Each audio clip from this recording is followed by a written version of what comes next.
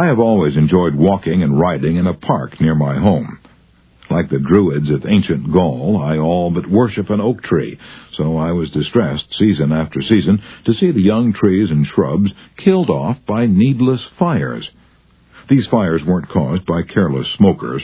They were almost all caused by youngsters who went out to the park to go native and cook a frankfurter or an egg under the trees.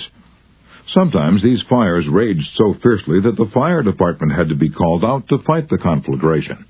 There was a sign on the edge of the park saying that anyone who started a fire was liable to fine and imprisonment, but the sign stood in an unfrequented part of the park, and few of the culprits ever saw it. A mounted policeman was supposed to look after the park, but he didn't take his duties too seriously, and the fires continued to spread season after season. On one occasion, I rushed up to a policeman and told him about a fire rapidly spreading through the park and wanted him to notify the fire department. And he nonchalantly replied that it was none of his business because it wasn't in his precinct. I was desperate. So after that, when I went riding, I acted as a self-appointed committee of one to protect the public domain. In the beginning, I'm afraid I didn't even attempt to see the other people's point of view. When I saw a fire blazing under the trees, I was so unhappy about it, so eager to do the right thing, that I did the wrong thing. I would ride up to the boys, warn them that they could be jailed for starting a fire, order with a tone of authority that it be put out, and if they refused, I would threaten to have them arrested. I was merely unloading my feelings without thinking of their point of view. The result? They obeyed sullenly and with resentment. After I rode on over the hill, they probably rebuilt the fire and longed to burn up the whole park. With the passing of the years, I acquired a trifle more knowledge of human relations, a little more tact, and a somewhat greater tendency to see things from the other person's standpoint.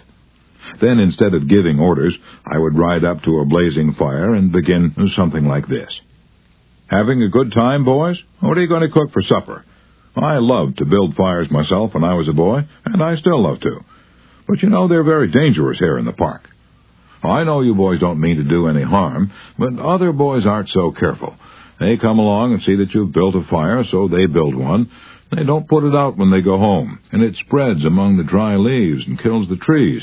We won't have any trees here at all if we aren't more careful. You could be put in jail for building this fire, but I don't want to be bossy, interfere with your pleasure. I'd like to see you enjoy yourselves. But won't you please rake all the leaves away from the fire right now, and you'll be careful to cover it with dirt, a lot of dirt, before you leave, won't you? And the next time you want to have some fun, won't you please build your fire over the hill there in the sand pit? Can't do any harm there. Thanks so much, boys. Have a good time." What a difference that kind of talk made. It made the boys want to cooperate. No sullenness, no resentment. They hadn't been forced to obey orders. They had saved their faces. They felt better, and I felt better, because I'd handled the situation with consideration for their point of view. Seeing things through another person's eyes may ease tensions when personal problems become overwhelming. Elizabeth Novak of New South Wales, Australia, was 6 weeks late with her car payment.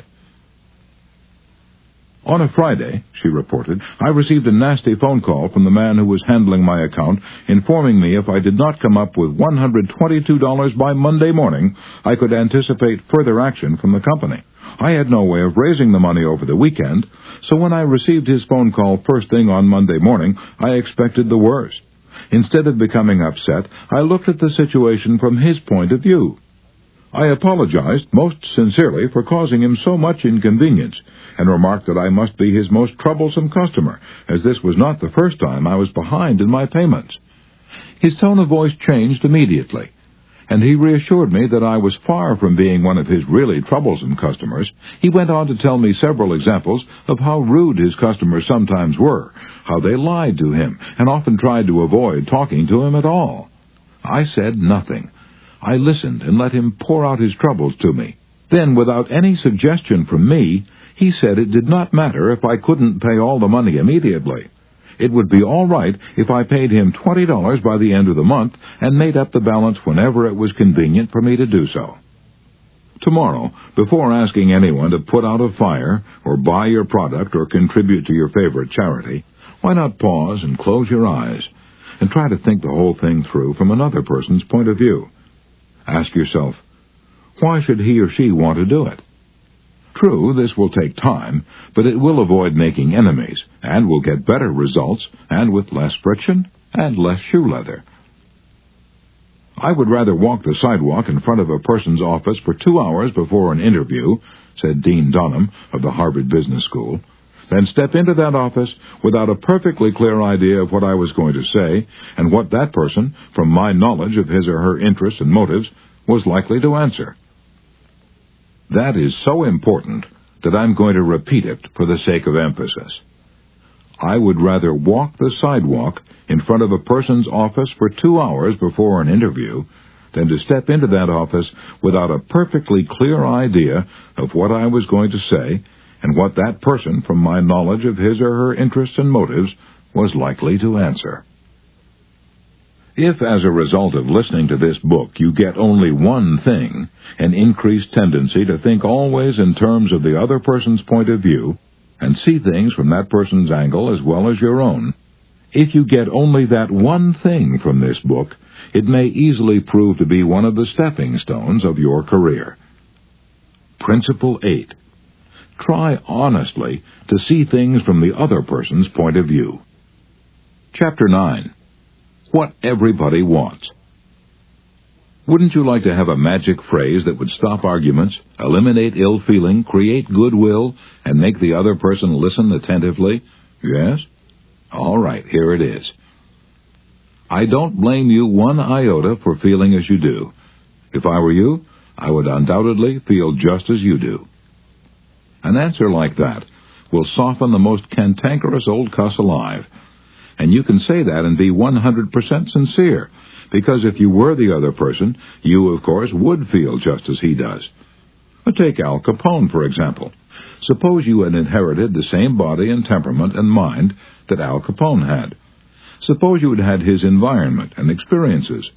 You would then be precisely what he was and where he was, for it is those things and only those things that made him what he was. The only reason, for example, that you were not a rattlesnake is that your mother and father weren't rattlesnakes. You deserve very little credit for being what you are, and remember the people who come to you irritated, bigoted, unreasoning, deserve very little discredit for being what they are. Feel sorry for the poor devils, pity them, sympathize with them. Say to yourself, there, but for the grace of God, go I. 3/4 of the people you will ever meet are hungering and thirsting for sympathy. Give it to them, and they will love you. I once gave a broadcast about the author of Little Women, Louisa May Alcott. Naturally, I knew she'd lived and written her immortal books in Concord, Massachusetts, but without thinking about what I was saying, I spoke of visiting her old home in Concord, New Hampshire. If I had said New Hampshire only once, it might have been forgiven, but alas and alack, I said it twice. I was deluged with letters and telegrams, stinging messages that swirled around my defenseless head like a swarm of hornets. Many were indignant, a few insulting. One colonial dame who had been reared in Concord, Massachusetts, and who was then living in Philadelphia, vented her scorching wrath upon me. She couldn't have been much more bitter if I had accused Miss Alcott of being a cannibal from New Guinea. As I read the letter, I said to myself, thank God I'm not married to that woman. I felt like writing and telling her that although I had made a mistake in geography, she had made a far greater mistake in common courtesy. That was to be just my opening sentence. Then I was going to roll up my sleeves and tell her what I really thought. But I didn't. I controlled myself. I realized that any hot-headed fool could do that, and that most fools would do just that. I wanted to be above fools, so I resolved to try to turn her hostility into friendliness. It would be a challenge, a sort of game I could play. I said to myself, after all, if I were she, I would probably feel just as she does. So I determined to sympathize with her viewpoint. The next time I was in Philadelphia, I called her on the telephone. The conversation went something like this. Mrs. So-and-so, you wrote me a letter a few weeks ago, and I want to thank you for it. To whom have I the honor of speaking? Well, I'm a stranger to you. My name is Dale Carnegie. You listened to a broadcast I gave about Louisa May Alcott a few Sundays ago, and I made the unforgivable blunder of saying that she had lived in Concord, New Hampshire. It was a stupid blunder, and I want to apologize for it. It was so nice of you to take the time to write me. I am sorry, Mr. Carnegie, that I wrote as I did. I lost my temper. I must apologize. Oh, no, you're not the one to apologize. I am. Any schoolchild would have known better than to have said what I said. I apologized over the air the following Sunday, and I want to apologize to you personally now. I was born in Concord, Massachusetts. My family has been prominent in Massachusetts affairs for 2 centuries, and I am very proud of my native state. I was really quite distressed to hear you say that Miss Alcott had lived in New Hampshire, but I'm really ashamed of that letter.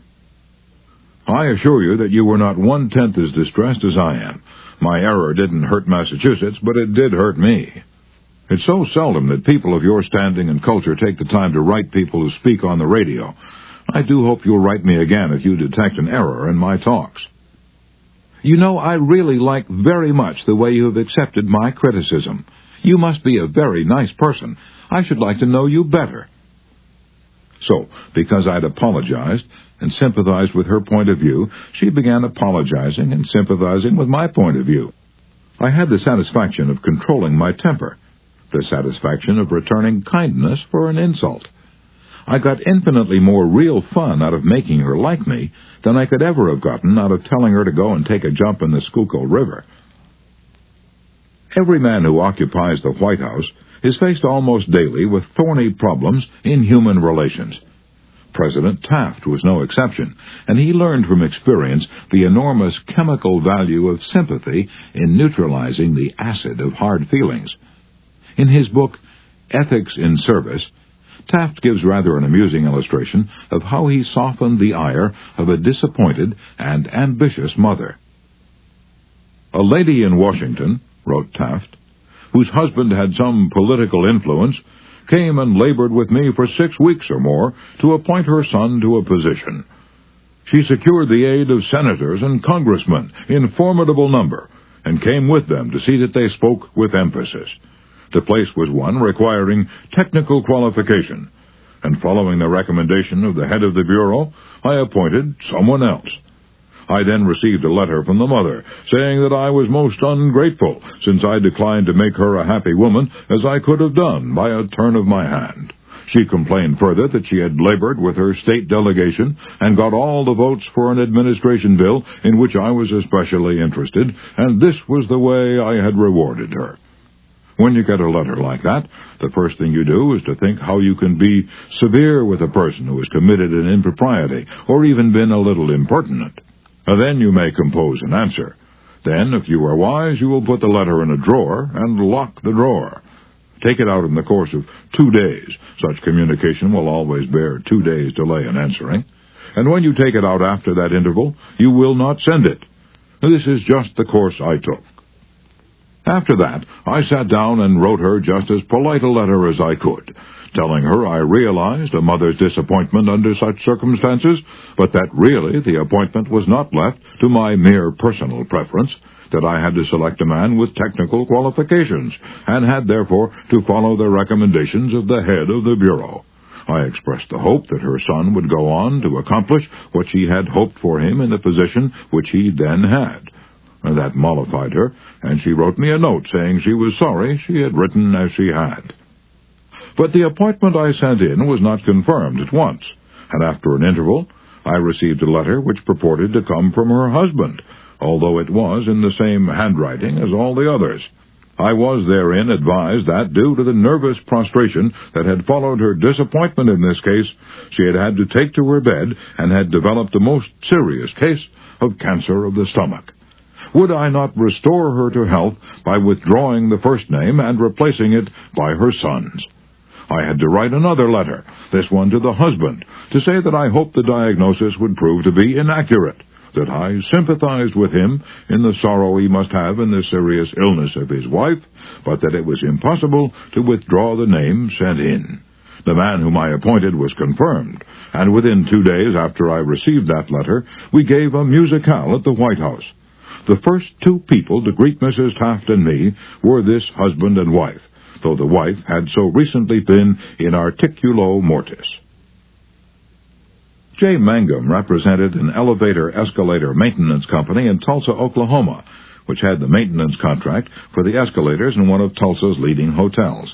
The hotel manager did not want to shut down the escalator for more than 2 hours at a time because he did not want to inconvenience the hotel's guests. The repair that had to be made would take at least 8 hours, and this company did not always have a specially qualified mechanic available at the convenience of the hotel. When Mr. Mangum was able to schedule a top-flight mechanic for this job, he telephoned the hotel manager, and instead of arguing with him to give him the necessary time, he said, "Rick, I know your hotel is quite busy, and you'd like to keep the escalator shutdown time to a minimum. I understand your concern about this, and we want to do everything possible to accommodate you. However, our diagnosis of the situation shows that if we do not do a complete job now, your escalator may suffer more serious damage, and that would cause a much longer shutdown. I know you would not want to inconvenience your guests for several days." The manager had to agree that an 8-hour shutdown was more desirable than several days. By sympathizing with the manager's desire to keep his patrons happy, Mr. Mangum was able to win the hotel manager to his way of thinking easily and without rancor. Joyce Norris, a piano teacher in St. Louis, Missouri, told of how she had handled the problem piano teachers often have with teenage girls. Babette had exceptionally long fingernails. This is a serious handicap to anyone who wants to develop proper piano playing habits.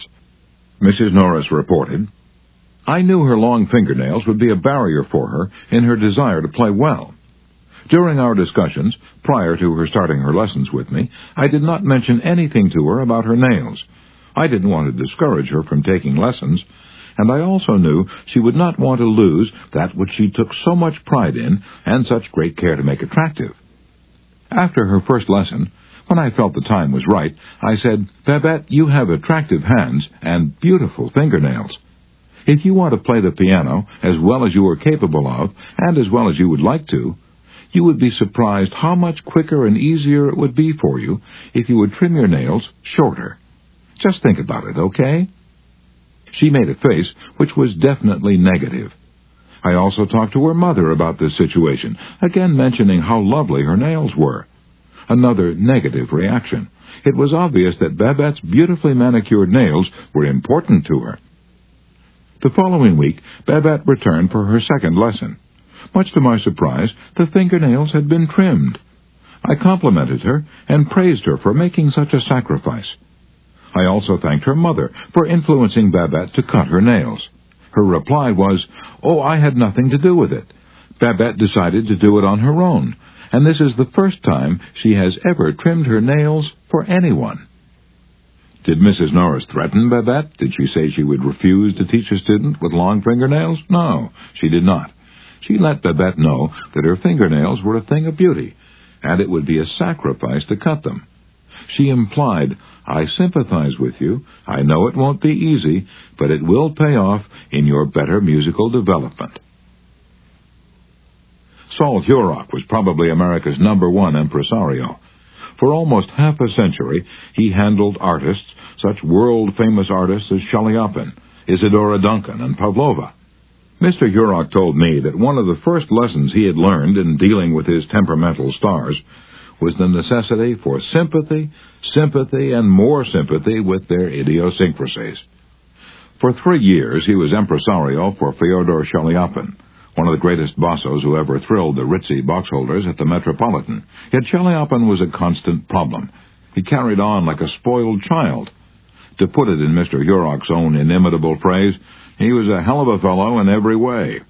For example, Chaliapin would call up Mr. Hurok about noon of the day he was going to sing and say, "Saul, I feel terrible. My throat is like raw hamburger. It's impossible for me to sing tonight." Did Mr. Hurok argue with him? Oh, no. He knew that an entrepreneur wouldn't handle artists that way. So he would rush over to Chaliapin's hotel, dripping with sympathy. "Oh, what a pity," he would mourn. "What a pity, my poor fellow. Of course you cannot sing. I will cancel the engagement at once. It will only cost you a couple of $1,000, but that's nothing in comparison to your reputation." And then Shelley-Upham would sigh and say, "Perhaps you'd better come over later in the day. Come at 5. See how I feel then." At 5 o'clock, Mr. Yurok would again rush to his hotel, dripping with sympathy.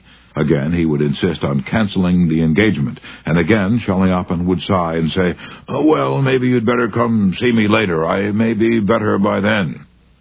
At 7:30, the great bosso would consent to sing, only with the understanding that Mr. Yurok would walk out on the stage of the Metropolitan and announce that Shelley-Upham had a very bad cold and was not in good voice. Mr. Yurok would lie and say that he would do it, for he knew that that was the only way to get the bosso out on stage. Dr. Arthur I. Gates, in his splendid book, Educational Psychology, says, "Sympathy the human species universally craves. The child eagerly displays his injury or even inflicts a cut or bruise in order to reap abundant sympathy. For the same purpose, adults show their bruises, relate their accidents, illness, especially details of surgical operations. Self-pity for misfortunes, real or imaginary, is in some measure practically a universal practice." So, if you want to win people to your way of thinking, put in practice Principle 9. Be sympathetic with the other person's ideas and desires. Chapter 10. An appeal that everybody likes. I was reared on the edge of the Jesse James country, out in Missouri, and I visited the James farm at Kearney, Missouri, where the son of Jesse James was then living. His wife told me stories of how Jesse robbed trains and held up banks and then gave money to the neighboring farmers to pay off their mortgages. Jesse James probably regarded himself as an idealist at heart, just as Dutch Schultz, Two-Gun Crowley, Al Capone, and many other organized crime godfathers did generations later. The fact is, all people you meet have a high regard for themselves and like to be fine and unselfish in their own estimation. J. Pierpont Morgan observed in one of his analytical interludes that a person usually has 2 reasons for doing a thing, one that sounds good and a real one. The person himself will think of the real reason. You don't need to emphasize that. But all of us, being idealists at heart, like to think of motives that sound good. So in order to change people, appeal to the nobler motives. Is that too idealistic to work in business? Let's see. Let's take the case of Hamilton J. Farrell of the Farrell-Mitchell Company of Glenolden, Pennsylvania. Mr. Farrell had a disgruntled tenant who threatened to move.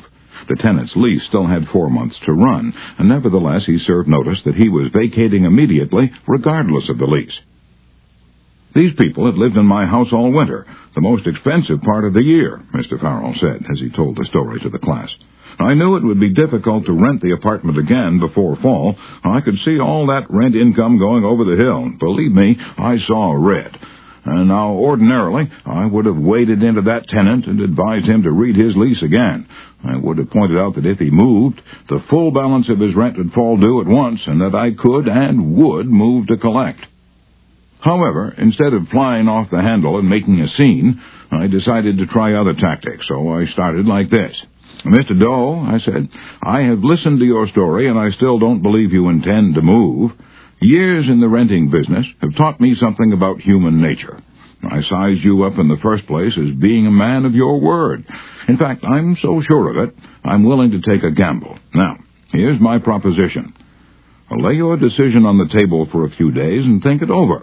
If you come back to me between now and the 1st of the month, when your rent is due, and tell me you still intend to move, I give you my word I will accept your decision as final. I will privilege you to move and admit to myself that I've been wrong in my judgment.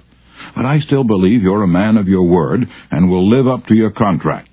For after all, we're either men or monkeys, and the choice usually lies with ourselves.' Well, when the new month came around, this gentleman came to see me and paid his rent in person. He and his wife had talked it over, he said, and decided to stay. They had concluded that the only honorable thing to do was to live up to their lease. When the late Lord Northcliffe found a newspaper using a picture of him which he didn't want published, he wrote the editor a letter. But did he say, 'Please do not publish that picture of me anymore, I don't like it'? No, he appealed to a nobler motive. He appealed to the respect and love that all of us have for motherhood. He wrote, "Please do not publish that picture of me anymore. My mother doesn't like it."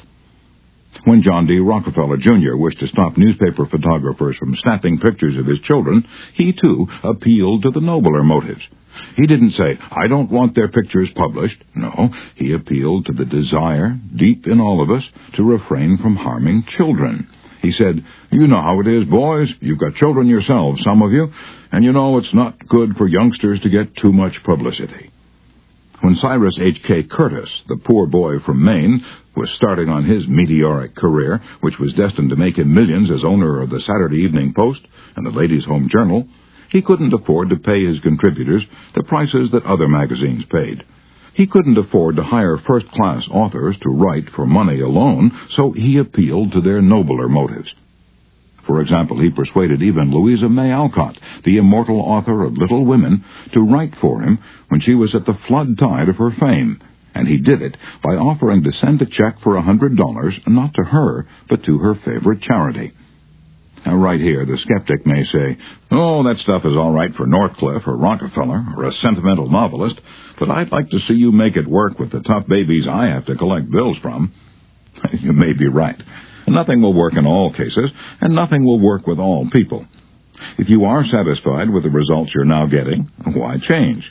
If you're not satisfied, why not experiment? At any rate, I think you'll enjoy hearing this true story told by James L. Thomas, a former student of mine. 6 customers of a certain automobile company refused to pay their bills for servicing. None of the customers protested the entire bill, but each claimed that some one charge was wrong. In each case, the customer had signed for the work done, so the company knew it was right and said so. That was the first mistake. Here are the steps the men in the credit department took to collect these overdue bills. Do you suppose they succeeded? First, they called on each customer and told him bluntly that they had come to collect a bill that was long past due. Second, they made it very plain that the company was absolutely and unconditionally right. Therefore, he, the customer, was absolutely and unconditionally wrong. Third, they intimated that they, the company, knew more about automobiles than he could ever hope to know. So what was the argument about? Result? They argued. Did any of these methods reconcile the customer and settle the account? And you can answer that one yourself. At this stage of affairs, the credit manager was about to open fire with a battery of legal talent when, fortunately, the matter came to the attention of the general manager. The manager investigated these defaulting clients and discovered that they all had the reputation of paying their bills promptly. Something was wrong here. Something was drastically wrong about the method of collection. So he called in James L. Thomas and told him to collect these uncollectible accounts. Here, in his words, are the steps Mr. Thomas took. First, my visit to each customer was likewise to collect a bill long past due, a bill that we knew was absolutely right, but I didn't say a word about that. I explained I had called to find out what it was the company had done or failed to do. Second, I made it clear that until I had heard the customer's story, I had no opinion to offer. I told him the company made no claims to being infallible. Third, I told him I was interested only in his car, and that he knew more about his car than anyone else in the world, that he was the authority on the subject. Fourth, I let him talk, and I listened to him with all the interest and sympathy that he wanted and had expected. And finally, when the customer was in a reasonable mood, I put the whole thing up to his sense of fair play. I appealed to the nobler motives.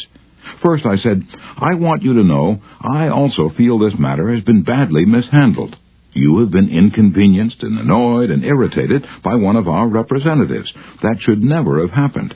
I'm sorry, and as a representative of the company, I apologize. As I sat here and listened to your side of the story, I could not help being impressed by your fairness and patience. And now, because you are fair-minded and patient, I'm going to ask you to do something for me.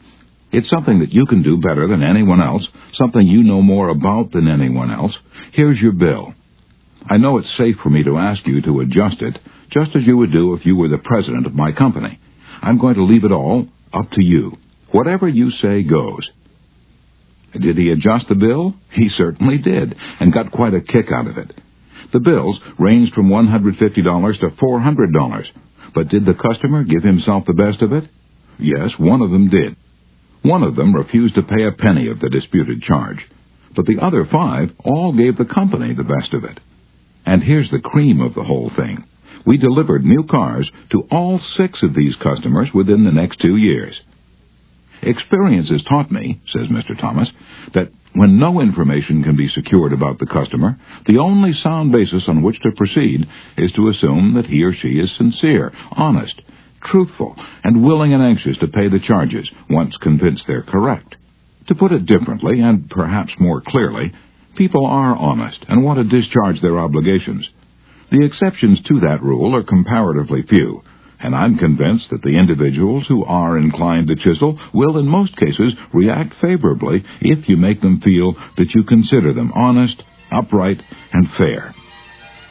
Principle 10. Appeal to the nobler motives.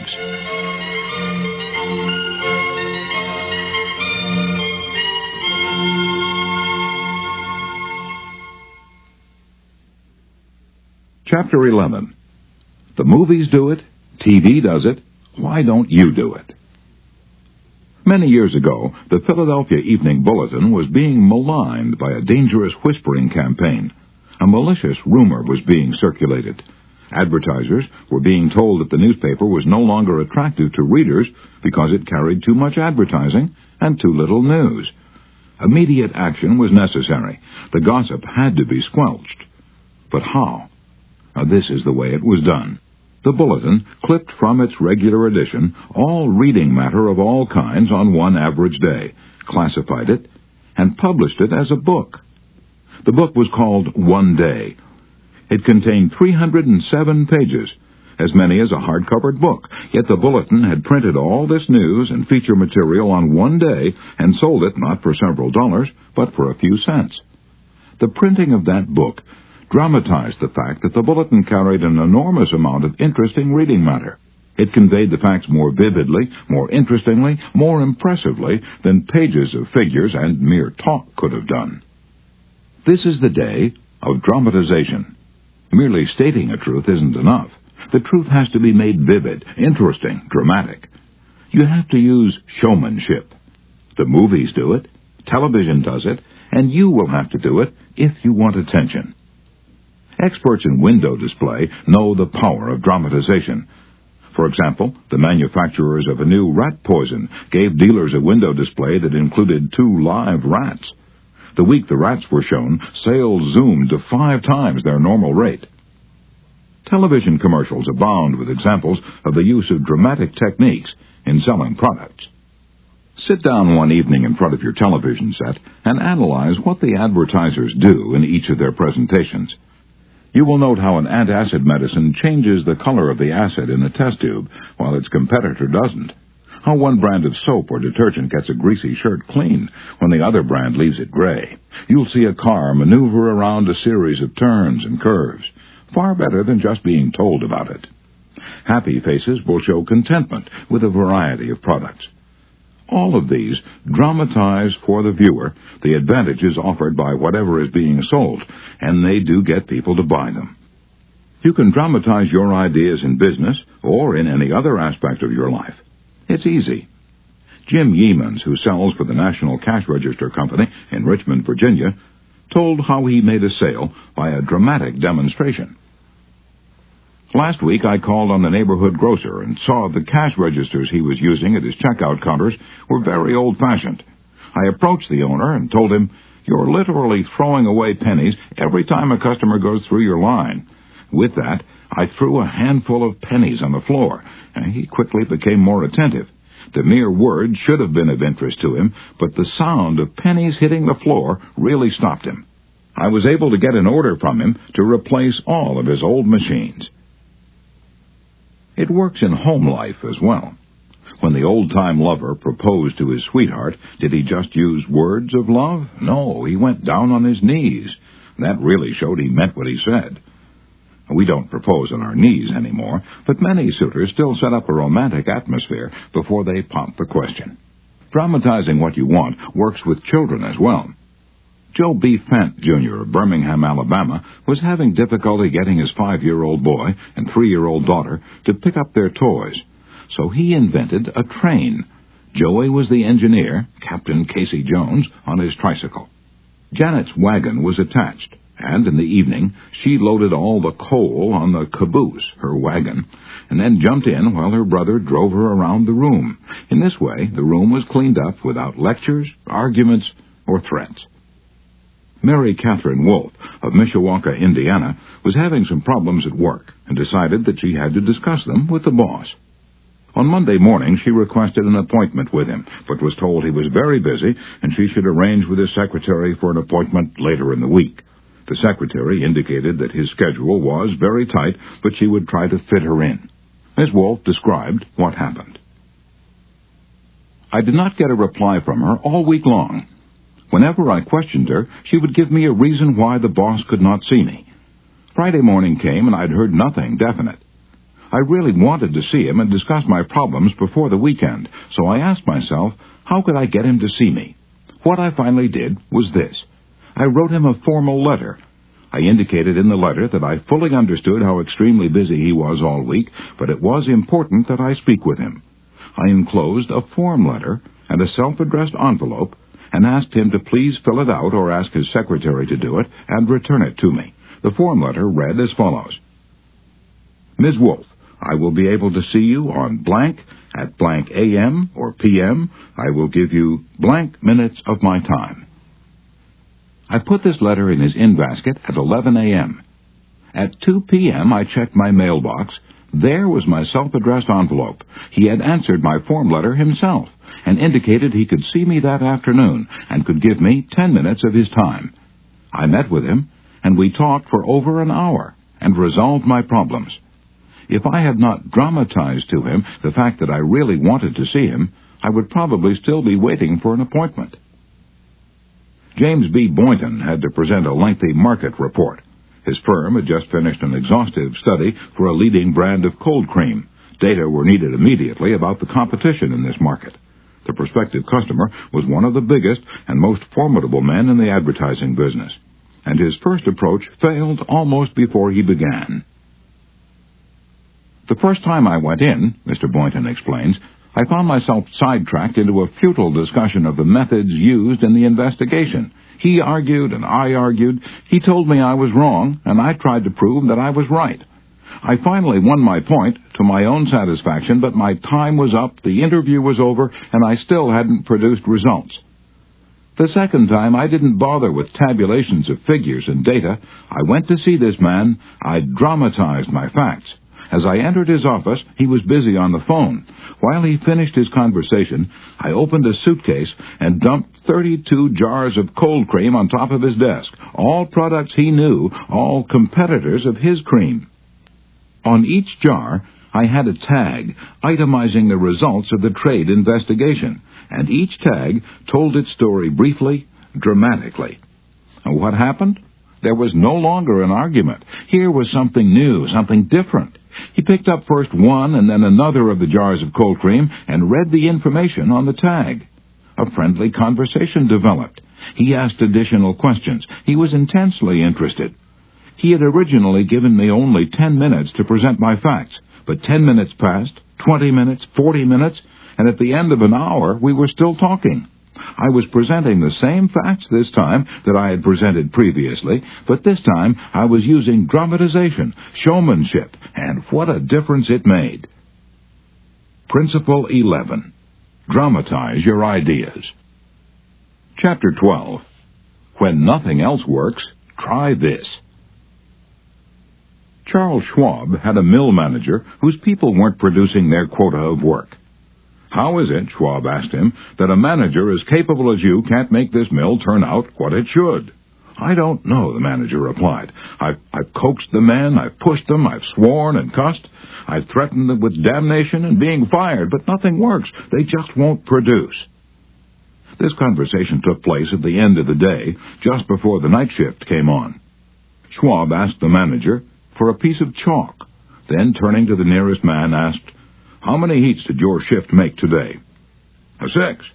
Without another word, Schwab chalked a big figure 6 on the floor and walked away. When the night shift came in, they saw the 6 and asked what it meant. "The big boss was in here today," the day people said. "He asked us how many heats we made, and we told him 6. He chalked it down on the floor." The next morning, Schwab walked through the mill again. The night shift had rubbed out 6 and replaced it with a big 7. When the day shift reported for work the next morning, they saw a big 7 chalked on the floor. So the night shift thought they were better than the day shift. Today, well, they'd show the night shift a thing or two. The crew pitched in with enthusiasm, and when they quit that night, they left behind an enormous, swaggering 10. Things were stepping up. Shortly, this mill, which had been lagging way behind in production, was turning out more work than any other mill in the plant. The principle? Let Charles Schwab say it in his own words. "The way to get things done," says Schwab, "is to stimulate competition. I do not mean in a sordid, money-getting way, but in the desire to excel." The desire to excel, the challenge, throwing down the gauntlet, an infallible way of appealing to people of spirit. Without a challenge, Theodore Roosevelt would never have been President of the United States. The Rough Rider, just back from Cuba, was picked for governor of New York State. The opposition discovered he was no longer a legal resident of the state, and Roosevelt, frightened, wished to withdraw. Then Thomas Collier Platt, the U.S. Senator from New York, threw down the challenge. Turning suddenly on Theodore Roosevelt, he cried in a ringing voice, "Is the hero of San Juan Hill a coward?"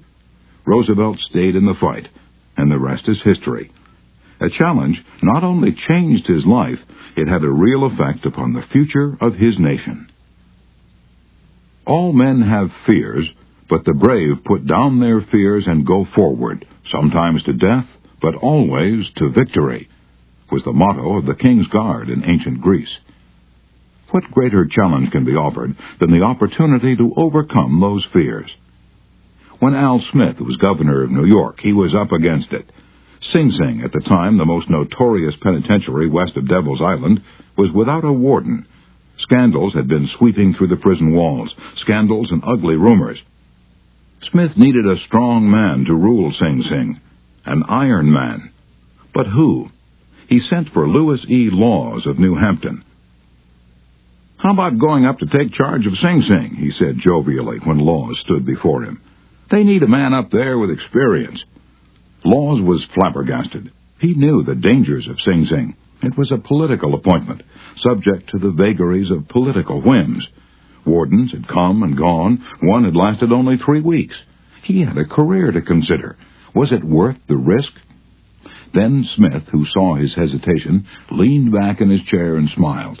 "Young fella," he said, "I don't blame you for being scared. It's a tough spot. It'll take a big person to go up there and stay." So Smith was throwing down a challenge, was he? Laws liked the idea of attempting a job that called for someone big. So he went, and he stayed. He stayed to become the most famous warden of his time. His book, 20,000 Years in Sing Sing, sold into the hundreds of thousands of copies. His broadcasts on the air and his stories of prison life have inspired dozens of movies. His humanizing of criminals wrought miracles in the way of prison reform. "I have never found," said Harvey S. Firestone, founder of the great Firestone Tire and Rubber Company, "that pay and pay alone would either bring together or hold good people. I think it was the game itself." Frederick Hertzberg, one of the great behavioral scientists, concurred. He studied in depth the work attitudes of thousands of people, ranging from factory workers to senior executives. What do you think he found to be the most motivating factor? The one facet of the jobs that was most stimulating? Money? Good working conditions? Fringe benefits? No, not any of those. The one major factor that motivated people was the work itself. If the work was exciting and interesting, the worker looked forward to doing it and was motivated to do a good job. That is what every successful person loves, the game, the chance for self-expression, the chance to prove his or her worth, to excel, to win. That is what makes foot races and hog-calling and pie-eating contests, the desire to excel, the desire for a feeling of importance. Principle 12. Throw down a challenge. In a nutshell, win people to your way of thinking. Principle 1. The only way to get the best of an argument is to avoid it. Principle 2. Show respect for the other person's opinions. Never say, "You're wrong." Principle 3. If you are wrong, admit it quickly and emphatically. Principle 4. Begin in a friendly way. Principle 5. Get the other person saying yes, yes, immediately. Principle 6. Let the other person do a great deal of the talking. Principle 7. Let the other person feel that the idea is his or hers. Principle 8. Try honestly to see things from the other person's point of view. Principle 9. Be sympathetic with the other person's ideas and desires. Principle 10. Appeal to the nobler motives. Principle 11. Dramatize your ideas. Principle 12. Throw down a challenge.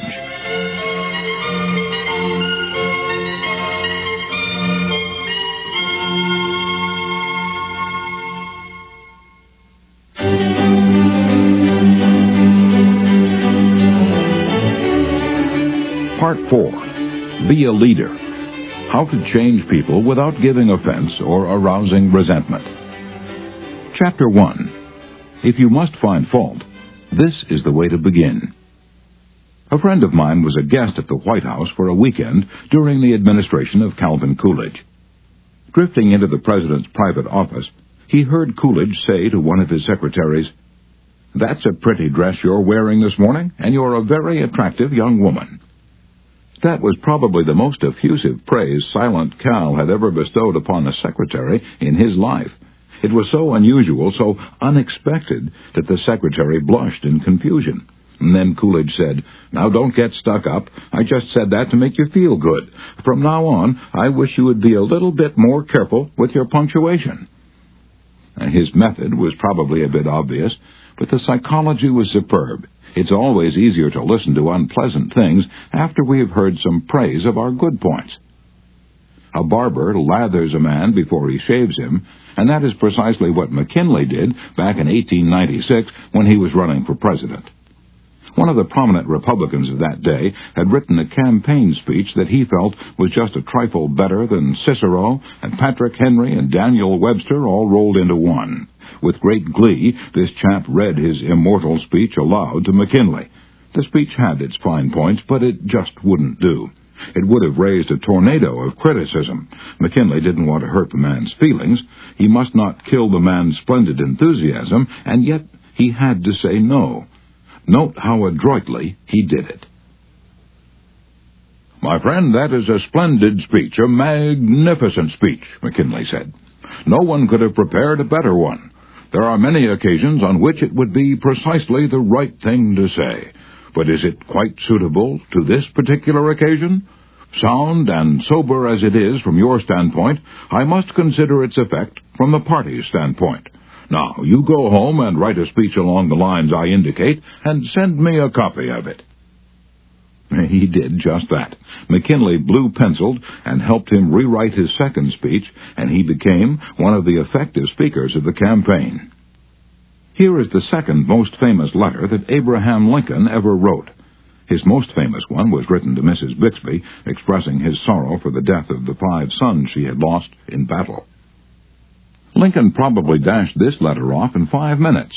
Yet it sold at public auction in 1926 for $12,000. And that, by the way, was more money than Lincoln was able to save during half a century of hard work. The letter was written to General Joseph Hooker on April 26, 1863, during the darkest period of the Civil War. For 18 months, Lincoln's generals had been leading the Union Army from one tragic defeat to another. Nothing but futile, stupid human butchery. The nation was appalled. Thousands of soldiers had deserted from the army, and even the Republican members of the Senate had revolted and wanted to force Lincoln out of the White House.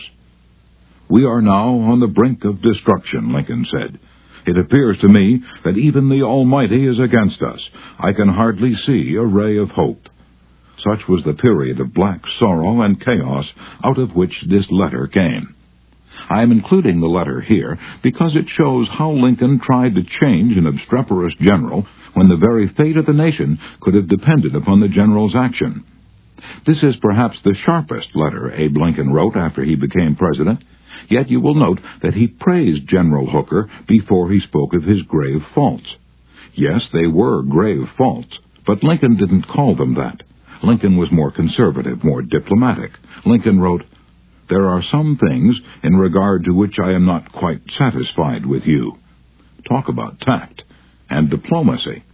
Here is the letter addressed to General Hooker. "I have placed you at the head of the Army of the Potomac. Of course, I have done this upon what appears to me to be sufficient reasons, and yet I think it best for you to know that there are some things in regard to which I am not quite satisfied with you. I believe you to be a brave and skillful soldier, which of course I like. I also believe you do not mix politics with your profession, in which you are right. You have confidence in yourself, which is a valuable, if not an indispensable, quality. You are ambitious, which, within reasonable bounds, does good rather than harm. But I think that during General Burnside's command of the Army, you have taken counsel of your ambition and thwarted him as much as you could, in which you did a great wrong to the country and to a most meritorious and honorable brother officer. I have heard in such a way as to believe it of your recently saying that both the Army and the government needed a dictator. Of course, it was not for this, but in spite of it, that I have given you command. Only those generals who gain successes can set up as dictators. What I now ask of you is military success, and I will risk the dictatorship. The government will support you to the utmost of its ability, which is neither more nor less than it has done and will do for all commanders. I much fear that the spirit which you have aided to infuse into the Army, of criticizing their commander and withholding confidence from him, will now turn upon you. I shall assist you, as far as I can, to put it down. Neither you nor Napoleon, if he were alive again, could get any good out of an army while such spirit prevails in it. And now beware of rashness. Beware of rashness, but with energy and sleepless vigilance, go forward and give us victories." You are not a Coolidge, a McKinley, or a Lincoln. You want to know whether this philosophy will operate for you in everyday business contacts. Will it? Let's see. Let's take the case of W.P. Gaw of the Wark Company of Philadelphia. The Wark Company had contracted to build and complete a large office building in Philadelphia by a certain specified date. Everything was going along well. The building was almost finished, when suddenly the subcontractor making the ornamental bronze work to go on the exterior of this building declared that he couldn't make delivery on schedule. What? An entire building held up? Heavy penalties, distressing losses, all because of one man. Long-distance telephone calls, arguments, heated conversations, all in vain. Then Mr. Gaw was sent to New York to beard the bronze lion in his den. "Do you know you're the only person in Brooklyn with your name?" Mr. Gaw asked the president of the subcontracting firm shortly after they were introduced. The president was surprised. "Oh, no, I didn't know that." "Well," Mr. Gaw said, "when I got off the train this morning, I looked in the telephone book to get your address, and you're the only person in the Brooklyn phone book with your name." "I never knew that," the subcontractor said. He checked the phone book with interest. "Well, it's an unusual name," he said proudly. "My family came from Holland and settled in New York almost 200 years ago." He continued to talk about his family and his ancestors for several minutes. When he finished that, Mr. Gaw complimented him on how large a plant he had and compared it favorably with a number of similar plants he'd visited. "It's one of the cleanest and neatest bronze factories I ever saw," said Gaw. "I've spent a lifetime building up this business," the subcontractor said, "and I'm rather proud of it. Would you like to take a look around the factory?" During this tour of inspection, Mr. Gaw complimented the other man on his system of fabrication and told him how and why it seemed superior to those of some of his competitors. Gaw commented on some unusual machines, and the subcontractor announced that he himself had invented those machines. He spent considerable time showing Gaw how they operated and the superior work they turned out. He insisted on taking his visitor to lunch. As so far, mind you, not a word had been said about the real purpose of Gaw's visit. After lunch, the subcontractor said, "Now to get down to business. Naturally, I know why you're here. I didn't expect that our meeting would be so enjoyable. You can go back to Philadelphia with my promise that your materials will be fabricated and shipped, even if other orders have to be delayed." Mr. Gaw got everything that he wanted without even asking for it. The materials arrived on time, and the building was completed on the day the completion contract specified. Would this have happened had Mr. Gaw used the hammer and dynamite method generally employed on such occasions? Dorothy Wroblewski, a branch manager of the Fort Monmouth, New Jersey Federal Credit Union, reported to one of our classes how she was able to help one of her employees become more productive. We recently hired a young lady as a teller trainee. Her contact with our customers was very good. She was accurate and efficient in handling individual transactions. The problem developed at the end of the day when it was time to balance out. The head teller came to me and strongly suggested that I fire this woman. She's holding up everyone else because she's so slow in balancing out.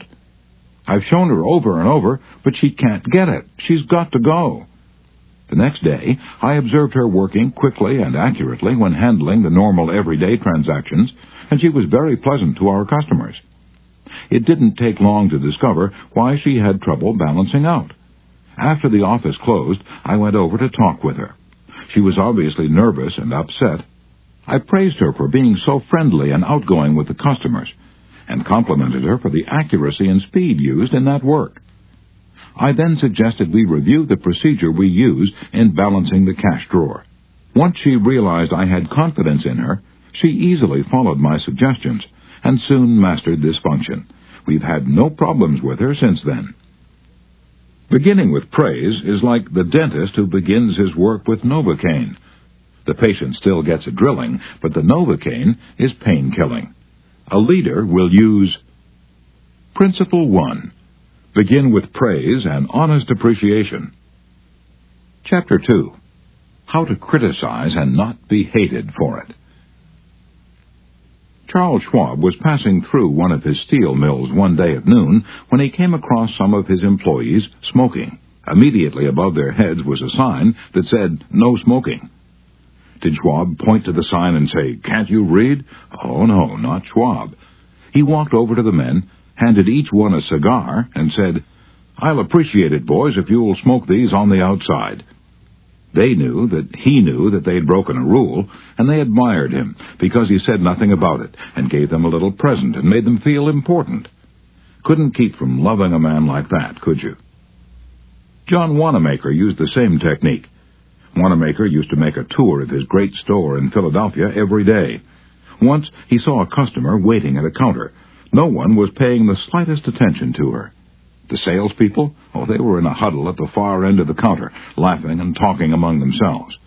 Wanamaker didn't say a word.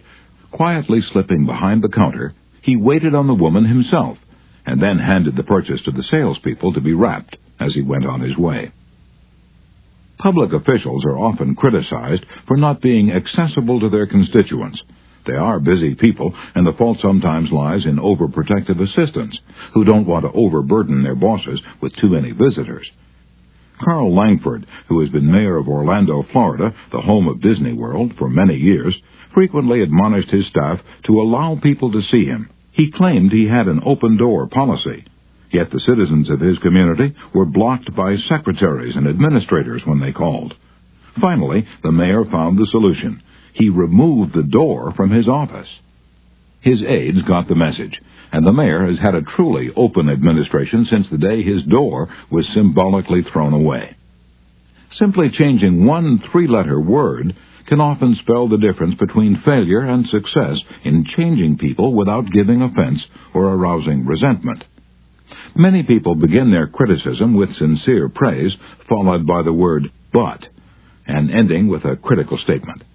For example, in trying to change a child's careless attitude toward studies, we might say, "We're really proud of you, Johnny, for raising your grades this term, but if you had worked harder on your algebra, the results would have been better."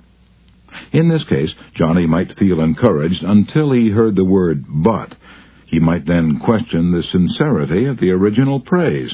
To him, the praise seemed only to be a contrived lead-in to a critical inference of failure.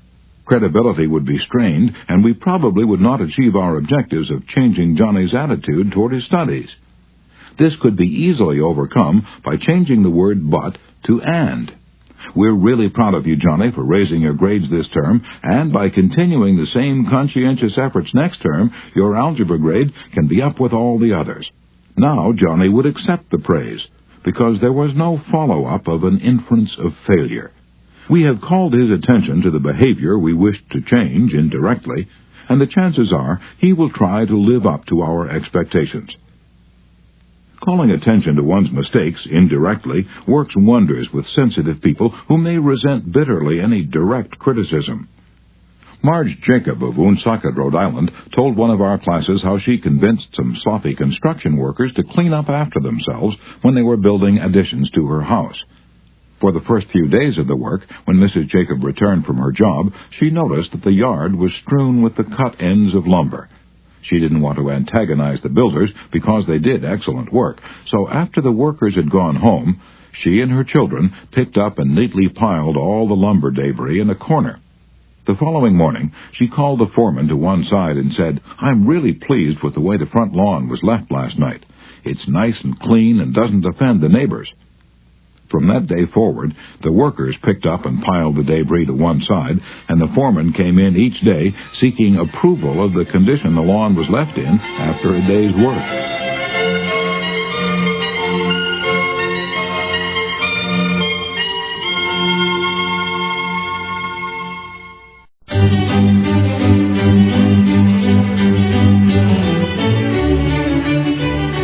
Simon & Schuster Audio presents How to Win Friends and Influence People by Dale Carnegie. Read by Andrew McMillan.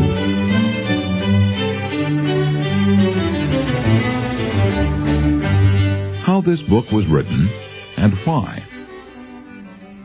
During the first 35 years of the 20th century, the publishing houses of America printed more than 1/5 different books. Most of them were deadly dull, and many were financial failures. Many, did I say? The president of one of the largest publishing houses in the world confessed to me that his company, after 75 years of publishing experience, still lost money on 7 out of every 8 books it published. Why then did I have the temerity to write another book? And after I had written it, why should you bother to read it? Fair questions both, and I'll try to answer them. I have, since 1912, been conducting educational courses for business and professional men and women in New York. At first, I conducted courses in public speaking only, courses designed to train adults by actual experience to think on their feet and express their ideas with more clarity, more effectiveness, and more poise, both in business interviews and before groups. But gradually, as the seasons passed, I realized that as sorely as these adults needed training in effective speaking, they needed still more training in the fine art of getting along with people in everyday business and social contacts. I also gradually realized that I was sorely in need of such training myself. As I look back across the years, I'm appalled at my own frequent lack of finesse and understanding. How I wish a book such as this had been placed in my hands 20 years ago. What a priceless boon it would have been. Dealing with people is probably the biggest problem you face, especially if you're in business. Yes, and that is also true if you are a housewife, architect, or engineer.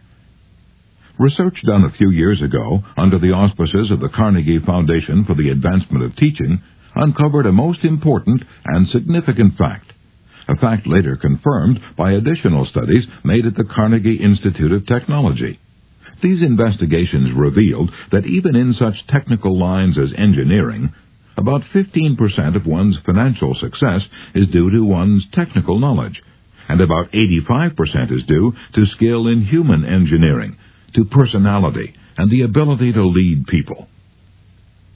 For many years, I conducted courses each season at the Engineers Club of Philadelphia, and also courses for the New York chapter of the American Institute of Electrical Engineers. A total of probably more than 1,500 engineers have passed through my classes. They came to me because they had finally realized, after years of observation and experience, that the highest-paid personnel in engineering are frequently not those who know the most about engineering. One can, for example, hire mere technical ability in engineering, accountancy, architecture, or any other profession at nominal salaries. But the person who has technical knowledge plus the ability to express ideas, to assume leadership, and to arouse enthusiasm among people, that person is headed for higher earning power. In the heyday of his activity, John D. Rockefeller said that the ability to deal with people is as purchasable a commodity as sugar or coffee. And I will pay more for that ability, said John D., than for any other under the sun. Wouldn't you suppose that every college in the land would conduct courses to develop the highest-priced ability under the sun? But if there is just one practical, common-sense course of that kind given for adults in even one college in the land, it has escaped my attention up to the present writing. The University of Chicago and the United YMCA schools conducted a survey to determine what adults want to study. That survey cost $25,000 and took 2 years. The last part of the survey was made in Meriden, Connecticut. It had been chosen as a typical American town. Every adult in Meriden was interviewed and requested to answer 156 questions. Questions such as, what is your business or profession? Your education? How do you spend your spare time? What is your income? Your hobbies? Your ambitions? Your problems? What subjects are you most interested in studying? And so on. That survey revealed that health is the prime interest of adults, and that their second interest is people. How to understand and get along with people, how to make people like you, and how to win others to your way of thinking. So the committee conducting this survey resolved to conduct such a course for adults in Meriden. They searched diligently for a practical textbook on the subject and found not one. Finally, they approached one of the world's outstanding authorities on adult education and asked him if he knew of any book that met the needs of this group. No, he replied. I know what those adults want, but the book they need has never been written. I knew from experience that this statement was true, for I myself had been searching for years to discover a practical working handbook on human relations. Since no such book existed, I have tried to write one for use in my own courses. And here it is. I hope you like it. In preparation for this book, I read everything that I could find on the subject. Everything from newspaper columns, magazine articles, records of the family courts, the writings of the old philosophers, and the new psychologists.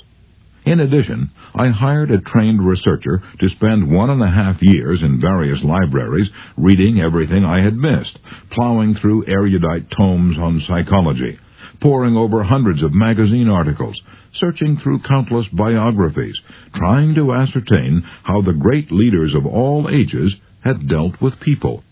We read their biographies. We read the life stories of all great leaders from Julius Caesar to Thomas Edison. I recall that we read over 100 biographies of Theodore Roosevelt alone. We were determined to spare no time, no expense, to discover every practical idea that anyone had ever used throughout the ages for winning friends and influencing people. I personally interviewed scores of successful people, some of them world-famous, inventors like Marconi and Edison, political leaders like Franklin D. Roosevelt and James Farley, business leaders like Owen D. Young, movie stars like Clark Gable and Mary Pickford, and explorers like Martin Johnson, and tried to discover the techniques they used in human relations. From all this material, I prepared a short talk. I called it, How to Win Friends and Influence People. I say short, it was short in the beginning, but it soon expanded to a lecture that consumed 1 hour and 30 minutes. For years, I gave this talk each season to the adults in the Carnegie Institute courses in New York. I gave the talk and urged the listeners to go out and test it in their business and social contacts, and then come back to class and speak about their experiences and the results they had achieved. What an interesting assignment. These men and women, hungry for self-improvement, were fascinated by the idea of working in a new kind of laboratory, the first and only laboratory of human relationships for adults that had ever existed. This book wasn't written in the usual sense of the word. It grew as a child grows. It grew and developed out of that laboratory, out of the experiences of thousands of adults. Years ago, we started with a set of rules, printed on a card no larger than a postcard. The next season, we printed a larger card, then a leaflet, then a series of booklets, each one expanding in size and scope. After 15 years of experiment and research came this book.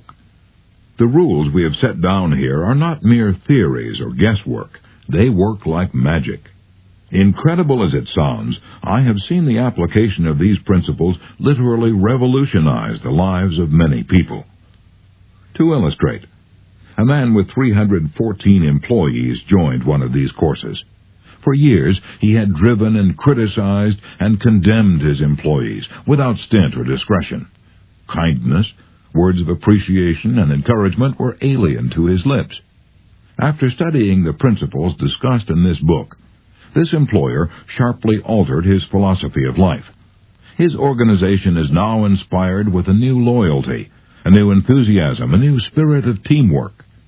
314 enemies have been turned into 314 friends.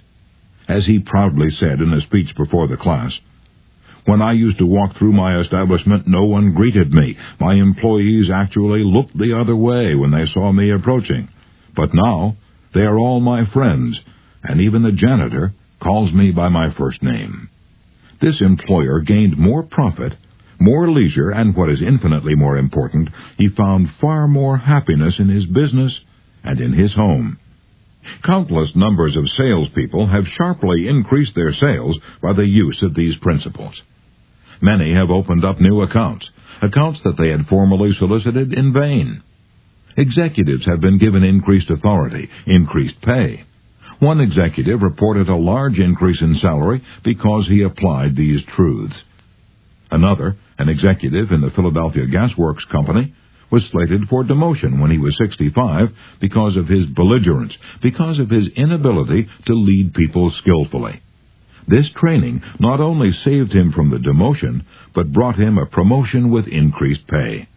On innumerable occasions, spouses attending the banquet given at the end of the course have told me that their homes have been much happier since their husbands or wives started this training.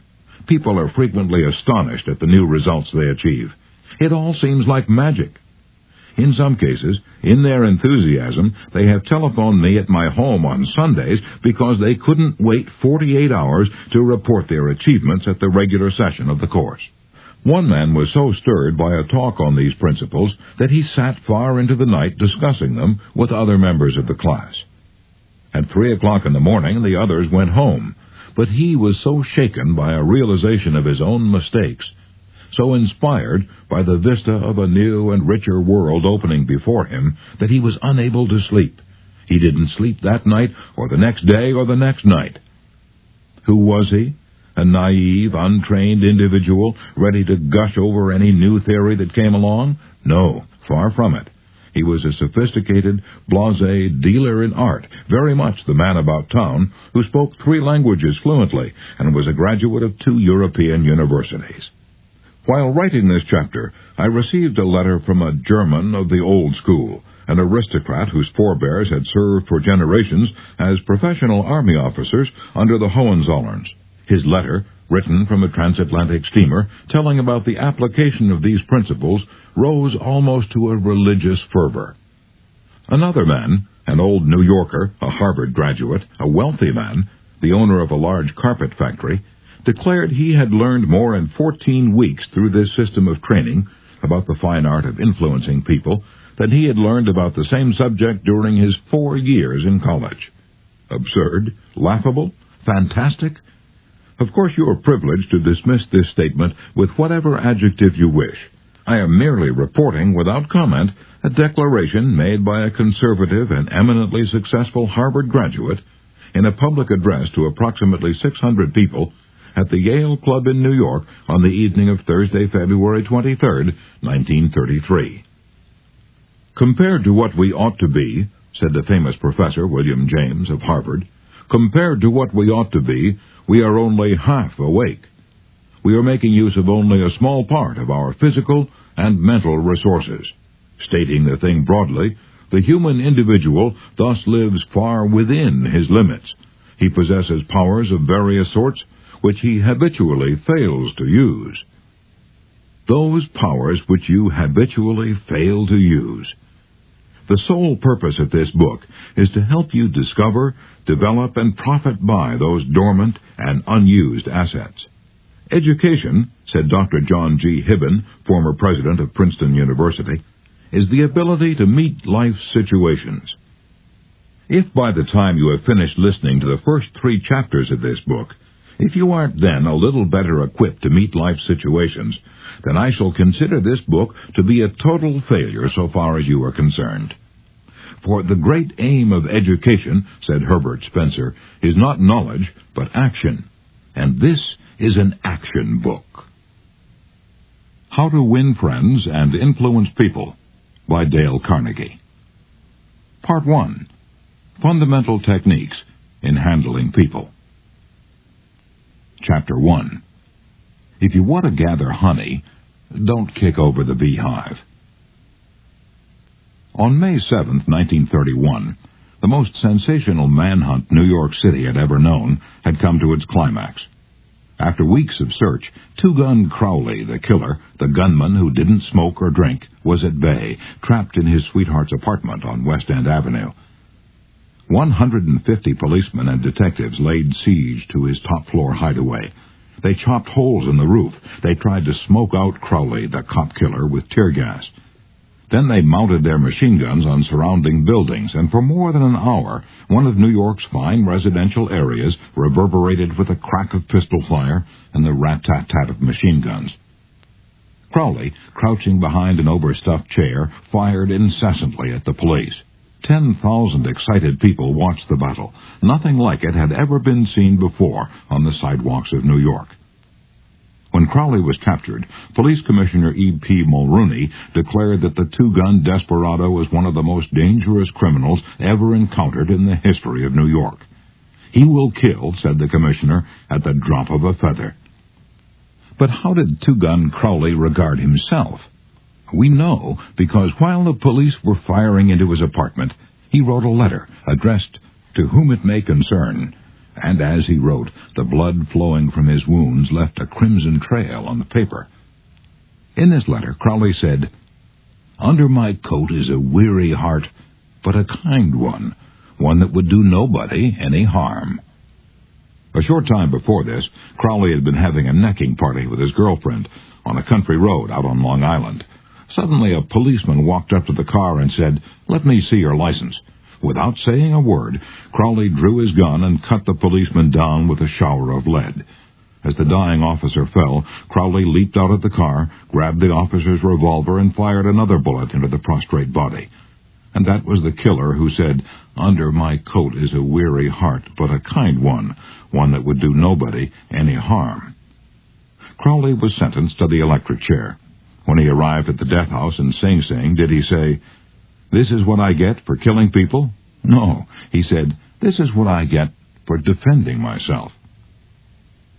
The point of the story is this. Two-Gun Crowley didn't blame himself for anything. Is that an unusual attitude among criminals? If you think so, listen to this. "I have spent the best years of my life giving people the lighter pleasures, helping them have a good time, and all I get is abuse, the existence of a hunted man." That's Al Capone speaking. Yes, America's most notorious public enemy, the most sinister gang leader who ever shot up Chicago. Capone didn't condemn himself. He actually regarded himself as a public benefactor, an unappreciated and misunderstood public benefactor.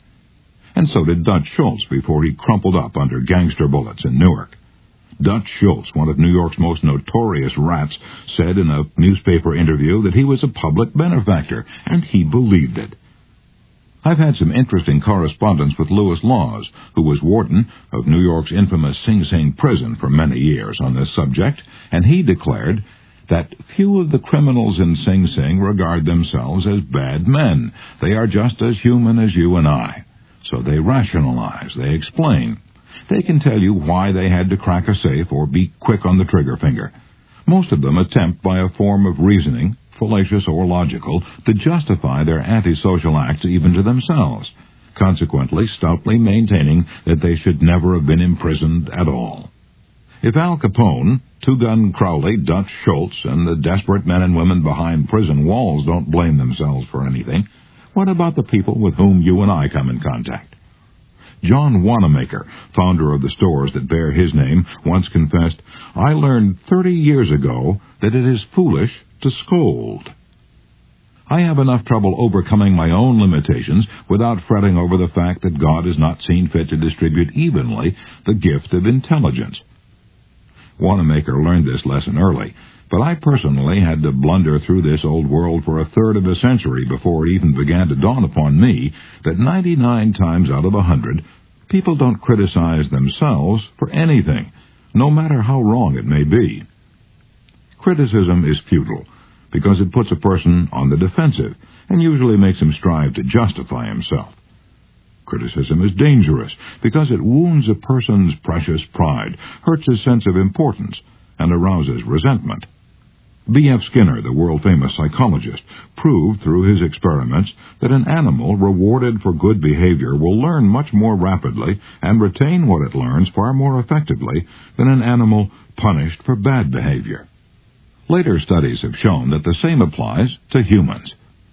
By criticizing, we do not make lasting changes and often incur resentment.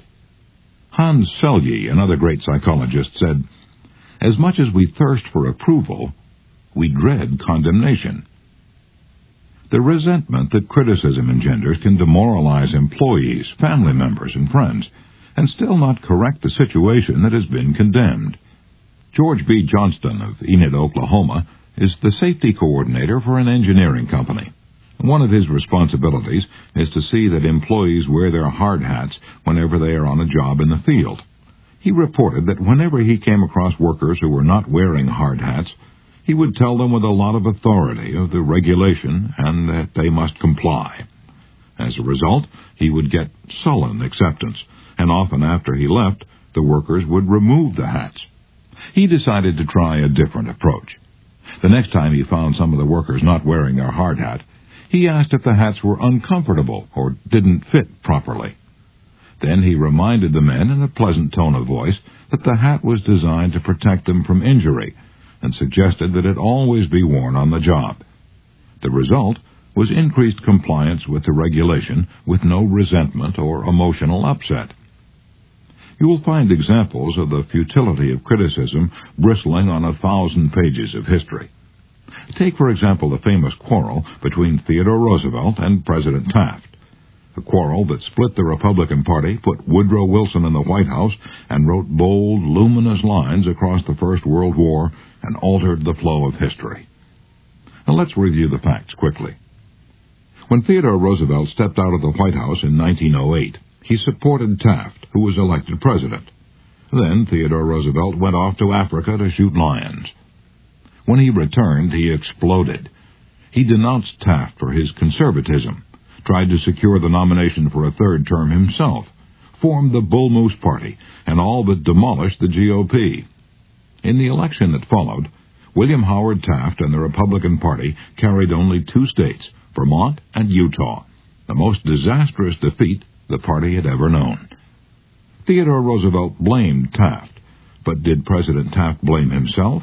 Of course not. With tears in his eyes, Taft said, "I don't see how I could have done any differently from what I have." Now, who was to blame, Roosevelt or Taft? Frankly, I don't know, and I don't care. The point I'm trying to make is that all of Theodore Roosevelt's criticism didn't persuade Taft that he was wrong. It merely made Taft strive to justify himself and to reiterate with tears in his eyes, "I don't see how I could have done any differently from what I have." Or take the Teapot Dome oil scandal. It kept the newspapers ringing with indignation in the early 1920s. It rocked the nation. Within the memory of living men, nothing like it had ever happened before in American public life. Now here are the bare facts of the scandal. Albert B. Fall, Secretary of the Interior in Harding's cabinet, was entrusted with the leasing of government oil reserves at Elk Hill and Teapot Dome, oil reserves that had been set aside for the future of the Navy. Did Secretary Fall permit competitive bidding? No, sir. He handed the fat, juicy contract outright to his friend Edward L. Doheny. What did Doheny do? He gave Secretary Fall what he was pleased to call a loan of $100,000. Then, in a high-handed manner, Secretary Fall ordered United States Marines into the district to drive off competitors whose adjacent wells were sapping oil out of the Elk Hill reserves. These competitors, driven off their ground at the ends of guns and bayonets, rushed into court and blew the lid off the Teapot Dome scandal. A stench arose so vile that it ruined the Harding administration, nauseated an entire nation, threatened to wreck the Republican Party, and put Albert B. Fall behind prison bars. Fall was condemned viciously, condemned as few men in public life have ever been. Did he repent?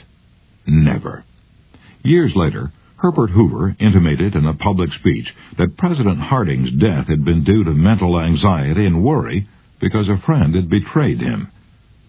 When Mrs. Fall heard that, she sprang from her chair. She wept. She shook her fists at fate and screamed, "What? Harding betrayed by Fall? No, my husband never betrayed anyone. This whole house full of gold would not tempt my husband to do wrong. He is the one who has been betrayed and led to the slaughter and crucified." And there you are. Human nature in action. Wrongdoers blaming everybody but themselves. We are all like that. So when you and I are tempted to criticize someone tomorrow, let's remember Al Capone, Two Gun Crowley, and Albert Fall. Let's realize that criticisms are like homing pigeons. They always return home. Let's realize that the person we're going to correct and condemn will probably justify himself or herself and condemn us in return. Or, like the gentle Taft, will say, "I don't see how I could have done any differently from what I have." On the morning of April 15th, 1865, Abraham Lincoln lay dying in a hall bedroom of a cheap lodging house directly across the street from Ford's Theater, where John Wilkes Booth had shot him. Lincoln's long body lay stretched diagonally across a sagging bed that was too short for him. A cheap reproduction of Rosa Bonheur's famous painting, The Horse Fair, hung above the bed, and a dismal gas jet flickered yellow light. As Lincoln lay dying, Secretary of War Stanton said, "There lies the most perfect ruler of men that the world has ever seen." What was the secret of Lincoln's success in dealing with people? I studied the life of Abraham Lincoln for 10 years and devoted all of 3 years to writing and rewriting a book entitled Lincoln the Unknown. I believe I have made as detailed and exhaustive a study of Lincoln's personality and home life as it is possible for any being to make. I made a special study of Lincoln's method of dealing with people. Did he indulge in criticism? Oh, yes. As a young man in the Pigeon Creek Valley of Indiana, he not only criticized, but he wrote letters and poems ridiculing people and dropped these letters on the country roads where they were sure to be found. One of these letters aroused resentments that burned for a lifetime. Even after Lincoln had become a practicing lawyer in Springfield, Illinois, he attacked his opponents openly in letters published in the newspapers. But he did this just once too often. In the autumn of 1842, he ridiculed a vain, pugnacious politician by the name of James Shields. Lincoln lampooned him through an anonymous letter published in the Springfield Journal. The town roared with laughter. Shields, sensitive and proud, boiled with indignation. He found out who wrote the letter, leapt on his horse, started after Lincoln, and challenged him to fight a duel. Lincoln didn't want to fight. He was opposed to dueling, but he couldn't get out of it and save his honor. He was given the choice of weapons. Since he had very long arms, he chose cavalry broadswords and took lessons in sword fighting from a West Point graduate, and on the appointed day, he and Shields met on a sandbar in the Mississippi River, prepared to fight to the death. But at the last minute, their seconds interrupted and stopped the duel. And that was the most lurid personal incident in Lincoln's life. It taught him an invaluable lesson in the art of dealing with people. Never again did he write an insulting letter. Never again did he ridicule anyone. And from that time on, he almost never criticized anybody for anything. Time after time during the Civil War, Lincoln put a new general at the head of the Army of the Potomac, and each one in turn, McClellan, Pope, Burnside, Hooker, Meade, blundered tragically and drove Lincoln to pacing the floor in despair. Half the nation savagely condemned these incompetent generals, but Lincoln, with malice toward none and charity for all, held his peace. One of his favorite quotations was, "Judge not, that ye be not judged." And when Mrs. Lincoln and others spoke harshly of the Southern people, Lincoln replied, "Don't criticize them. They are just what we would be under similar circumstances." Yet if any man ever had occasion to criticize, surely it was Lincoln. Let's take just one illustration. The Battle of Gettysburg was fought during the first 3 days of July, 1863. During the night of July 4th, Lee began to retreat southward while storm clouds deluged the country with rain. When Lee reached the Potomac with his defeated army, he found a swollen, impassable river in front of him and a victorious Union army behind him. Lee was in a trap. He couldn't escape. Lincoln saw that. Here was a golden, heaven-sent opportunity, the opportunity to capture Lee's army and end the war immediately.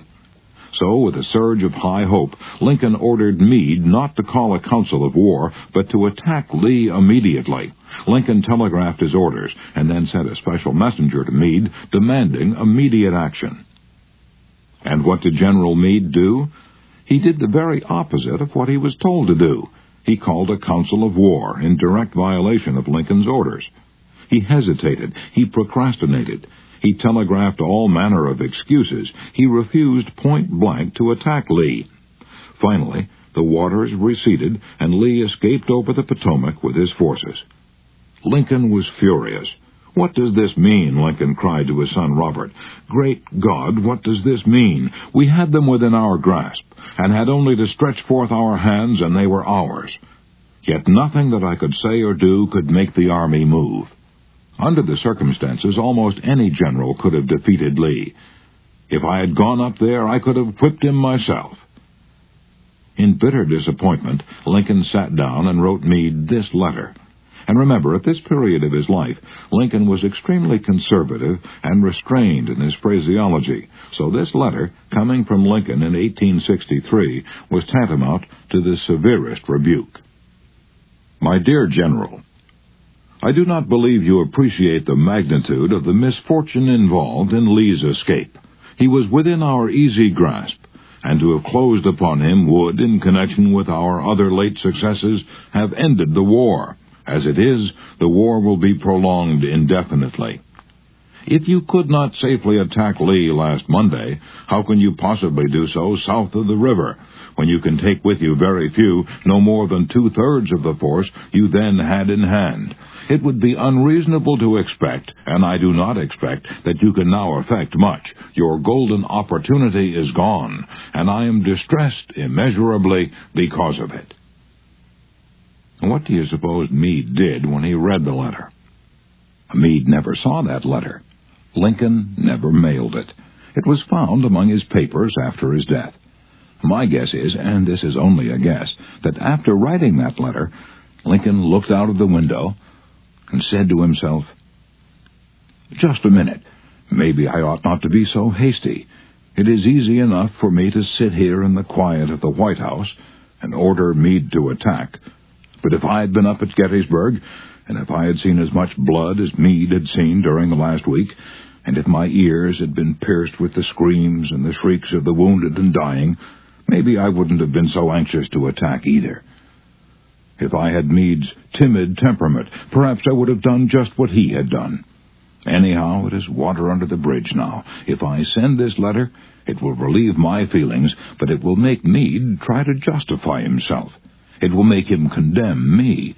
It will arouse hard feelings, impair all his further usefulness as a commander, and perhaps force him to resign from the army. So, as I've already said, Lincoln put the letter aside, for he'd learned by bitter experience that sharp criticisms and rebukes almost invariably end in futility. Theodore Roosevelt said that when he, as president, was confronted with a perplexing problem, he used to lean back and look up at a large painting of Lincoln, which hung above his desk in the White House, and ask himself, what would Lincoln do if he were in my shoes? How would he solve this problem? The next time we're tempted to admonish somebody, let's pull a $5 bill out of our pocket, look at Lincoln's picture on the bill, and ask, how would Lincoln handle this problem if he had it? Mark Twain lost his temper occasionally and wrote letters that turned the paper brown. For example, he once wrote to a man who'd aroused his ire, "The thing for you is a burial permit. You have only to speak and I will see that you get it." On another occasion, he wrote to an editor about a proofreader's attempts to improve my spelling and punctuation. He ordered, "Set the matter according to my copy hereafter and see that the proofreader retains his suggestions in the mush of his decayed brain." The writing of these stinging letters made Mark Twain feel better. They allowed him to blow off steam, and the letters didn't do any real harm because Mark's wife secretly lifted them out of the mail, and they were never sent. Do you know someone you'd like to change and regulate and improve? Good, that's fine. I'm all in favor of it. But why not begin on yourself? From a purely selfish standpoint, that's a lot more profitable than trying to improve others. Yes, and a lot less dangerous. Don't complain about the snow on your neighbor's roof, said Confucius, when your own doorstep is unclean. When I was still young and trying hard to impress people, I wrote a foolish letter to Richard Harding Davis, an author who once loomed large on the literary horizon of America. I was preparing a magazine article about authors. I asked Davis to tell me about his method of work.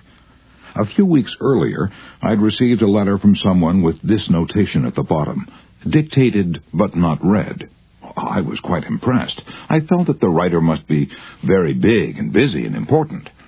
I wasn't the slightest bit busy, but I was eager to make an impression on Richard Harding Davis, so I ended my short note with the words, "Dictated but not read." He never troubled to answer the letter. He simply returned it to me with this, scribbled across the bottom: "Your bad manners are exceeded only by your bad manners." True, I had blundered, and perhaps I deserved this rebuke, but being human, I resented it. I resented it so sharply that when I read of the death of Richard Harding Davis 10 years later, the one thought that still persisted in my mind, I'm ashamed to admit, was the hurt that he had given me. If you and I want to stir up a resentment tomorrow that may rankle across the decades and endure until death, just let us indulge in a little stinging criticism, no matter how certain we are that it is justified. When dealing with people, let us remember, we are not dealing with creatures of logic. We are dealing with creatures of emotion, creatures bristling with prejudices and motivated by pride and vanity. Bitter criticism caused the sensitive Thomas Hardy, one of the finest novelists ever to enrich English literature, to give up forever the writing of fiction. Criticism drove Thomas Chatterton, the English poet, to suicide. Benjamin Franklin, tactless in his youth, became so diplomatic, so adroit at handling people, that he was made American ambassador to France. The secret of his success? "I will speak ill of no man," he said, "and speak all the good I know of everybody." Any fool can criticize, condemn, and complain, and most fools do. But it takes character and self-control to be understanding and forgiving. "A great man shows his greatness," said Carlyle, "by the way he treats little men." Bob Hoover, a famous test pilot and frequent performer at air shows, was returning to his home in Los Angeles from an air show in San Diego. As described in the magazine Flight Operations, at 300 feet in the air, both engines suddenly stopped. By deft maneuvering, he managed to land the plane, but it was badly damaged, although nobody was hurt. Hoover's first act after the emergency landing was to inspect the airplane's fuel. Just as he suspected, the World War II propeller plane he'd been flying had been fueled with jet fuel rather than gasoline. Upon returning to the airport, he asked to see the mechanic who had serviced his airplane. The young man was sick with the agony of his mistake. Tears streamed down his face as Hoover approached. He had just caused the loss of a very expensive plane and could have caused the loss of 3 lives as well. You can imagine Hoover's anger. One could anticipate a tongue-lashing that this proud and precise pilot would unleash for that carelessness. But Hoover didn't scold the mechanic. He didn't even criticize him. Instead, he put his big arm around the man's shoulder and said, "To show you I'm sure that you'll never do this again, I want you to service my F-51 tomorrow." Often parents are tempted to criticize their children. You would expect me to say, "Don't," but I will not. I am merely going to say, before you criticize them, read one of the classics of American journalism, Father Forgets. It originally appeared as an editorial in the People's Home Journal. Here it is, with the author's permission, as condensed in the Reader's Digest. A Father Forgets is one of those little pieces which, dashed off in a moment of sincere feeling, strikes an echoing chord in so many readers as to become a perennial reprint favorite. Since its first appearance, Father Forgets has been reproduced, writes the author, W. Livingston Larned, in hundreds of magazines and house organs, and in newspapers all over the country. It has been reprinted almost as extensively in many foreign languages. I have given personal permission to thousands who wish to read it from school, church, and lecture platforms. It has been on the air on countless occasions and programs. Oddly enough, college periodicals have used it, and high school magazines. Sometimes a little piece seems mysteriously to click. This one certainly did. Father Forgets by W. Livingston Larned. Listen, son. I'm saying this as you lie asleep. One little paw curled under your cheek, and the blonde curls stickily wet on your damp forehead. I have stolen into your room alone. Just a few minutes ago, as I sat reading my paper in the library, a stifling wave of remorse swept over me. Guiltily, I came to your bedside. These are the things I was thinking, son. I had been cross to you. I scolded you as you were dressing for school because you gave your face merely a dab with a towel. I took you to task for not cleaning your shoes. I called out angrily when you threw some of your things on the floor. At breakfast I found fault, too.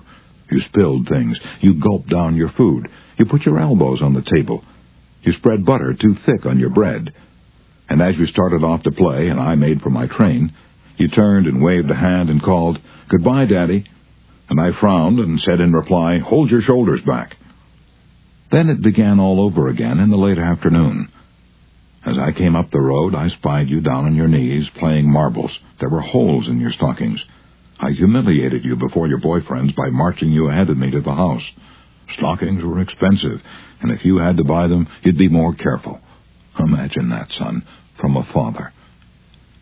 Do you remember later, when I was reading in the library, how you came in timidly with a sort of hurt look in your eyes? When I glanced up over my paper, impatient at the interruption, you hesitated at the door. "What is it you want?" I snapped. You said nothing, but ran across in one tempestuous plunge and threw your arms around my neck and kissed me, and your small arms tightened with an affection that God had set blooming in your heart and which even neglect could not wither. And then you were gone, pattering up the stairs. Well, son, it was shortly afterwards that my paper slipped from my hands and a terrible, sickening fear came over me. What has habit been doing to me? The habit of finding fault, of reprimanding. This was my reward to you for being a boy. It was not that I did not love you. It was that I expected too much of youth. I was measuring you by the yardstick of my own years. And there was so much that was good and fine. and true in your character. The little heart of you was as big as the dawn itself over the wide hills. This was shown by your spontaneous impulse to rush in and kiss me goodnight. Nothing else matters tonight, son. I have come to your bedside in the darkness, and I have knelt there ashamed. It is a feeble atonement. I know you would not understand these things if I told them to you during your waking hours, but tomorrow I will be a real daddy. I will chum with you, and suffer when you suffer, and laugh when you laugh. I will bite my tongue when impatient words come. I will keep saying, as if it were a ritual, he is nothing but a boy, a little boy. I am afraid I have visualized you as a man, yet as I see you now, son, crumpled and weary in your cot, I see that you are still a baby.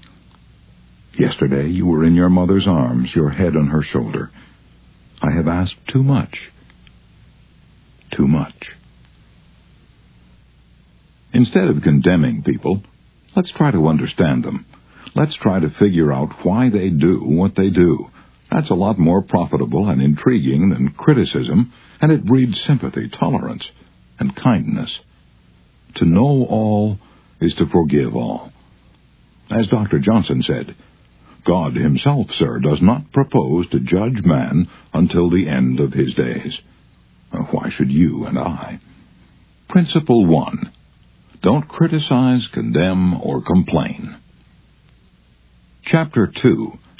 The Big Secret of Dealing with People. There is only one way under high heaven to get anybody to do anything. Did you ever stop to think of that? Yes, just one way. And that is by making the other person want to do it. Remember, there is no other way. Of course, you can make someone want to give you his watch by sticking a revolver in his ribs. You can make your employees give you cooperation until your back is turned by threatening to fire them. You can make a child do what you want it to do by a whip or a threat. But these crude methods have sharply undesirable repercussions. The only way I can get you to do anything is by giving you what you want. What do you want? Sigmund Freud said that everything you and I do springs from two motives, the sex urge and the desire to be great. John Dewey, one of America's most profound philosophers, phrased it a bit differently. Dr. Dewey said that the deepest urge in human nature is the desire to be important. Remember that phrase, the desire to be important. It is significant. You're going to hear a lot about it in this book. And what do you want? Well, not many things, but the few things that you do wish you crave with an insistence that will not be denied. Some of the things most people want include health and the preservation of life, food, sleep, money and the things money will buy, life in the hereafter, sexual gratification, the well-being of our children, a feeling of importance. Almost all of these wants are usually gratified, all except one.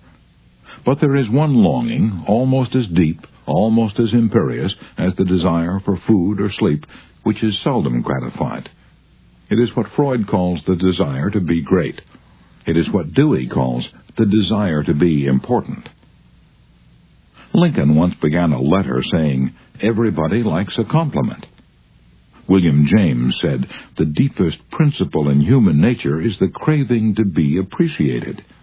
He didn't speak, mind you, of the wish or the desire or the longing to be appreciated. He said the craving to be appreciated. Here is a gnawing and unfaltering human hunger, and the rare individual who honestly satisfies this heart hunger will hold people in the palm of his or her hand, and even the undertaker will be sorry when he dies. The desire for a feeling of importance is one of the chief distinguishing differences between mankind and the animals. To illustrate, when I was a farm boy out in Missouri, my father bred fine Duroc Jersey hogs and pedigreed white-faced cattle. We used to exhibit our hogs and white-faced cattle at the county fairs and livestock shows throughout the Middle West. We won first prizes by the score. My father pinned his blue ribbons on a sheet of white muslin, And when friends or visitors came to the house, he'd get out the long sheet of muslin, he'd hold one end and I would hold the other while he exhibited the blue ribbons. And the hogs didn't care about the ribbons they had won, but Father did. These prizes gave him a feeling of importance. If our ancestors hadn't had this flaming urge for a feeling of importance, civilizations would have been impossible. Without it, we should have been just about like the animals. It was this desire for a feeling of importance that led an uneducated, poverty-stricken grocery clerk to study some law books he found on the bottom of a barrel of household plunder that he had bought for 50 cents. You've probably heard of this grocery clerk. His name was Lincoln. It was this desire for a feeling of importance that inspired Dickens to write his immortal novels. This desire inspired Sir Christopher Wren to design his symphonies in stone. This desire made Rockefeller amass millions that he never spent. And this same desire made the richest family in your town build a house far too large for its requirements.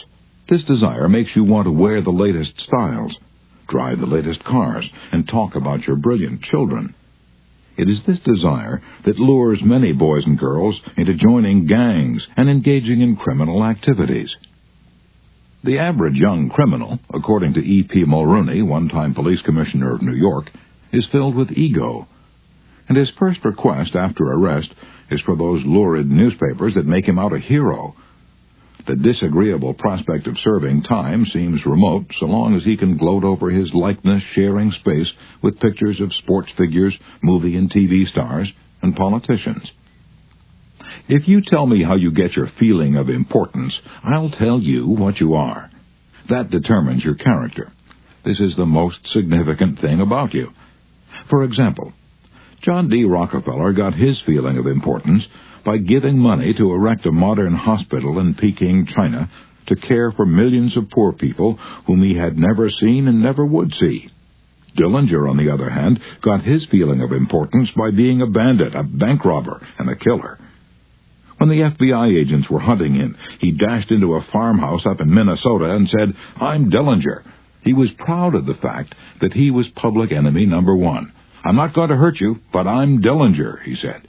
Yes, the one significant difference between Dillinger and Rockefeller is how they got their feeling of importance. History sparkles with amusing examples of famous people struggling for a feeling of importance.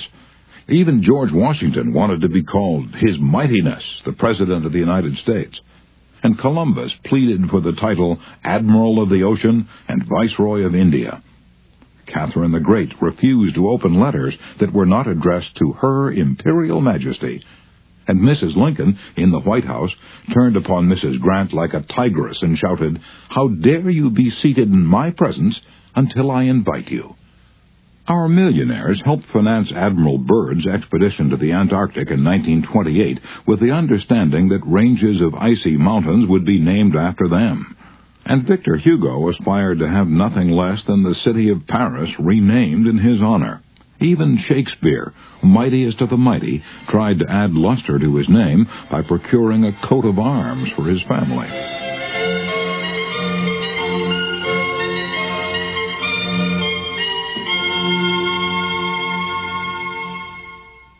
People sometimes become invalids in order to win sympathy and attention and get a feeling of importance. For example, take Mrs. McKinley. She got a feeling of importance by forcing her husband, the President of the United States, to neglect important affairs of state while he reclined on the bed beside her for hours at a time, his arm about her, soothing her to sleep. She fed her gnawing desire for attention by insisting that he remain with her while she was having her teeth fixed, and once created a stormy scene when he had to leave her alone with the dentist while he kept an appointment with John Hay, his Secretary of State. The writer, Mary Roberts Reinhardt, once told me of a bright, vigorous young woman who became an invalid in order to get a feeling of importance. One day, said Mrs. Reinhardt, this woman had been obliged to face something, her age perhaps. The lonely years were stretching ahead, and there was little left for her to anticipate. She took to her bed, and for 10 years her old mother traveled to the 3rd floor and back carrying trays, nursing her. Then one day the old mother, weary with service, lay down and died. For some weeks the invalid languished, then she got up, put on her clothing, and resumed living again. Some authorities declare that people may actually go insane in order to find, in the dreamland of insanity, the feeling of importance that has been denied them in the harsh world of reality. There are more patients suffering from mental diseases in the United States than from all other diseases combined. What is the cause of insanity? Nobody can answer such a sweeping question, but we know that certain diseases, such as syphilis, break down and destroy the brain cells and result in insanity. In fact, about 1/2 of all mental diseases can be attributed to such physical causes as brain lesions, alcohol, toxins, and injuries. But the other half, and this is the appalling part of the story, the other half of the people who go insane apparently have nothing organically wrong with their brain cells. In post-mortem examinations, when their brain tissues are studied under the highest-powered microscopes, these tissues are found to be apparently just as healthy as yours and mine. Why do these people go insane? I put that question to the head physician at one of our most important psychiatric hospitals. This doctor, who's received the highest honors and the most coveted awards for his knowledge of this subject, told me frankly that he didn't know why people went insane. Nobody knows for sure. But he did say, many people who go insane find in insanity a feeling of importance that they were unable to achieve in the world of reality. And then he told me this story. I have a patient right now whose marriage proved to be a tragedy. She wanted love, sexual gratification, children, social prestige, but life blasted all her hopes. Her husband didn't love her. He refused even to eat with her and forced her to serve his meals in his room upstairs. She had no children, no social standing. She went insane, and in her imagination she divorced her husband and resumed her maiden name. She now believes she had married into English aristocracy, and she insists on being called Lady Smith. And as for children, she imagines that she has a new child every night. Each time I call on her, she says, "Doctor, I had a baby last night."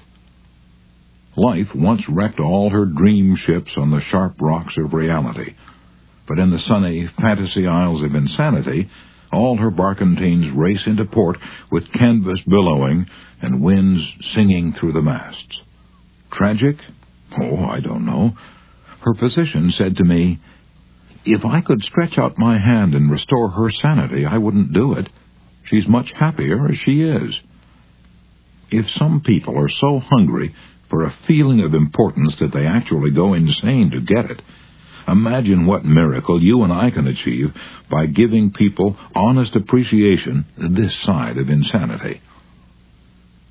One of the first people in American business to be paid a salary of over $1 million a year when there was no income tax and a person earning $50 a week was considered well off was Charles Schwab.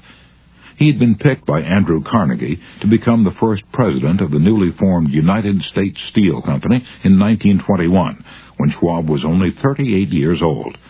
Schwab later left U.S. Steel to take over the then-troubled Bethlehem Steel Company, and he rebuilt it into one of the most profitable companies in America. Why did Dale Carnegie pay $1 million a year, or more than $3,000 a day, to Charles Schwab? Why? Because Schwab was a genius? No. Because he knew more about the manufacture of steel than other people? Nonsense.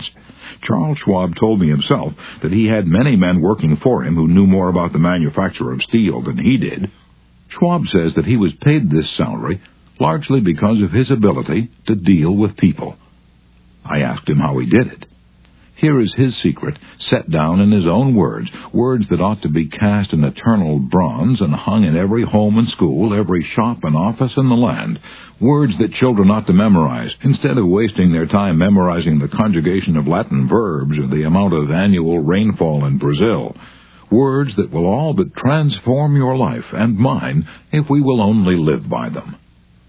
I consider my ability to arouse enthusiasm among my people, said Schwab, the greatest asset that I possess. And the way to develop the best that is in a person is by appreciation and encouragement. There is nothing else that so kills the ambition of a person as criticism from superiors. I never criticize anyone. I believe in giving a person incentive to work. So I'm anxious to praise, but loath to find fault. If I like anything, I am hearty in my approbation and lavish in my praise. And that is what Schwab did. But what do average people do? The exact opposite. If they don't like a thing, they bawl out their subordinates. If they do like it, they say nothing. As the old couplet says, once I did bad, and that I heard ever. Twice I did good, but that I heard never. In my wide association in life, meeting with many and great people in various parts of the world, Schwab declared, I've yet to find the person, however great or exalted his station, who did not do better work and put forth greater effort under a spirit of approval than he would ever do under a spirit of criticism. That, he said, frankly, was one of the outstanding reasons for the phenomenal success of Andrew Carnegie. Carnegie praised his associates publicly as well as privately. Carnegie wanted to praise his assistants, even on his tombstone. He wrote an epitaph for himself which read, Here lies one who knew how to get around him, men who were cleverer than himself.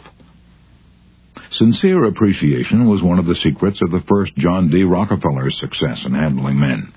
For example, when one of his partners, Edward T. Bedford, lost $1 million for the firm by a bad buy in South America, John D. might have criticized, but he knew Bedford had done his best, and the incident was closed. So Rockefeller found something to praise. He congratulated Bedford because he'd been able to save 60% of the money he'd invested. That's splendid, said Rockefeller. We don't always do as well as that upstairs. I have among my clippings a story that I know never happened, but it illustrates a truth, so I'll repeat it. According to this silly story, a farm woman, at the end of a heavy day's work, set before her menfolks a heaping pile of hay. When they indignantly demanded whether she'd gone crazy, she replied, Well, how did I know you'd notice? I've been cooking for you men for the last 20 years, and in all that time, I ain't heard no word to let me know you wasn't just eating hay. And when a study was made a few years ago on runaway wives, what do you think was discovered to be the main reason wives ran away? It was lack of appreciation. And I bet that a similar study made of runaway husbands would come out the same way. We often take our spouses so much for granted that we never let them know we appreciate them. A member of one of our classes told of a request made by his wife. She and a group of other women in her church were involved in a self-improvement program. She asked her husband to help her by listing 6 things he believed she could do to become a better wife. He reported to the class. I was surprised by such a request. Frankly, it would have been easy for me to list 6 things I would like to change about her. My heavens, she could have listed 1,000 things you'd like to change about me. But I didn't. I said to her, Let me think about it and give you an answer in the morning. The next morning, I got up very early and called the florist and had them send 6 red roses to my wife with a note saying, I can't think of 6 things I would like to change about you. I love you the way you are. When I arrived at home that evening, who do you think greeted me at the door? That's right, my wife. She was almost in tears. Needless to say, I was extremely glad I had not criticized her as she'd requested. The following Sunday at church, after she reported the results of her assignment, several women with whom she'd been studying came up to me and said, That was the most considerate thing I've ever heard. It was then that I realized the power of appreciation. Florence Ziegfeld, the most spectacular producer who ever dazzled Broadway, gained his reputation by his subtle ability to glorify the American girl. Time after time, he took drab little creatures that no one ever looked at twice and transformed them on the stage into glamorous visions of mystery and seduction. And knowing the value of appreciation and confidence, he made women feel beautiful by the sheer power of his gallantry and consideration. He was practical. He raised the salary of chorus girls from $30 a week to as high as $175. And he was also chivalrous. On opening night at the Follies, he sent telegrams to the stars in the cast, and he deluged every chorus girl in the show with American Beauty roses. I once succumbed to the fad of fasting and went for 6 days and nights without eating. It wasn't difficult. I was less hungry at the end of the 6th day than I was at the end of the 2nd. Yet I know, as you know, people who would think they'd committed a crime if they let their families or employees go for 6 days without food, but they will let them go for 6 days and 6 weeks and sometimes 60 years without giving them the hearty appreciation that they crave almost as much as they crave food. When Alfred Lunt, one of the great actors of his time, played the leading role in Reunion in Vienna, he said, "There is nothing I need so much as nourishment for my self-esteem." We nourish the bodies of our children and friends and employees, but how seldom do we nourish their self-esteem? We provide them with roast beef and potatoes to build energy, but we neglect to give them kind words of appreciation that would sing in their memories for years, like the music of the morning stars. Paul Harvey, in one of his radio broadcasts, The Rest of the Story, told how showing sincere appreciation can change a person's life. He reported that years ago a teacher in Detroit asked Stevie Morris to help her find a mouse that was lost in the classroom. You see, she appreciated the fact that nature had given Stevie something no one else in the room had. Nature had given Stevie a remarkable pair of ears to compensate for his blind eyes. But this was really the first time Stevie had been shown appreciation for those talented ears. Now, years later, he says that this act of appreciation was the beginning of a new life. You see, from that time on, he developed his gift of hearing and went on to become, under the stage name of Stevie Wonder, one of the great pop singers and songwriters of the 70s. Some of you are saying right now, as you hear these words, "Oh, phooey, flattery, bear oil, I've tried that stuff. It doesn't work, not with intelligent people." Of course, flattery seldom works with discerning people. It is shallow, selfish, and insincere. It ought to fail, and it usually does. True, some people are so hungry, so thirsty for appreciation that they'll swallow anything, just as a starving man will eat grass and fishworms. Even Queen Victoria was susceptible to flattery. Prime Minister Benjamin Disraeli confessed that he put it on thick in dealing with the Queen. To use his exact words, he said, "Spread it on with a trowel." But Disraeli was one of the most polished, deft, and adroit men who ever ruled the far-flung British Empire. He was a genius in his line. What would work for him wouldn't necessarily work for you and me. In the long run, flattery will do you more harm than good. Flattery is counterfeit, and like counterfeit money, it will eventually get you into trouble if you pass it to someone else. The difference between appreciation and flattery, that's simple. One is sincere, the other is insincere. One comes from the heart out, the other from the teeth out. One is unselfish, the other selfish. One is universally admired, the other universally condemned. I recently saw a bust of Mexican hero General Alvaro Obregón in the Chapultepec Palace in Mexico City. Below the bust are carved these wise words from General Obregón's philosophy. "Don't be afraid of enemies who attack you. Be afraid of the friends who flatter you." No, I'm not suggesting flattery. Far from it. I'm talking about a new way of life. Now let me repeat. I am talking about a new way of life. King George V had a set of 6 maxims displayed on the walls of his study in Buckingham Palace. One of these maxims said, "Teach me neither to proffer nor receive cheap praise." And that's all flattery is, cheap praise. I once read a definition of flattery that may be worth repeating.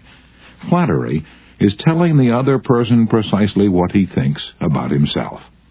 "Use what language you will," said Ralph Waldo Emerson, "you can never say anything but what you are." If all we had to do was flatter, everybody would catch on, and we should all be experts in human relations. When we are not engaged in thinking about some definite problem, we usually spend about 95% of our time thinking about ourselves. Now, if we stop thinking about ourselves for a while and begin to think of the other person's good points, we won't have to resort to flattery so cheap and false that it can be spotted almost before it's out of the mouth. One of the most neglected virtues of our daily existence is appreciation. Somehow we neglect to praise our son or daughter when he or she brings home a good report card, and we fail to encourage our children when they first succeed in baking a cake or building a birdhouse. Nothing pleases children more than this kind of parental interest and approval. And the next time you enjoy filet mignon at the club, send word to the chef that it was excellently prepared. And when a tired salesperson shows you unusual courtesy, please mention it. Every minister, lecturer, and public speaker knows the discouragement of pouring himself or herself out to an audience and not receiving a single ripple of appreciative comment. What applies to professionals applies doubly to workers in offices, shops, and factories, and our families and friends. In our interpersonal relations, we should never forget that all our associates are human beings and hunger for appreciation. It is the legal tender that all souls enjoy. Try leaving a friendly trail of little sparks of gratitude on your daily trips. You will be surprised how they will set small flames of friendship that will be rose beacons on your next visit. Pamela Dunham of New Fairfield, Connecticut, had among her responsibilities on her job the supervision of a janitor who was doing a very poor job. The other employees would jeer at him and litter the hallways to show him what a bad job he was doing. It was so bad, productive time was being lost in the shop. Without success, Pam tried various ways to motivate this person. She noticed that occasionally he did a particularly good piece of work. She made a point to praise him for it in front of the other people. Each day the job he did all around got better. Pretty soon he started doing all his work efficiently. Now he does an excellent job. And other people give him appreciation and recognition. Honest appreciation got results where criticism and ridicule failed. Hurting people not only does not change them, it is never called for. There's an old saying that I have cut out and pasted on my mirror where I cannot help but see it every day. I shall pass this way but once. Any good, therefore, that I can do, or any kindness that I can show to any human being, let me do it now. Let me not defer nor neglect it, for I shall not pass this way again. Emerson said, "Every man I meet is my superior in some way. In that I learn of him." If that was true of Emerson, isn't it likely to be 1,000 times more true of you and me? Let's cease thinking of our accomplishments, our wants. Let's try to figure out the other person's good points. Then forget flattery. Give honest, sincere appreciation. Be hearty in your approbation and lavish in your praise, and people will cherish your words and treasure them and repeat them over a lifetime. Repeat them years after you have forgotten them. Principle 2. Give honest, sincere appreciation. Chapter 3.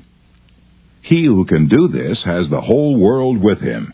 He who cannot walks a lonely way. I often went fishing up in Maine during the summer. Personally, I'm very fond of strawberries and cream, but I found that for some strange reason fish prefer worms. So when I went fishing, I didn't think about what I wanted. I thought about what they wanted.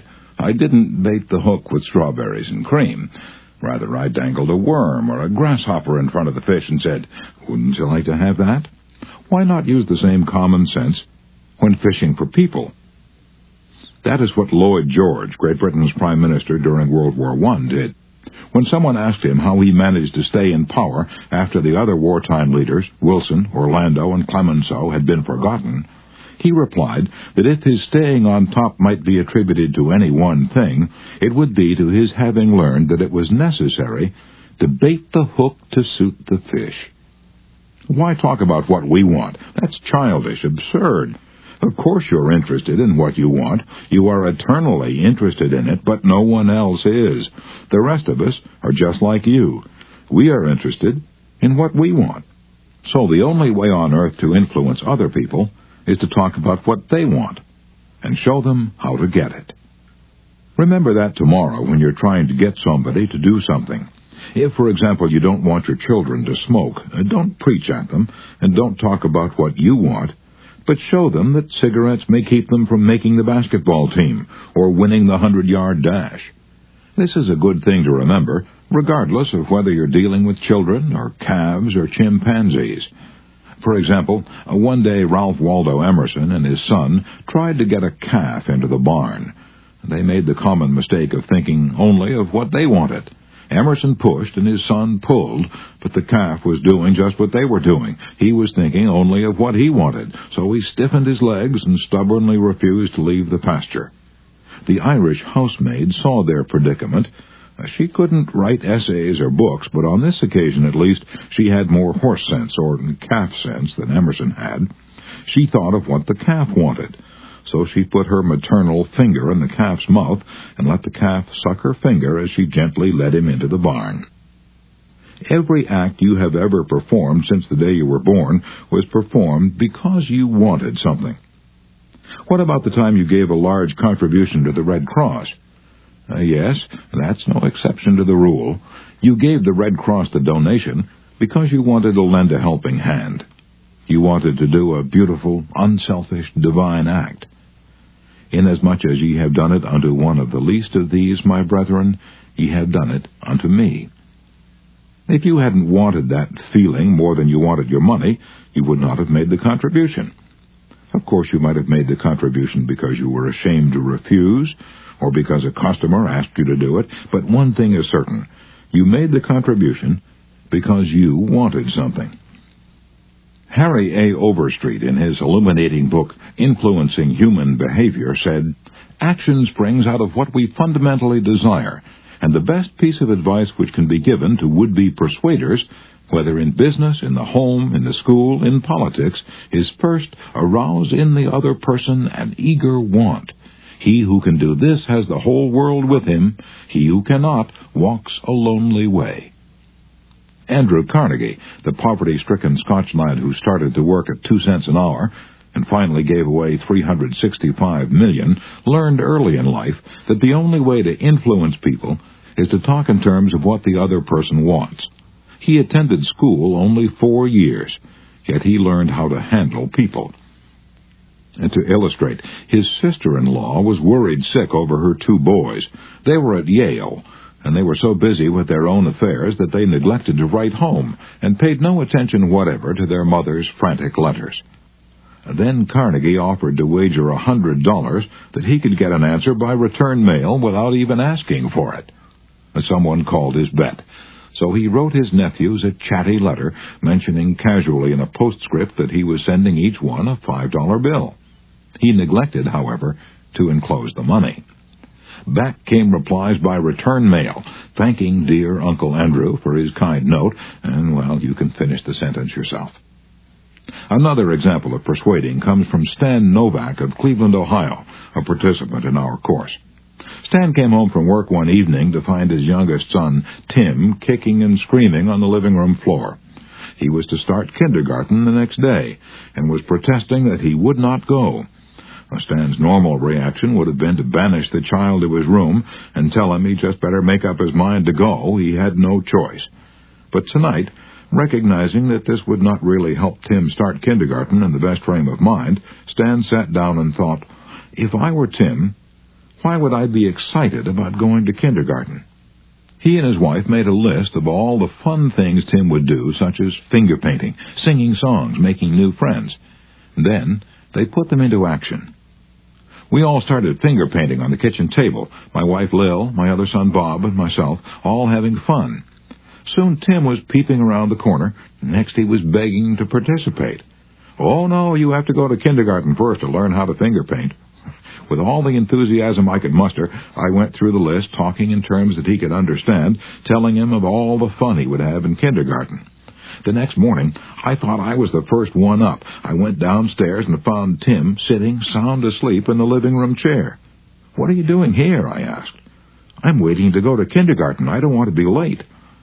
The enthusiasm of our entire family had aroused in Tim an eager want that no amount of discussion or threat could possibly have accomplished. Tomorrow you may want to persuade somebody to do something. Before you speak, pause and ask yourself, how can I make this person want to do it? That question will stop us from rushing into a situation heedlessly with futile chatter about our desires. At one time, I rented the grand ballroom of a certain New York hotel for 20 nights each season in order to hold a series of lectures. At the beginning of one season, I was suddenly informed that I should have to pay almost 3 times as much rent as formerly. This news reached me after the tickets had been printed and distributed and all announcements had been made. Naturally, I didn't want to pay the increase, but what was the use of talking to the hotel about what I wanted? They were interested only in what they wanted. So a couple of days later, I went to see the manager. "I was a bit shocked when I got your letter," I said, "but I don't blame you at all. If I'd been in your position, I should probably have written a similar letter myself. Your duty as manager of the hotel is to make all the profit possible. If you don't do that, you'll be fired, and you ought to be fired. Now let's take a piece of paper and write down the advantages and the disadvantages that will accrue to you if you insist on this increase in rent." And then I took the letterhead and ran a line through the center and headed one column advantages and the other column disadvantages. I wrote down under the head advantages these words: ballroom free. And then I went on to say, "You'll have the advantage of having the ballroom free to rent for dances and conventions. And that's a big advantage. For affairs like that will pay you much more than you can get for a series of lectures. If I tie your ballroom up for 20 nights during the course of the season, it's sure to mean a loss of some very profitable business to you. Now, let's consider the disadvantages. First, instead of increasing your income from me, you're going to decrease it. In fact, you're going to wipe it out because I cannot pay the rent you're asking. I shall be forced to hold these lectures at some other place. There's another disadvantage to you also. These lectures attract crowds of educated and cultured people to your hotel. That is good advertising for you, isn't it? In fact, if you spent $5,000 advertising in the newspapers, you couldn't bring as many people to look at your hotel as I can bring by these lectures. That is worth a lot to the hotel, isn't it?" As I talked, I wrote these 2 disadvantages under the proper heading and handed the sheet of paper to the manager, saying, "I wish you'd carefully consider both the advantages and disadvantages that are going to accrue to you, and then give me your final decision." I received a letter the next day informing me that my rent would be increased only 50% instead of 300%. Mind you, I got this reduction without saying a word about what I wanted. I talked all the time about what the other person wanted and how he could get it. Suppose I had done the human, natural thing. Suppose I had stormed into his office and said, "What do you mean, raising my rent 300%, when you know the tickets have been printed and the announcements made? 300%? Ridiculous, absurd, I won't pay it." What would have happened then? An argument would have begun to steam and boil and sputter, and you know how arguments end. Even if I had convinced him that he was wrong, his pride would have made it difficult for him to back down and give in. Here is one of the best bits of advice ever given about the fine art of human relationships. "If there is any one secret of success," said Henry Ford, "it lies in the ability to get the other person's point of view and see things from that person's angle as well as from your own." That is so good, I want to repeat it. If there is any one secret of success, it lies in the ability to get the other person's point of view and see things from that person's angle as well as from your own. That is so simple, so obvious, that anyone ought to see the truth of it at a glance. Yet 90% of the people on this earth ignore it 90% of the time. An example? Look at the letters that come across your desk tomorrow morning, and you find that most of them violate this important canon of common sense. And take this one, a letter written by the head of the radio department of an advertising agency with offices scattered across the continent. This letter was sent to the managers of local radio stations throughout the country. To Mr. John Blank, Blankville, Indiana. Dear Mr. Blank, the XYZ Company desires to retain its position in advertising agency leadership in the radio field. Who cares what your company desires? I'm worried about my own problems. The bank is foreclosing the mortgage on my house. The bugs are destroying the hollyhocks. The stock market tumbled yesterday. I missed the 8:15 this morning. I wasn't invited to the Joneses' dance last night. The doctor tells me I have high blood pressure and neuritis and dandruff. And then what happens?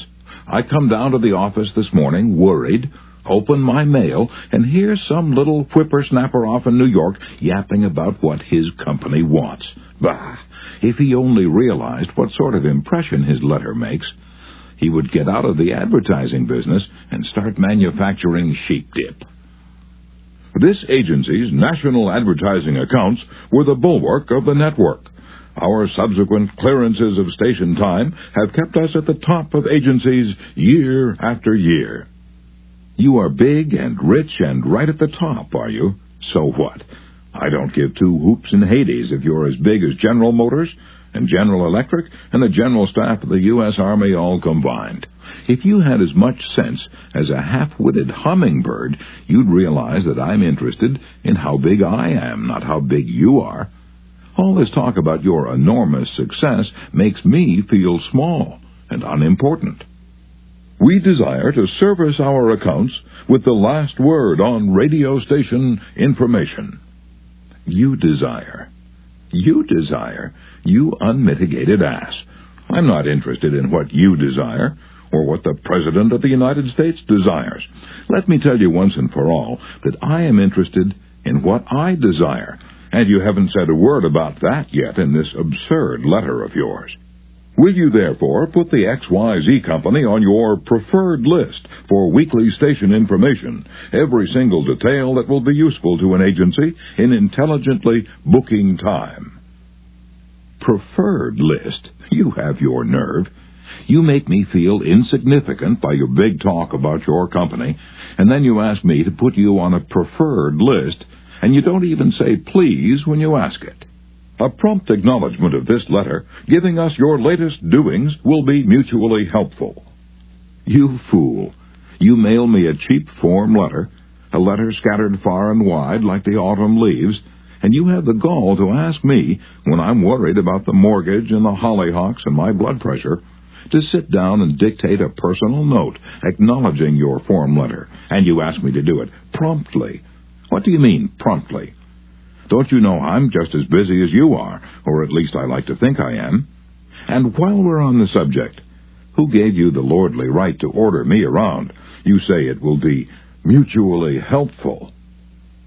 At last, you have begun to see my viewpoint, but you're vague about how it will be to my advantage.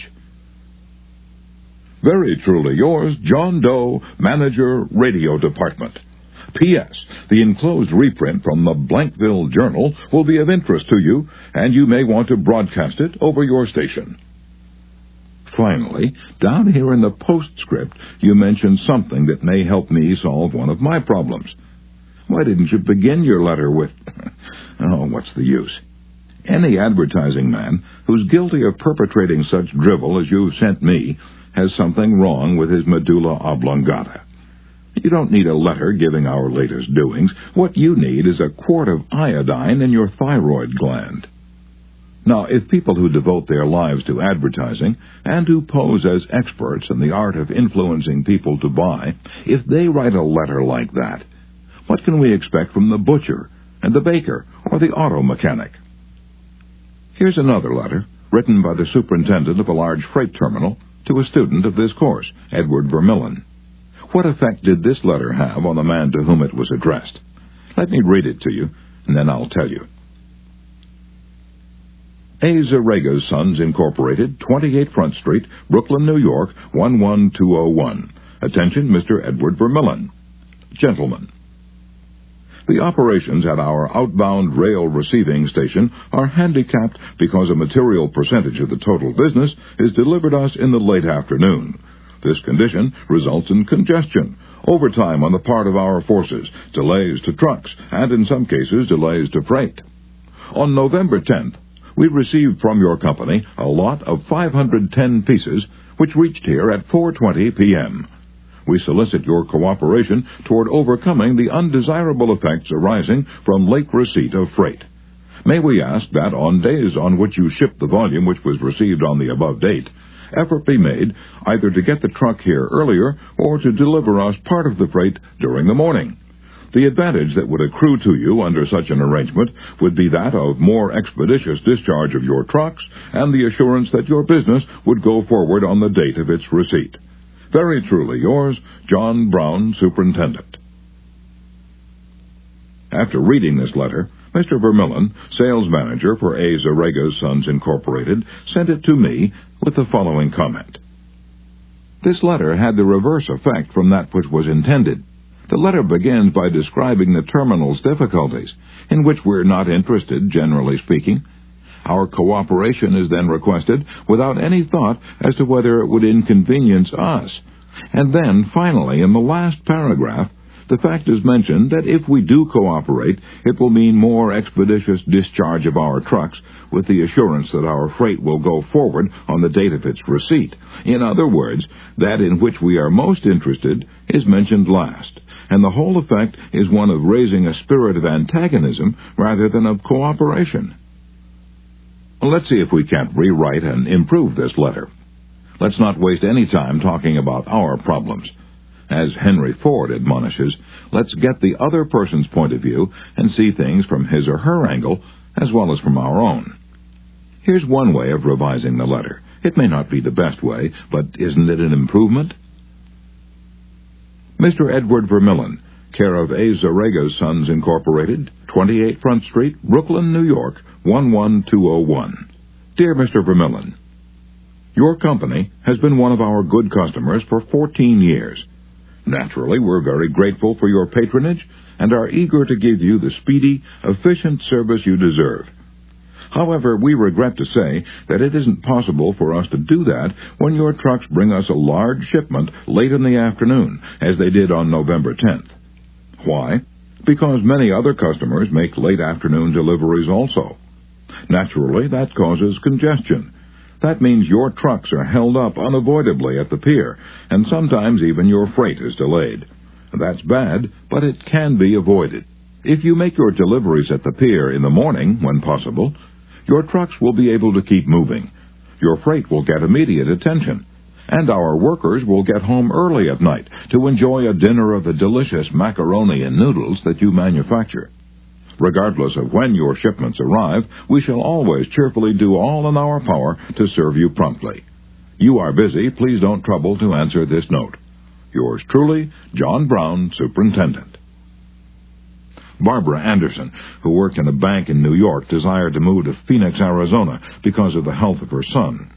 Using the principles she had learned in our course, she wrote the following letter to 12 banks in Phoenix. Dear Sir, my 10 years of bank experience should be of interest to a rapidly growing bank like yours. In various capacities in bank operations with the Bankers Trust Company in New York, leading to my present assignment as branch manager, I have acquired skills in all phases of banking, including depositor relations, credits, loans, and administration. I will be relocating to Phoenix in May, and I am sure I can contribute to your growth and profit. I will be in Phoenix the week of April 3rd, and would appreciate the opportunity to show you how I can help your bank meet its goals. Sincerely, Barbara A. Anderson. Do you think Mrs. Anderson received any response from that letter? 11 of the 12 banks invited her to be interviewed, and she had a choice of which bank's offer to accept. Why? Mrs. Anderson did not state what she wanted, but wrote in the letter how she could help them, and focused on their wants, not on her own. Thousands of salespeople are pounding the pavements today, tired, discouraged, and underpaid. Why? Because they're always thinking only of what they want.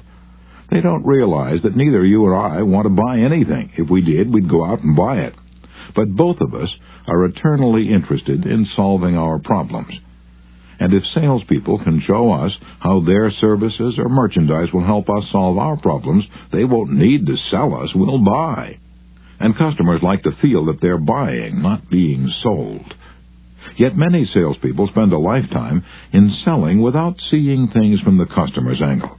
For example, for many years I lived in Forest Hills, a little community of private homes in the center of greater New York. One day, as I was rushing to the station, I chanced to meet a real estate operator who'd bought and sold property in that area for many years. He knew Forest Hills well, so I hurriedly asked him whether or not my stucco house was built with metal lath or hollow tile. He said he didn't know, told me what I already knew, that I could find out by calling the Forest Hills Garden Association. Now, the following morning, I received a letter from him. Did he give me the information I wanted? He could have gotten it in 60 seconds by a telephone call, but he didn't. He told me again that I could get it by telephoning, and then asked me to let him handle my insurance. He was not interested in helping me. He was interested only in helping himself. J. Howard Lucas of Birmingham, Alabama, tells how two salespeople from the same company handled the same type of situation. He reported, "Several years ago, I was on the management team of a small company. Headquartered near us was the district office of a large insurance company. Their agents were assigned territories, and our company was assigned to two agents, whom I shall refer to as Carl and John. One morning, Carl dropped by our office and casually mentioned that his company had just introduced a new life insurance policy for executives and thought we might be interested later on, and he'd get back to us when he had more information on it. The same day, John saw us on the sidewalk while returning from a coffee break, and he shouted, 'Hey, Luke, hold up, I have some great news for you fellows.' He hurried over and very excitedly told us about an executive life insurance policy his company had introduced that very day. It was the same policy that Carl had casually mentioned. He wanted us to have one of the first issued. He gave us a few important facts about the coverage and ended saying, 'The policy's so new, I'm going to have someone from the home office come out tomorrow and explain it. Now, in the meantime, let's get the application signed and on the way so he can have more information to work with.' His enthusiasm aroused in us an eager want for this policy, even though we still did not have details. When they were made available to us, they confirmed John's initial understanding of the policy, and he not only sold each of us a policy, but later doubled our coverage. Carl could have had those sales, but he made no effort to arouse in us any desire for the policies. The world is full of people who are grabbing and self-seeking, so the rare individual who unselfishly tries to serve others has an enormous advantage. He has little competition. Owen D. Young, a noted lawyer and one of America's great business leaders, once said, "People who can put themselves in the place of other people, who can understand the workings of their minds, need never worry about what the future has in store for them." If you get just one thing out of this book, an increased tendency to think always in terms of other people's point of view and see things from their angle, if you get just that one thing, it may easily prove to be one of the building blocks of your career. Looking at the other person's point of view and arousing in him an eager want for something is not to be construed as manipulating that person so that he will do something that is only for your benefit and his detriment. Each party should gain from the negotiation. In the letters to Mr. Vermillion, both the sender and the receiver of the correspondence gained by implementing what was suggested. Both the bank and Mrs. Anderson won by her letter in that the bank obtained a valuable employee and Mrs. Anderson a suitable job.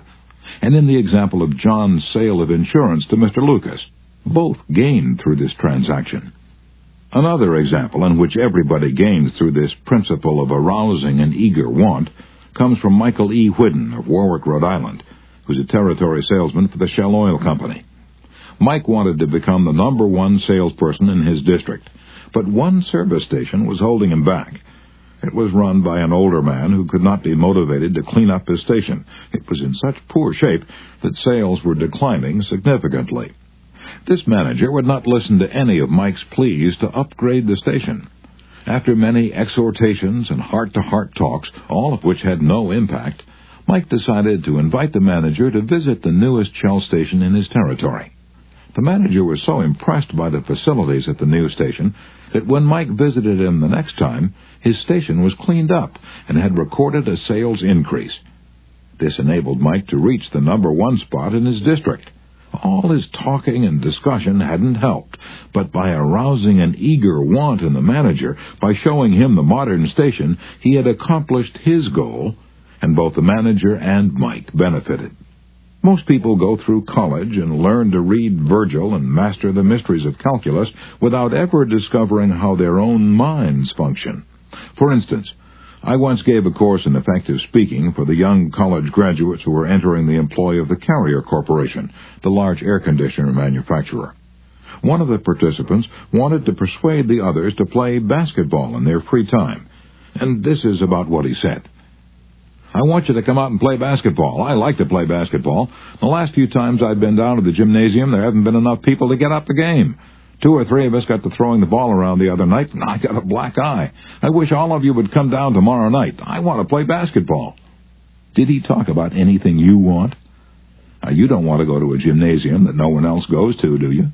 You don't care about what he wants. You don't want to get a black eye.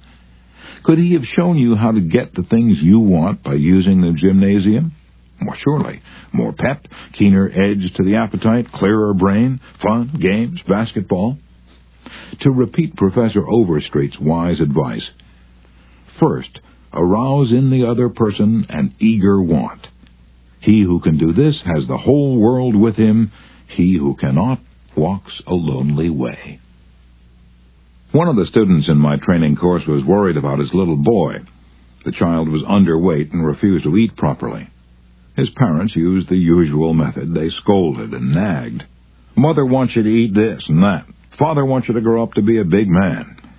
Did the boy pay any attention to these pleas? Just about as much as you pay to one fleck of sand on a sandy beach. No one with a trace of horse sense would expect a child 3 years old to react to the viewpoint of a father 30 years old. Yet that was precisely what the father had expected. It was absurd. He finally saw that. So he said to himself, "What does that boy want? How can I tie up what I want to what he wants?" It was easy for the father when he started thinking about it. His boy had a tricycle that he loved to ride up and down the sidewalk in front of the house in Brooklyn. A few doors down the street lived a bully, a bigger boy who would pull the little boy off his tricycle and ride it himself. Naturally, the little boy would run screaming to his mother, and she would have to come out and take the bully off the tricycle and put her little boy on again. This happened almost every day. What did the little boy want? It didn't take a Sherlock Holmes to answer that one. His pride, his anger, his desire for a feeling of importance, all the strongest emotions in his makeup, goaded him to get revenge, to smash the bully in the nose. And when his father explained that the boy would be able to wallop the daylights out of the bigger kid someday if he would only eat the things his mother wanted him to eat, when his father promised him that, there was no longer any problem of dietetics. That boy would have eaten spinach, sauerkraut, salt mackerel, anything in order to be big enough to whip the bully who had humiliated him so often. After solving that problem, the parents tackled another. The little boy had the unholy habit of wetting his bed. He slept with his grandmother. In the morning, his grandmother would wake up and feel the sheet and say, "Look, Johnny, you did it again last night." He would say, "Well, no, I didn't do it, you did it." Scolding, spanking, shaming him, reiterating that the parents didn't want him to do it, none of these things kept the bed dry. So the parents asked, how can we make this boy want to stop wetting his bed? What were his wants? Well, first, he wanted to wear pajamas like Daddy instead of wearing a nightgown like Grandmother. Grandmother was getting fed up with his nocturnal iniquities, so she gladly offered to buy him a pair of pajamas if he'd reform. Secondly, he wanted a bed of his own. Grandma didn't object. His mother took him to a department store in Brooklyn, winked at the salesgirl, and said, "Here's a little gentleman who would like to do some shopping." The salesgirl made him feel important by saying, "Young man, what can I show you?" He stood a couple of inches taller and said, "I want to buy a bed for myself." When he was shown the one his mother wanted him to buy, she winked at the salesgirl, and the boy was persuaded to buy it. The bed was delivered the next day, and that night, when Father came home, the little boy ran to the door, shouting, "Daddy, Daddy, come upstairs and see my bed that I bought." The father, looking at the bed, obeyed Charles Schwab's injunction. He was hearty in his approbation and lavish in his praise.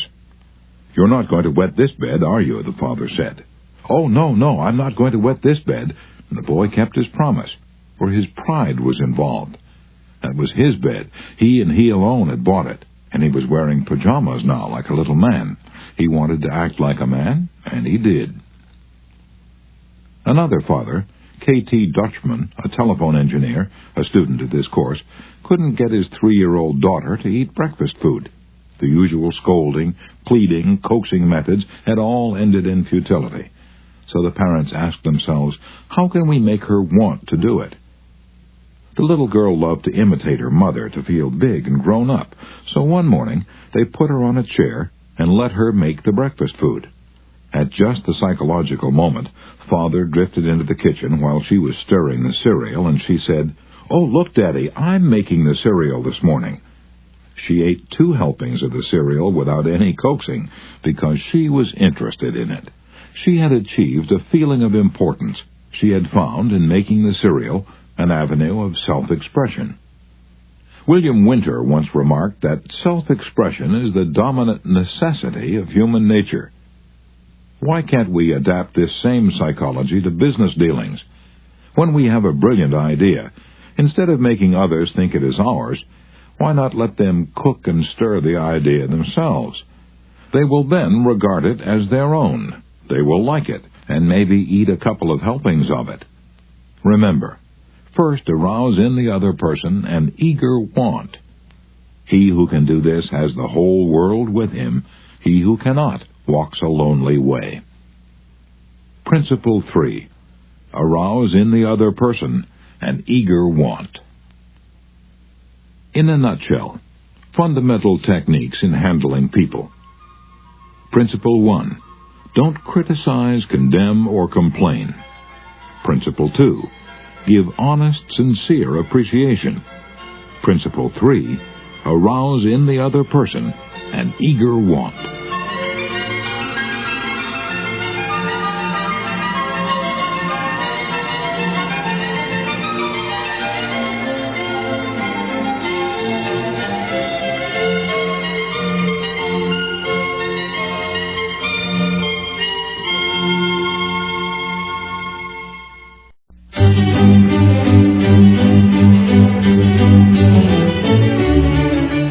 Part 2. 6 Ways to Make People Like You.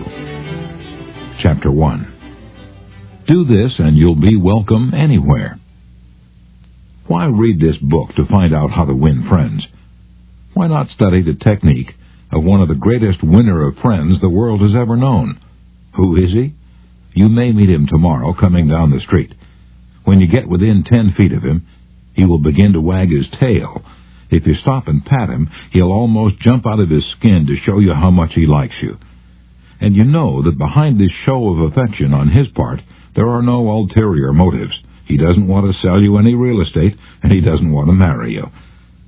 Did you ever stop to think that a dog is the only animal that doesn't have to work for a living? A hen has to lay eggs, a cow has to give milk, a canary has to sing, but a dog makes his living by giving you nothing but love. When I was 5 years old, my father bought a little yellow-haired pup for 50 cents. He was the light and joy of my childhood. Every afternoon about 4:30, he would sit in the front yard with his beautiful eyes staring steadfastly at the path, and as soon as he heard my voice or saw me swinging my dinner pail through the buckbrush, he was off like a shot, racing breathlessly up the hill to greet me with leaps of joy and barks of sheer ecstasy. Tippy was my constant companion for 5 years. Then, one tragic night, I shall never forget it, he was killed within 10 feet of my head, killed by lightning. Tippy's death was the tragedy of my boyhood. You never read a book on psychology, Tippy. You didn't need to. You knew by some divine instinct that you can make more friends in 2 months by becoming genuinely interested in other people than you can in 2 years by trying to get other people interested in you. Let me repeat that. You can make more friends in 2 months by becoming interested in other people than you can in 2 years by trying to get other people interested in you. Yet I know, and you know, people who blunder through life trying to wigwag other people into becoming interested in them. Of course, it doesn't work. People are not interested in you. They are not interested in me. They are interested in themselves, morning, noon, and after dinner.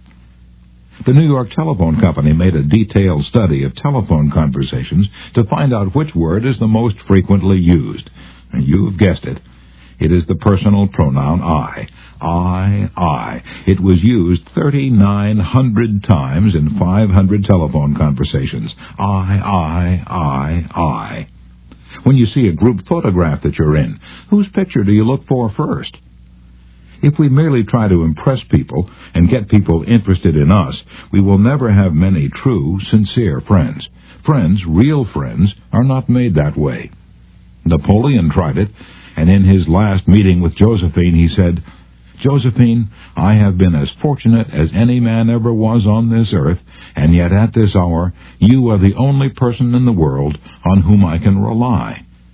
And historians doubt whether he could rely even on her. Alfred Adler, the famous Viennese psychologist, wrote a book entitled What Life Should Mean to You. In that book, he says, "It is the individual who is not interested in his fellow men who has the greatest difficulties in life and provides the greatest injury to others. It is from among such individuals that all human failures spring."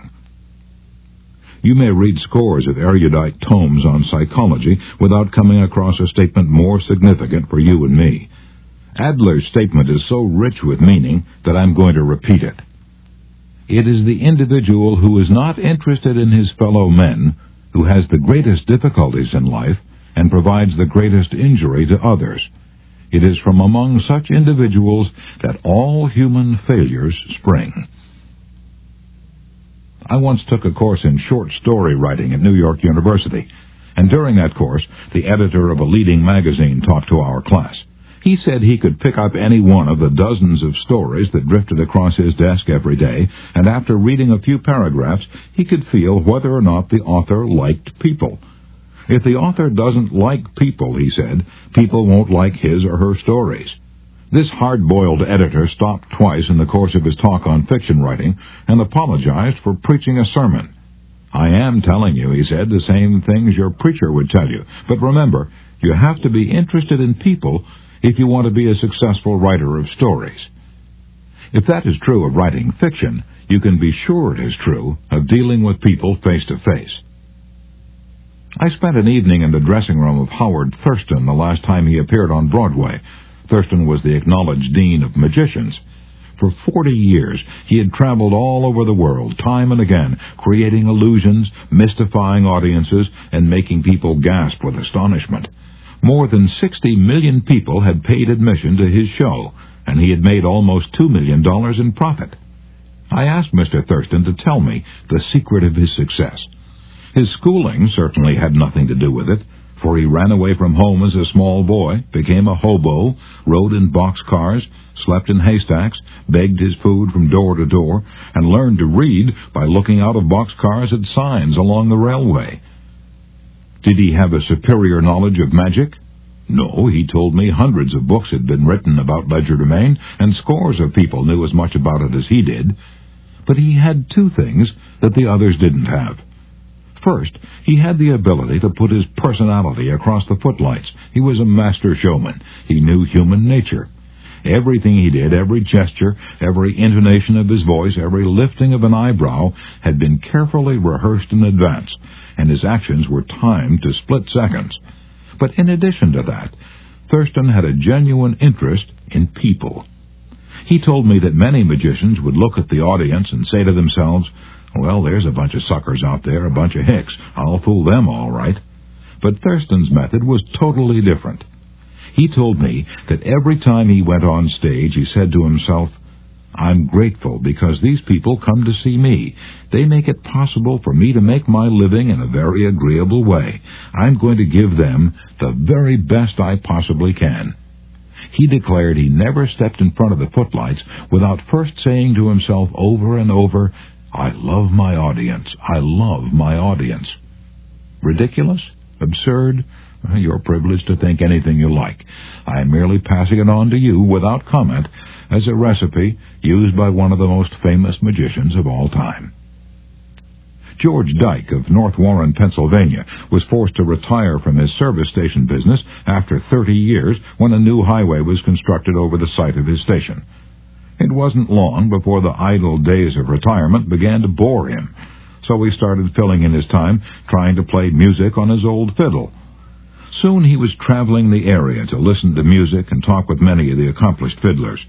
In his humble and friendly way, he became generally interested in learning the background and interests of every musician he met. Although he was not a great fiddler himself, he made many friends in this pursuit. He attended competitions and soon became known to the country music fans in the eastern part of the United States as Uncle George the Fiddle Scraper from Kinzua County. When we heard Uncle George, he was 72 and enjoying every minute of his life. By having a sustained interest in other people, he created a new life for himself at a time when most people consider their productive years over. That, too, was one of the secrets of Theodore Roosevelt's astonishing popularity. Even his servants loved him. His valet, James E. Amos, wrote a book about him entitled Theodore Roosevelt, Hero to His Valet. In that book, Amos relates this illuminating incident. My wife one time asked the president about a Bob White. She'd never seen one, and he described it to her fully. Some time later, the telephone at our cottage rang. Amos and his wife lived in a little cottage on the Roosevelt estate at Oyster Bay. My wife answered it, and it was Mr. Roosevelt himself. He'd called her, he said, to tell her that there was a Bob White outside her window, and if she would look out, she might see it. Little things like that were so characteristic of him. Whenever he went by our cottage, even though we were out of sight, we'd hear him call out, "Oh, Annie! Oh, James!" and just a friendly greeting as he went by. How could employees keep from liking a man like that? How could anyone keep from liking him? Roosevelt called at the White House one day when President and Mrs. Taft were away. His honest liking for humble people was shown by the fact that he greeted all the old White House servants by name, even the scullery maids. When he saw Alice, the kitchen maid, writes Archie Butt, he asked her if she still made cornbread. Alice told him that she sometimes made it for the servants, but no one ate it upstairs. "They show bad taste," Roosevelt boomed, "and I'll tell the president so when I see him." Alice brought a piece to him on a plate, and he went over to the office, eating it as he went and greeting gardeners and laborers as he passed. He addressed each person just as he had addressed them in the past. Ike Hoover, who had been head usher at the White House for 40 years, said with tears in his eyes, "It's the only happy day we had here in nearly 2 years, and not one of us would exchange it for a $100 bill." The same concern for the seemingly unimportant people helped sales representative Edward M. Sykes, Jr. of Chatham, New Jersey, retain an account. "Many years ago," he reported, "I called on customers for Johnson & Johnson in the Massachusetts area. One account was a drugstore in Hingham. Whenever I went into this store, I would always talk to the soda clerk and sales clerk for a few minutes before talking to the owner to obtain his order. One day, I went up to the owner of the store and he told me to leave as he was not interested in buying J&J products anymore because he felt they were concentrating their activities on food and discount stores to the detriment of small drugstores. I left with my tail between my legs and drove around the town for several hours. Finally, I decided to go back and try at least to explain our position to the owner of the store. When I returned, I walked in and, as usual, said hello to the soda clerk and sales clerk. When I walked up to the owner, he smiled at me and welcomed me back. He then gave me double the usual order. I looked at him with surprise and asked him what had happened since my visit only a few hours earlier. He pointed to the young man at the soda fountain and said that after I had left, the boy had come over and said that I was one of the few salespeople that called on the store that even bothered to say hello to him and to the others in the store. He told the owner that if any salesperson deserved his business, it was I. The owner agreed and remained a loyal customer. I never forgot that to be genuinely interested in other people is a most important quality for a salesperson to possess, for any person, for that matter. I have discovered from personal experience that one can win the attention and time and cooperation of even the most sought-after people by becoming genuinely interested in them. Let me illustrate. Years ago, I conducted a course in fiction writing at the Brooklyn Institute of Arts and Sciences, and we wanted such distinguished and busy authors as Kathleen Norris, Fannie Hurst, Ida Tarbell, Albert Payson Terhune, and Rupert Hughes to come to Brooklyn and give us the benefit of their experiences. So we wrote them, saying we admired their work and were deeply interested in getting their advice and learning the secrets of their success. Each of these letters was signed by about 150 students. We said we realized that these authors were too busy to prepare a lecture, so we enclosed a list of questions for them to answer about themselves and their methods of work. They liked that. Who wouldn't like it? So they left their homes and traveled to Brooklyn to give us a helping hand. By using the same method, I persuaded Leslie M. Shaw, Secretary of the Treasury in Theodore Roosevelt's cabinet, George W. Wickersham, Attorney General in Taft's cabinet, William Jennings Bryan, Franklin D. Roosevelt, and many other prominent men to come to talk to the students of my courses in public speaking. All of us, be we workers in a factory, clerks in an office, or even a king upon his throne, all of us like people who admire us. Take the German Kaiser, for example. At the close of World War I, he was probably the most savagely and universally despised man on this earth. Even his own nation turned against him when he fled over into Holland to save his neck. The hatred against him was so intense that millions of people would have loved to tear him limb from limb or burn him at the stake. In the midst of all this forest fire of fury, one little boy wrote the Kaiser a simple, sincere letter, glowing with kindliness and admiration. This little boy said that no matter what the others thought, he would always love Wilhelm as his emperor. The Kaiser was deeply touched by his letter and invited the little boy to come see him. The boy came, so did his mother, and the Kaiser married her. That little boy didn't need to read a book on how to win friends and influence people. He knew how instinctively. If we want to make friends, let's put ourselves out to do things for other people, things that require time, energy, unselfishness, and thoughtfulness. When the Duke of Windsor was Prince of Wales, he was scheduled to tour South America, and before he started out on that tour, he spent months studying Spanish so that he could make public talks in the language of the country, and the South Americans loved him for it. For years, I made it a point to find out the birthdays of my friends. How? Although I haven't the foggiest bit of faith in astrology, I began by asking the other party whether he believed the date of one's birth had anything to do with character and disposition. I then asked him or her to tell me the month and day of birth. If he or she said November 24th, for example, I kept repeating to myself, November 24th, November 24th. The minute my friend's back was turned, I wrote down the name and birthday, and later would transfer it to a birthday book. At the beginning of each year, I had these birthday dates scheduled in my calendar pad so that they came to my attention automatically. When the natal day arrived, there was my letter or telegram. What a hit it made! I was frequently the only person on earth who remembered. If we want to make friends, let's greet people with animation and enthusiasm. When somebody calls you on the telephone, use the same psychology. Say hello in tones that bespeak how pleased you are to have the other person call. Many companies train their telephone operators to greet all callers in a tone of voice that radiates interest and enthusiasm. The caller feels the company is concerned about them.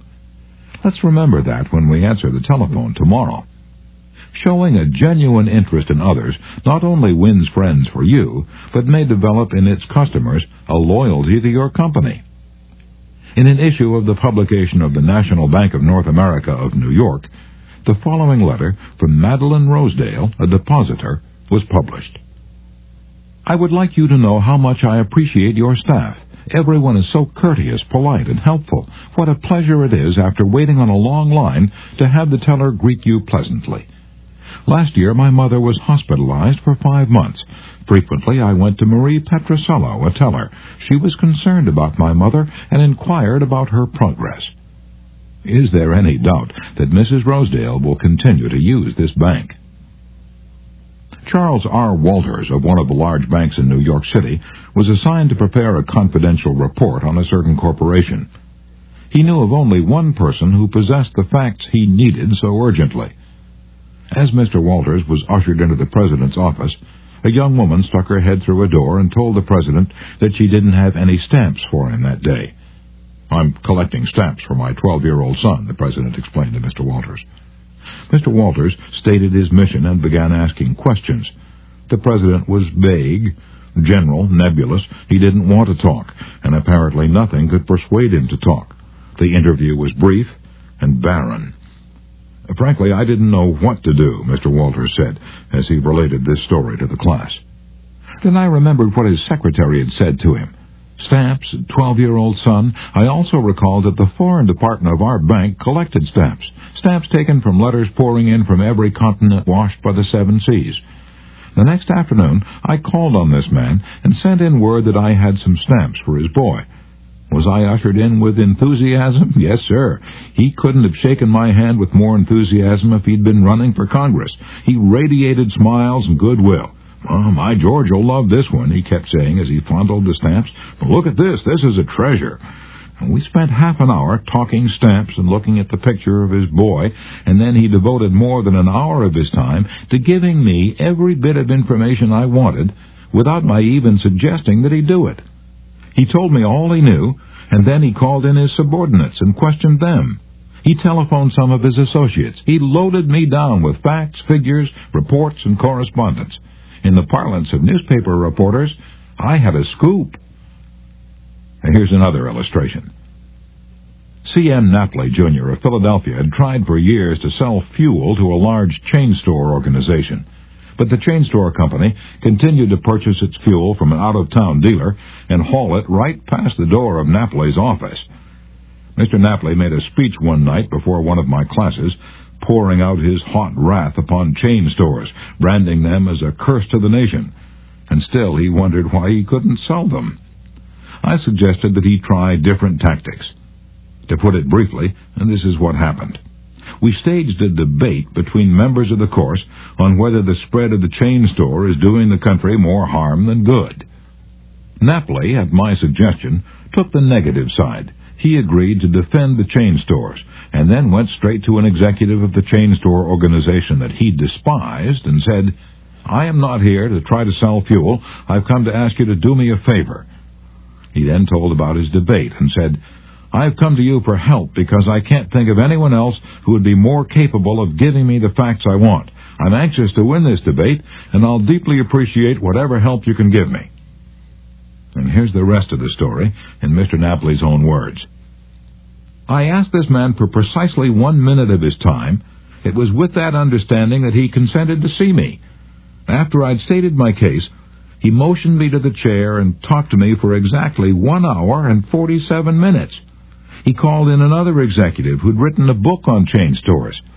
He wrote to the National Chain Store Association and secured for me a copy of a debate on the subject. He feels that the chain store is rendering a real service to humanity.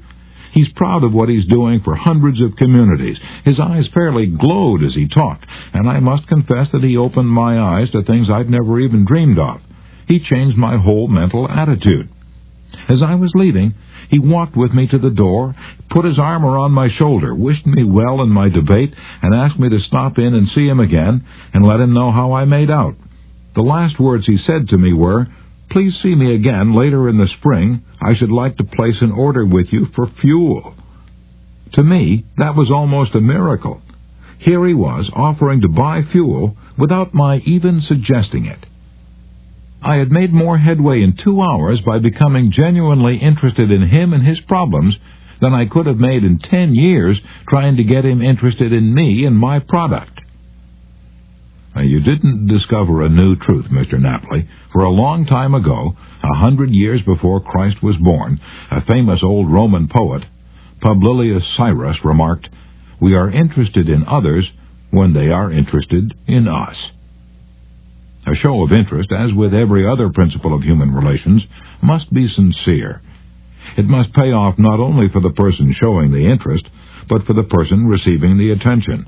It is a two-way street. Both parties benefit. Martin Ginsburg, who took our course in Long Island, New York, reported how the special interest a nurse took in him profoundly affected his life. It was Thanksgiving Day. I was 10 years old. I was in a welfare ward at a city hospital and was scheduled to undergo major orthopedic surgery the next day. I knew that I could only look forward to months of confinement, convalescence, and pain. My father was dead. My mother and I lived alone in a small apartment, and we were on welfare. My mother was unable to visit me that day. As the day went on, I became overwhelmed with a feeling of loneliness, despair, fear. I knew my mother was home alone, worrying about me, not having anyone to be with, not having anyone to eat with, not even having enough money to afford a Thanksgiving Day dinner. And the tears welled up in my eyes, and I stuck my head under the pillow and pulled the covers over it. I cried silently, but oh, so bitterly, so much that my body was racked with pain. A young student nurse heard my sobbing and came over to me.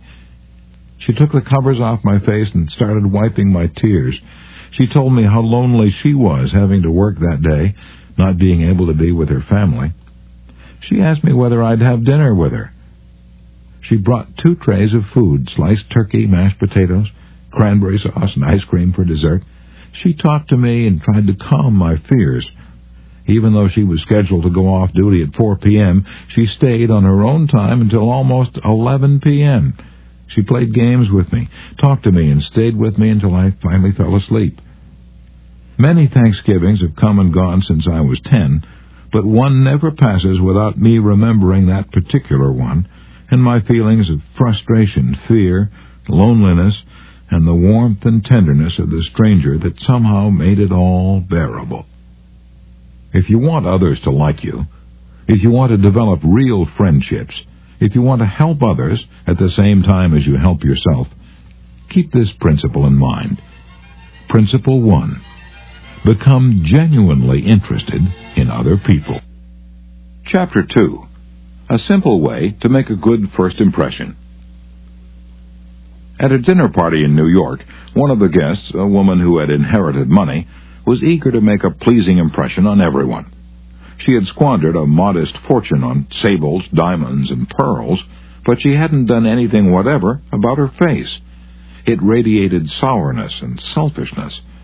She didn't realize what everyone knows, namely that the expression one wears on one's face is far more important than the clothes one wears on one's back. Charles Schwab told me his smile had been worth $1 million, and he was probably understating the truth. For Schwab's personality, his charm, his ability to make people like him were almost wholly responsible for his extraordinary success, and one of the most delightful factors in his personality was his captivating smile. Actions speak louder than words, and a smile says, "I like you, you make me happy, I'm glad to see you." That's why dogs make such a hit. They're so glad to see us that they almost jump out of their skins, so naturally we're glad to see them. A baby's smile has the same effect. Have you ever been in a doctor's waiting room and looked around at all the glum faces waiting impatiently to be seen? Dr. Stephen K. Spruill, a veterinarian in Raytown, Missouri, told of a typical spring day when his waiting room was full of clients waiting to have their pets inoculated. No one was talking to anyone else, and all were probably thinking of a dozen other things they'd rather be doing than wasting time sitting in that office. He told one of our classes, "There were 6 or 7 clients waiting when a young woman came in with a 9-month-old baby and a kitten. As luck would have it, she sat down next to a gentleman who was more than a little distraught about the long wait for service. The next thing he knew, the baby just looked up at him with that great big smile that's so characteristic of babies. And what did the gentleman do? Just what you and I would do, of course. He smiled back at the baby. Soon he struck up a conversation with the woman about her baby and his grandchildren, and soon the entire reception room joined in, and the boredom and tension were converted into a pleasant and enjoyable experience. An insincere grin? No, that doesn't fool anybody. We know it's mechanical, and we resent it. I'm talking about a real smile, a heartwarming smile, a smile that comes from within, the kind of smile that will bring a good price in the marketplace." Professor James V. McConnell, a psychologist at the University of Michigan, expressed his feelings about a smile. "People who smile," he said, "tend to manage, teach, and sell more effectively, and to raise happier children. There's far more information in a smile than a frown. That's why encouragement is a much more effective teaching device than punishment." The employment manager of a large New York department store told me she'd rather hire a sales clerk who hadn't finished grade school if he or she has a pleasant smile than to hire a doctor of philosophy with a somber face.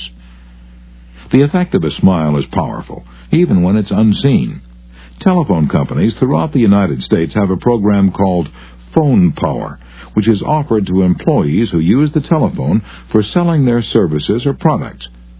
In this program, they suggest that you smile when talking on the phone. Your smile comes through in your voice. Robert Cryer, manager of a computer department for a Cincinnati, Ohio company, told me how he had successfully found the right applicant for a hard-to-fill position.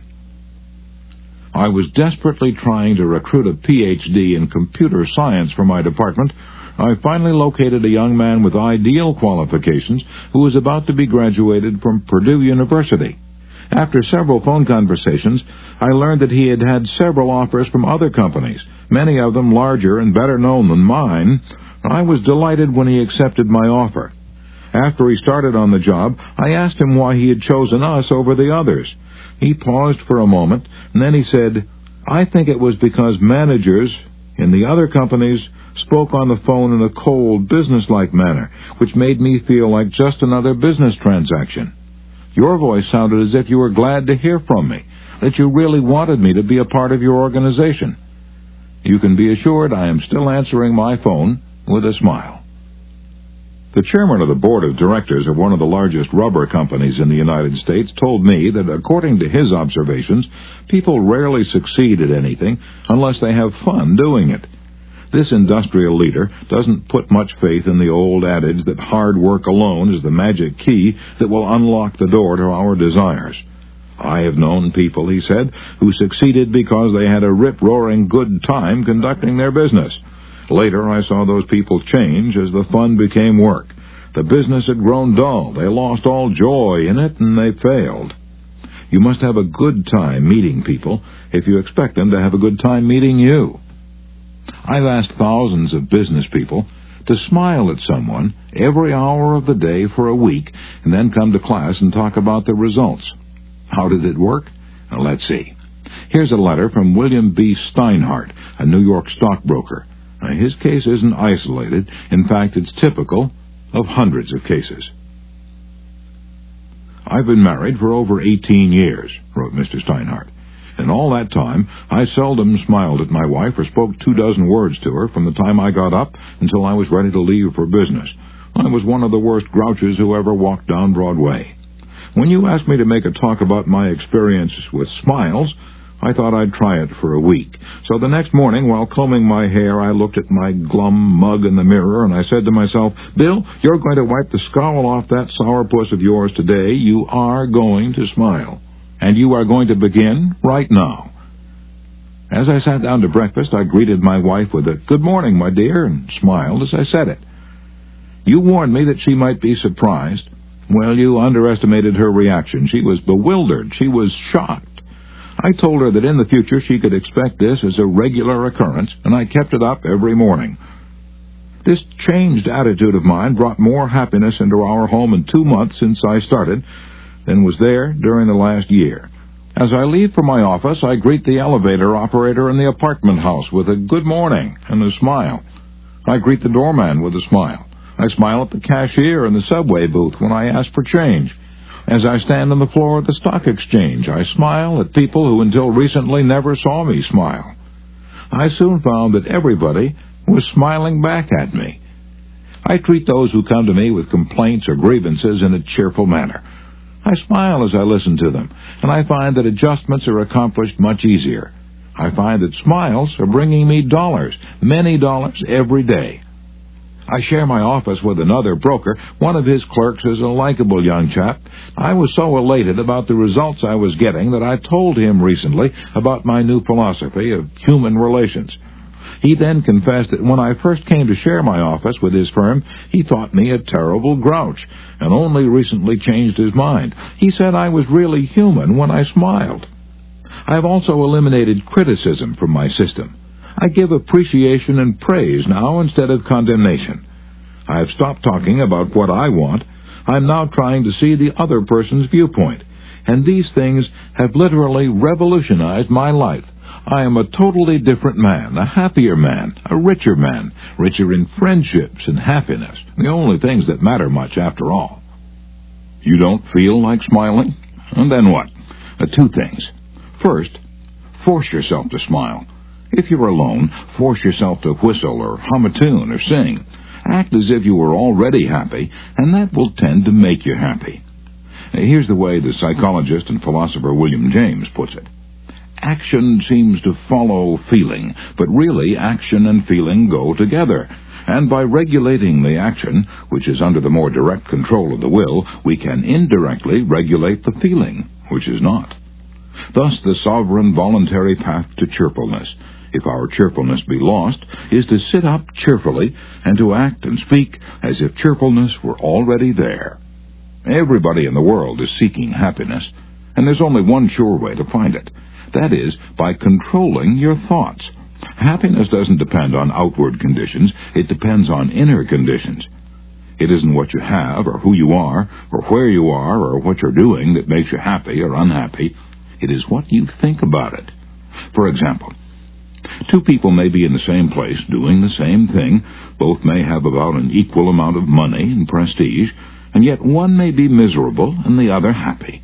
Why? Because of a different mental attitude. I have seen just as many happy faces among the poor peasants toiling with their primitive tools in the devastating heat of the tropics as I have seen in air-conditioned offices in New York, Chicago, or Los Angeles. There is nothing either good or bad, said Shakespeare, but thinking makes it so. Abe Lincoln once remarked that most folks are about as happy as they make up their minds to be. He was right. I saw a vivid illustration of that truth as I was walking up the stairs of the Long Island Railroad station in New York. Directly in front of me, 30 or 40 crippled boys on canes and crutches were struggling up the stairs. One boy had to be carried up. I was astonished at their laughter and gaiety. I spoke about it to one of the men in charge of the boys. Oh, yes, he said, when a boy realizes that he's going to be a cripple for life, he's shocked at first, but after he gets over the shock, he usually resigns himself to his fate and then becomes as happy as normal boys. I felt like taking my hat off to those boys. They taught me a lesson I hope I shall never forget. Working all by oneself in a closed-off room in an office not only is lonely, but it denies one the opportunity of making friends with other employees in the company. Senora Maria Gonzalez of Guadalajara, Mexico, had such a job. She envied the shared comradeship of other people in the company as she heard their chatter and laughter. As she passed them in the hall during the first weeks of her employment, she shyly looked the other way.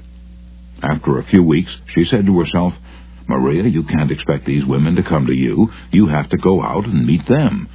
The next time she walked to the water cooler, she put on her brightest smile and said, "Hi, how are you today?" to each of the people she met. The effect was immediate. Smiles and hellos were returned. The hallway seemed brighter, the job friendlier. Acquaintanceships developed, and some ripened into friendships. Her job and her life became more pleasant and interesting. Peruse this bit of sage advice from the essayist and publisher Elbert Hubbard, but remember, perusing it won't do you any good unless you apply it. Whenever you go out of doors, draw the chin in, carry the crown of the head high, and fill the lungs to the utmost. Drink in the sunshine, greet your friends with a smile, and put soul into every handclasp. Do not fear being misunderstood, and do not waste a minute thinking about your enemies. Try to fix firmly in your mind what you would like to do, and then, without veering off direction, you will move straight to the goal. Keep your mind on the great and splendid things you would like to do, and then, as the days go gliding away, you will find yourself unconsciously seizing upon the opportunities that are required for the fulfillment of your desire, just as the coral insect takes from the running tide the element it needs.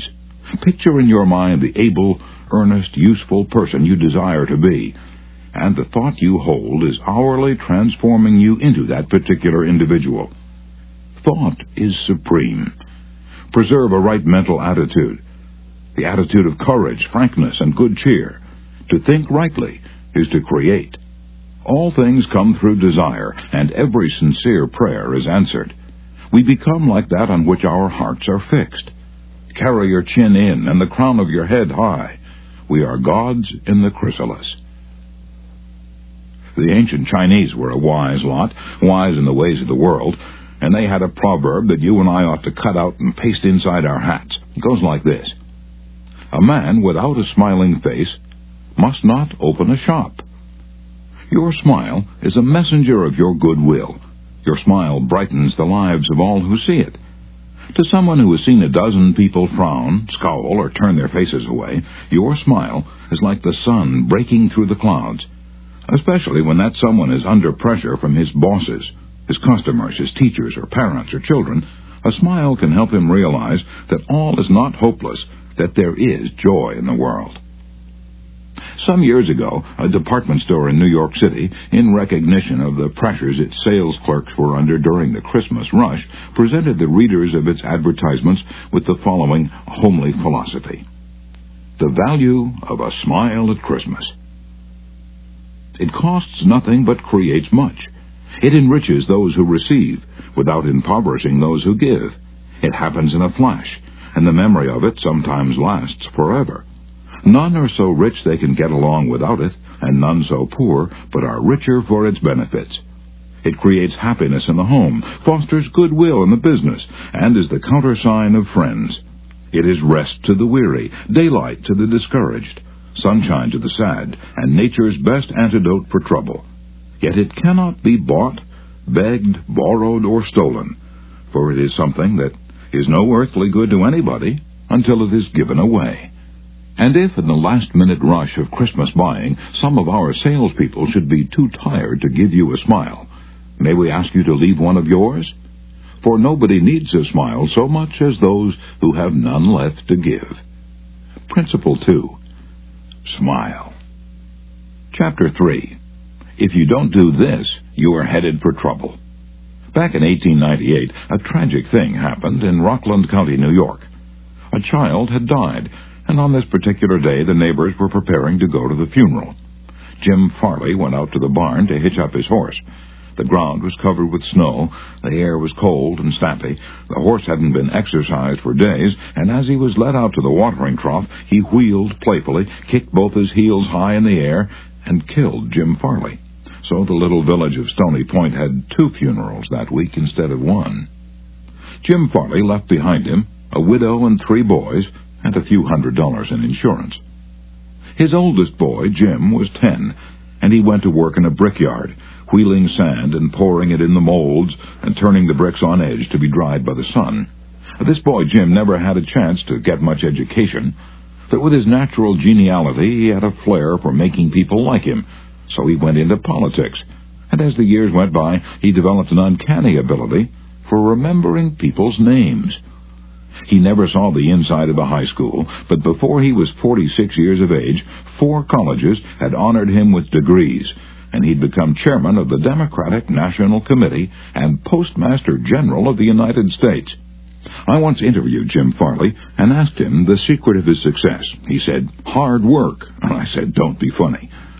He then asked me what I thought was the reason for his success. I replied, "I understand you can call 10,000 people by their first names." "No, you're wrong," he said.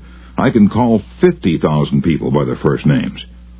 And make no mistake about it, that ability helped Mr. Farley put Franklin D. Roosevelt in the White House when he managed Roosevelt's campaign in 1932. During the years that Jim Farley traveled as a salesman for a gypsum concern, and during the years that he held office as town clerk in Stony Point, he built up a system for remembering names. In the beginning, it was a very simple one. Whenever he met a new acquaintance, he found out his or her complete name and some facts about his or her family, business, and political opinions. He fixed all these facts well in mind as part of the picture, and then the next time he met that person, even if it was a year later, he was able to shake hands, inquire after the family, and ask about the hollyhocks in the backyard. No wonder he developed a following. For months before Roosevelt's campaign for president began, Jim Farley wrote hundreds of letters a day to people all over the western and northwestern states. Then he hopped onto a train and in 19 days covered 20 states and 12,000 miles, traveling by buggy, train, automobile, and boat. He would drop into town, meet his people at lunch or breakfast, tea or dinner, and give them a heart-to-heart talk. Then he'd dash off again on another leg of his journey. As soon as he arrived back east, he wrote to one person in each town he had visited, asking for a list of all the guests to whom he had talked. The final list contained thousands and thousands of names, yet each person on that list was paid the subtle flattery of getting a personal letter from James Farley. These letters began, "Dear Bill," or "Dear Jane," and they were always signed Jim. Jim Farley discovered early in life that the average person is more interested in his or her own name than in all the other names on earth put together. Remember that name and call it easily, and you have paid a subtle and very effective compliment. But forget it or misspell it, and you've placed yourself at a sharp disadvantage. For example, I once organized a public speaking course in Paris and sent form letters to all the American residents in the city. French typists with apparently little knowledge of English filled in the names, and naturally they made blunders. One man, the manager of a large American bank in Paris, wrote me a scathing rebuke because his name had been misspelled. Sometimes it's difficult to remember a name, particularly if it's hard to pronounce. Rather than even try to learn it, many people ignore it or call the person by an easy nickname. Sid Levy once called on a customer for some time whose name was Nicodemus Papadoulis. Most people just called him Nick. Levy told us, "I made a special effort to say his name over several times to myself before I made a call. When I greeted him by his full name, 'Good afternoon, Mr. Nicodemus Papadoulis,' he was shocked. For what seemed like several minutes, there was no reply from him at all. Finally, he said with tears rolling down his cheeks, 'Mr. Levy, in all the 15 years I have been in this country, nobody has ever made the effort to call me by my right name.'" And what was the reason for Andrew Carnegie's success? He was called the Steel King, yet he himself knew little about the manufacture of steel. He had hundreds of people working for him who knew far more about steel than he did. But he knew how to handle people, and that is what made him rich. Early in life, he showed a flair for organization, a genius for leadership. By the time he was 10, he too had discovered the astounding importance people place on their own name, and he used that discovery to win cooperation. To illustrate, when he was a boy back in Scotland, he got a hold of a rabbit, a mother rabbit. Presto, he soon had a whole nest of little rabbits and nothing to feed them. But he had a brilliant idea. He told the boys and girls in the neighborhood that if they would go out and pull enough clover and dandelions to feed the rabbits, he would name the bunnies in their honor. The plan worked like magic, and Carnegie never forgot it. Years later, he made millions by using the same psychology in business. For example, he wanted to sell steel rails to the Pennsylvania Railroad. J. Edgar Thompson was the president of the Pennsylvania Railroad then, so Andrew Carnegie built a huge steel mill in Pittsburgh and called it the Edgar Thompson Steel Works. Now, here's a riddle. See if you can guess it. When the Pennsylvania Railroad needed steel rails, where do you suppose J. Edgar Thompson bought them? From Sears Roebuck? No, you're wrong. Guess again. When Andrew Carnegie and George Pullman were battling each other for supremacy in the railroad sleeping car business, the Steel King again remembered the lesson of the rabbits. The Central Transportation Company, which Andrew Carnegie controlled, was fighting with the company that Pullman owned. Both were struggling to get the sleeping car business of the Union Pacific Railroad, bucking each other, slashing prices, and destroying all chance of profit. Both Carnegie and Pullman had gone to New York to see the board of directors of the Union Pacific. Meeting one evening in the St. Nicholas Hotel, Carnegie said, "Good evening, Mr. Pullman. Aren't we making a couple of fools of ourselves?" "What do you mean?" Pullman demanded. And then Carnegie expressed what he had on his mind, a merger of their two interests. He pictured in glowing terms the mutual advantages of working with instead of against each other. Pullman listened attentively, but he was not wholly convinced. Finally he asked, "What would you call the new company?" And Carnegie replied promptly, "Why, the Pullman Palace Car Company, of course." Pullman's face brightened. "Come into my room," he said. "Let's talk it over." And that talk made industrial history. This policy of remembering and honoring the names of his friends and business associates was one of the secrets of Andrew Carnegie's leadership. He was proud of the fact that he could call many of his factory workers by their first names. and he boasted that while he was personally in charge, no strike ever disturbed his flaming steel mills. Benton Love, chairman of Texas Commerce Bank Shares, believes that the bigger a corporation gets, the colder it becomes.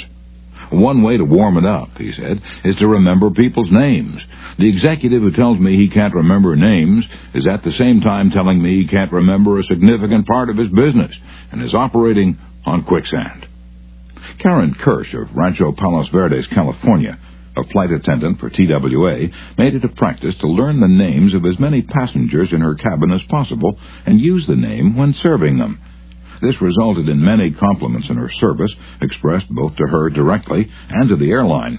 One passenger wrote, "I haven't flown TWA for some time, but I'm going to start flying nothing but TWA from now on. You make me feel that your airline has become a very personalized airline, and that's important to me."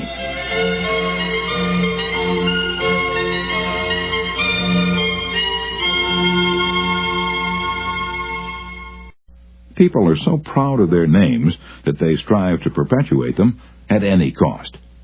Even blustering, hard-boiled old P.T. Barnum, the greatest showman of his time, disappointed because he had no sons to carry on his name, offered his grandson, C.H. Seeley, $25,000 if he would call himself Barnum Seeley. For many centuries, nobles and magnates supported artists, musicians, and authors so that their creative works would be dedicated to them.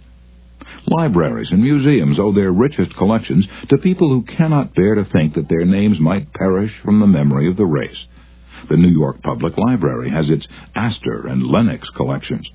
The Metropolitan Museum perpetuates the name of Benjamin Altman and J.P. Morgan. And nearly every church is beautified by stained glass windows commemorating the names of their donors. Many of the buildings on the campuses of most universities bear the names of donors who contributed large sums of money for this honor. Most people don't remember names for the simple reason that they don't take the time and energy necessary to concentrate and repeat and fix names indelibly in their minds. They make excuses for themselves. They're too busy. But they were probably no busier than Franklin D. Roosevelt, and he took time to remember and recall even the names of mechanics with whom he came into contact. To illustrate, the Chrysler organization built a special car for Mr. Roosevelt, who could not use a standard car because his legs were paralyzed. W.F. Chamberlain and a mechanic delivered it to the White House. Now, I have in front of me a letter from Mr. Chamberlain relating his experiences. "I taught President Roosevelt how to handle a car with a lot of unusual gadgets, but he taught me a lot about the fine art of handling people. When I called at the White House," Mr. Chamberlain writes, "the President was extremely pleasant and cheerful. He called me by name, made me feel very comfortable, and particularly impressed me with the fact that he was vitally interested in the things I had to show him and tell him. The car was so designed that it could be operated entirely by hand. A crowd gathered round to look at the car, and he remarked, 'I think it's marvelous. All you have to do is touch a button, and it moves away, and you can drive it without effort. I think it's grand. I don't know what makes it go. I'd love to have the time to tear it down and see how it works.'" When Mr. Roosevelt's friends and associates admired the machine, he said in their presence, "Mr. Chamberlain, I certainly appreciate all the time and effort you've spent in developing this car. It's a mighty fine job." He admired the radiator, the special rear vision mirror and clock, the special spotlight, the kind of upholstery, the sitting position of the driver's seat, the special suitcases in the trunk with his monogram on each suitcase. In other words, he took notice of every detail to which he knew I had given considerable thought. He made a point of bringing these various pieces of equipment to the attention of Mrs. Roosevelt, Miss Perkins, the Secretary of Labor, and his secretary. He even brought the old White House porter into the picture by saying, "George, you want to take particularly good care of these suitcases." When the driving lesson was finished, the President turned to me and he said, "Well, Mr. Chamberlain, I've been keeping the Federal Reserve Board waiting 30 minutes. I guess I had better get back to work." I took a mechanic with me to the White House. He was introduced to Roosevelt when he first arrived. He didn't talk to the President, and Roosevelt heard his name only once. He was a shy chap, and he kept in the background, but before leaving us, the President looked for the mechanic, shook his hand, called him by name, and thanked him for coming to Washington. And there was nothing perfunctory about his thanks. He meant what he said. I could feel that. A few days after returning to New York, I got an autographed photograph of President Roosevelt and a little note of thanks, again expressing his appreciation for my assistance. How he found time to do it is a mystery to me. Franklin D. Roosevelt knew that one of the simplest, most obvious, and most important ways of gaining goodwill was by remembering names and making people feel important. Yet how many of us do it? Half the time we are introduced to a stranger, we chat for a few minutes and can't even remember his or her name by the time we say goodbye.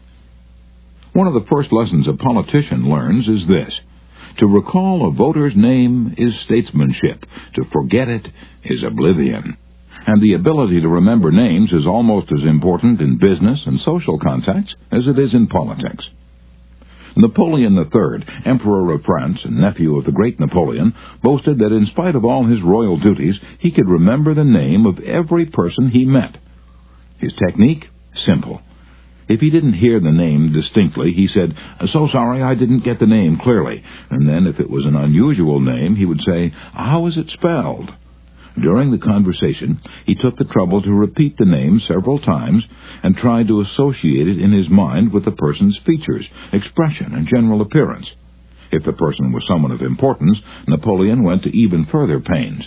As soon as His Royal Highness was alone, he wrote the name down on a piece of paper, looked at it, concentrated on it, fixed it securely in his mind, and then he tore up the paper. In this way, he gained an eye impression of the name as well as an ear impression.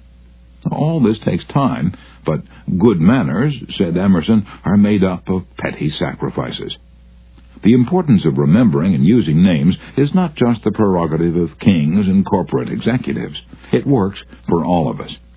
Ken Nottingham, an employee of General Motors in Indiana, usually had lunch at the company cafeteria. He noticed that the woman who worked behind the counter always had a scowl on her face. She had been making sandwiches for about 2 hours, and I was just another sandwich to her. I told her what I wanted. She weighed out the ham on a little scale, and then she gave me 1 leaf of lettuce, a few potato chips, and handed them to me. The next day I went through the same line, same woman, same scowl. The only difference was I noticed her name tag. I smiled.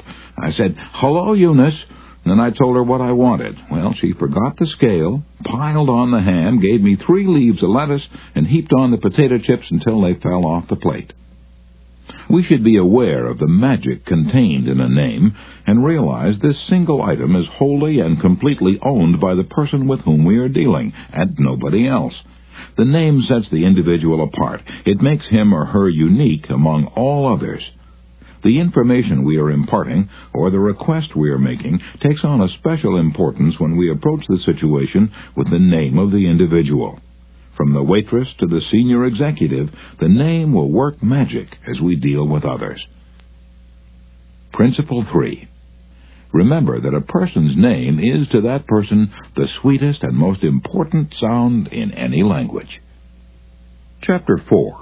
An easy way to become a good conversationalist. Some time ago, I attended a bridge party. I don't play bridge, and there was a woman there who didn't play bridge either. She had discovered that I had once been Lowell Thomas's manager before he went on the radio, and that I'd traveled in Europe a great deal while helping him prepare the illustrated travel talks he was then delivering. So she said, "Oh, Mr. Carnegie, I do want you to tell me about all the wonderful places you visited and the sights you've seen." As we sat down on the sofa, she remarked that she and her husband had recently returned from a trip to Africa. "Africa?" I exclaimed. "How interesting. I've always wanted to see Africa, but I never got there except for a 24-hour stay once in Algiers.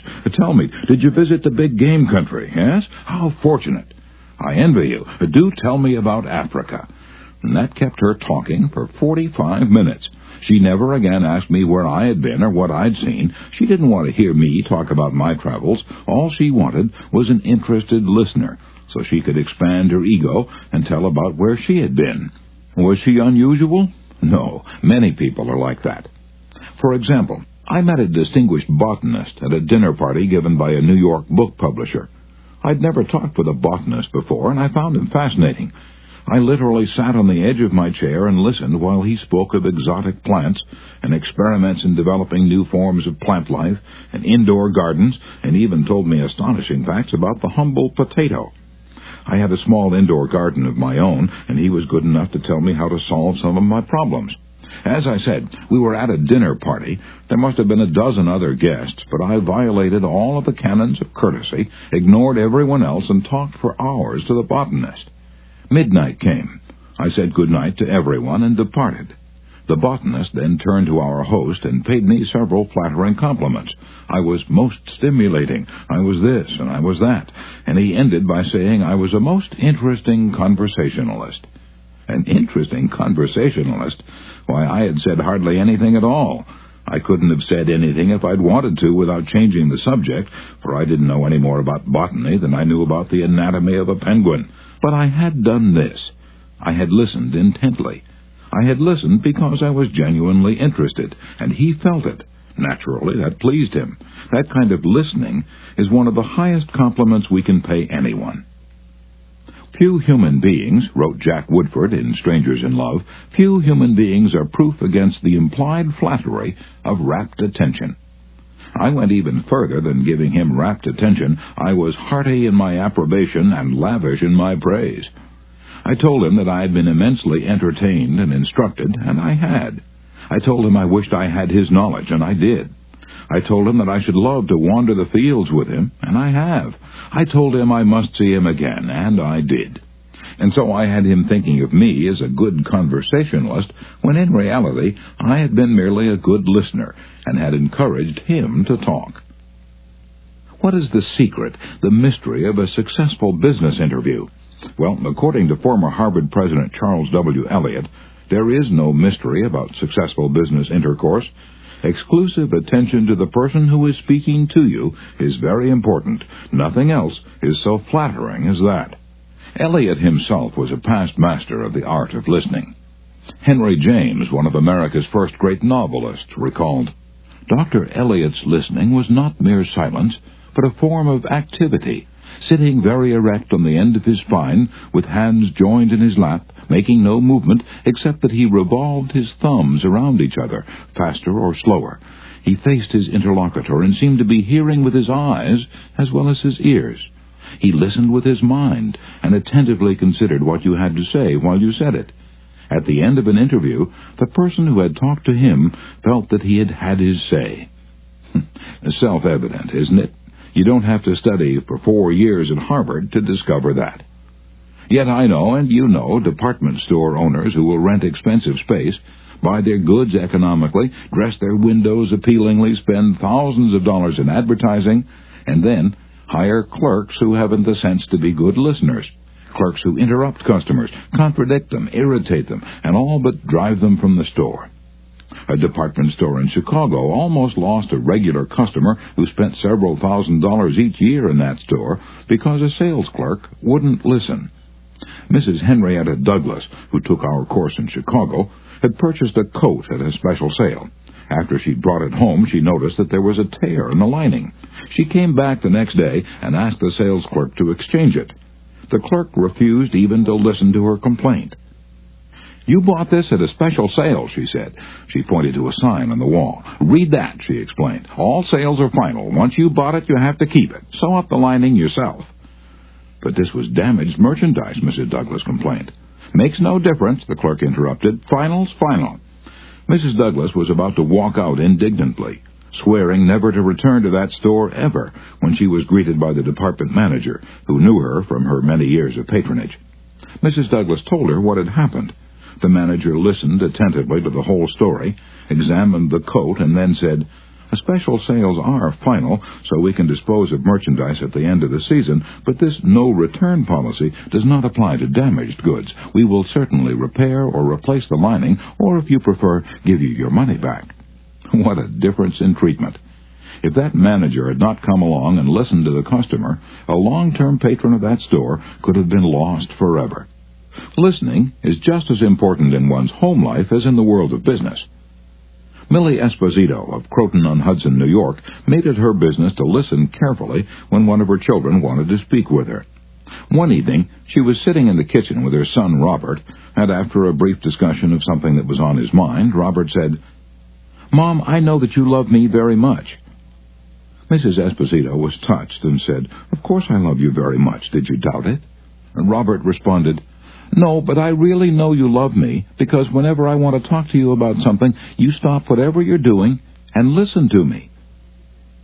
The chronic kicker, even the most violent critic, will frequently soften and be subdued in the presence of a patient, sympathetic listener, a listener who will be silent while the irate fault-finder dilates like a king cobra and spews the poison out of his system.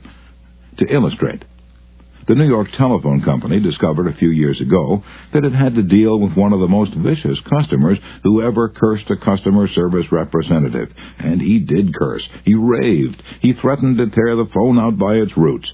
He refused to pay certain charges that he declared were false. He wrote letters to the newspapers. He filed innumerable complaints with the Public Service Commission, and he started several suits against the telephone company. At last, one of the company's most skillful troubleshooters was sent to interview this stormy petrel. This troubleshooter listened and let the cantankerous customer enjoy himself, pouring out his tirade. The telephone representative listened and said yes, and sympathized with his grievance. "He raved on, and I listened for nearly 3 hours," the troubleshooter said, as he related his experiences before one of my classes. "And then I went back and listened some more.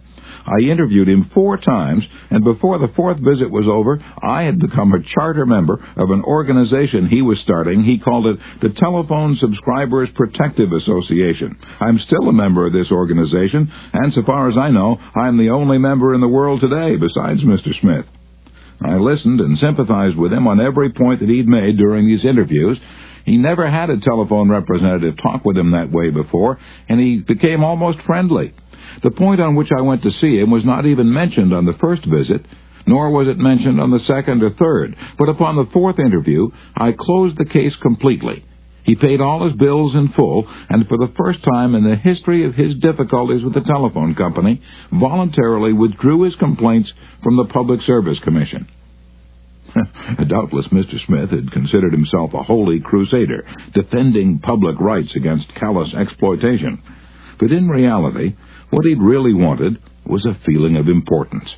He got this feeling of importance, at first, by kicking and complaining.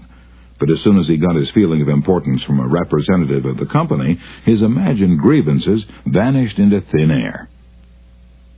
One morning years ago, an angry customer stormed into the office of Julian F. Detmer, founder of the Detmer Woolen Company, which later became the world's largest distributor of woolens to the tailoring trade. "This man owed us a small sum of money," Mr. Detmer explained to me. "The customer denied it, but we knew he was wrong, so our credit department had insisted that he pay.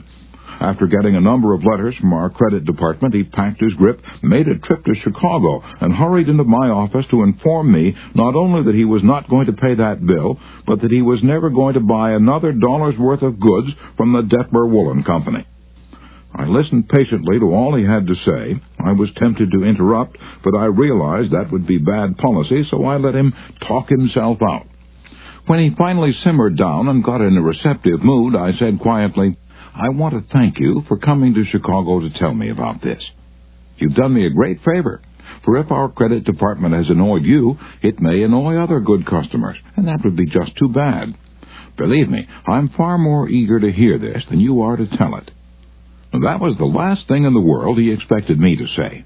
I think he was a trifle disappointed, because he'd come to Chicago to tell me a thing or two. Here I was, thanking him instead of scrapping with him. I assured him we would wipe the charge off the books and forget it, because he was a very careful man with only one account to look after, while our clerks had to look after thousands. Therefore, he was less likely to be wrong than we were. I told him that I understood exactly how he felt, and if I were in his shoes, I should undoubtedly feel precisely as he did. Since he wasn't going to buy from us anymore, I recommended some other woolen houses. In the past, we'd usually lunch together when he came to Chicago, so I invited him to have lunch with me this day. He accepted reluctantly, but when we came back to the office, he placed a larger order than ever before. He returned home in a softened mood, and, wanting to be just as fair with us as we'd been with him, looked over his bills, found one that had been mislaid, and sent us a check with his apologies. Later, when his wife presented him with a baby boy, he gave his son the middle name of Detmer, and he remained a friend and customer of the house until his death 22 years afterward. Years ago, a poor Dutch immigrant boy washed the windows of a bakery shop after school to help support his family.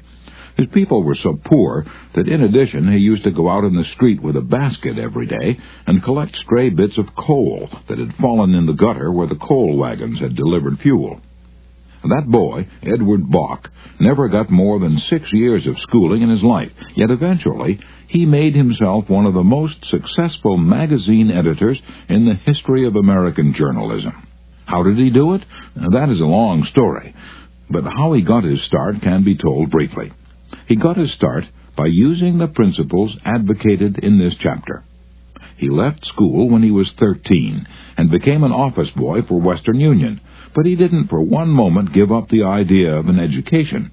Instead, he started to educate himself. He saved his car fares and went without lunch until he had enough money to buy an encyclopedia of American biography. And then he did an unheard-of thing. He read the lives of famous people and wrote them, asking for additional information about their childhoods. He was a good listener. He asked famous people to tell him more about themselves. He wrote General James A. Garfield, who was then running for president, and asked if it was true that he was once a tow boy on a canal, and Garfield replied. He wrote General Grant asking about a certain battle, and Grant drew a map for him and invited this 14-year-old boy to dinner and spent the evening talking to him. Soon our Western Union messenger boy was corresponding with many of the most famous people in the nation: Ralph Waldo Emerson, Oliver Wendell Holmes, Longfellow, Mrs. Abraham Lincoln, Louisa May Alcott, General Sherman, and Jefferson Davis. Not only did he correspond with these distinguished people, but as soon as he got a vacation, he visited many of them as a welcome guest in their homes. This experience imbued him with a confidence that was invaluable. These men and women fired him with a vision and ambition that shaped his life. And all this, let me repeat, was made possible solely by the application of the principles we're discussing here. Isaac F. Marcusson, a journalist who interviewed hundreds of celebrities, declared that many people fail to make a favorable impression because they don't listen attentively. They have been so much concerned with what they are going to say next, they do not keep their ears open. Very important people have told me they prefer good listeners to good talkers, but the ability to listen seems rarer than almost any other good trait. And not only important personages crave a good listener, but ordinary folks do too. As the Reader's Digest once said, many persons call a doctor when all they want is an audience. During the darkest hours of the Civil War, Lincoln wrote to an old friend in Springfield, Illinois, asking him to come to Washington. Lincoln said he had some problems he wanted to discuss with him. The old neighbor called at the White House, and Lincoln talked to him for hours about the advisability of issuing a proclamation freeing the slaves. Lincoln went over all the arguments for and against such a move, and then read letters and newspaper articles, some denouncing him for not freeing the slaves, others denouncing him for fear he was going to free them. After talking for hours, Lincoln shook hands with his old neighbor, said good night, and sent him back to Illinois without even asking for his opinion. Lincoln had done all the talking himself. That seemed to clarify his mind. He seemed to feel easier after that talk, the old friend said. Lincoln hadn't wanted advice. He had wanted merely a friendly, sympathetic listener to whom he could unburden himself. That's what we all want when we're in trouble. That is frequently all the irritated customer wants, and the dissatisfied employee, or the hurt friend. One of the great listeners of modern times was Sigmund Freud. A man who met Freud described his manner of listening. It struck me so forcibly that I shall never forget him. He had qualities which I had never seen in any other man. Never had I seen such concentrated attention. There was none of that piercing, soul-penetrating gaze business. His eyes were mild and genial. His voice was low and kind. His gestures were few, but the attention he gave me, his appreciation of what I said, even when I said it badly, was extraordinary. You have no idea what it meant to be listened to like that. If you want to know how to make people shun you and laugh at you behind your back and even despise you, here's the recipe. Never listen to anyone for long. Talk incessantly about yourself.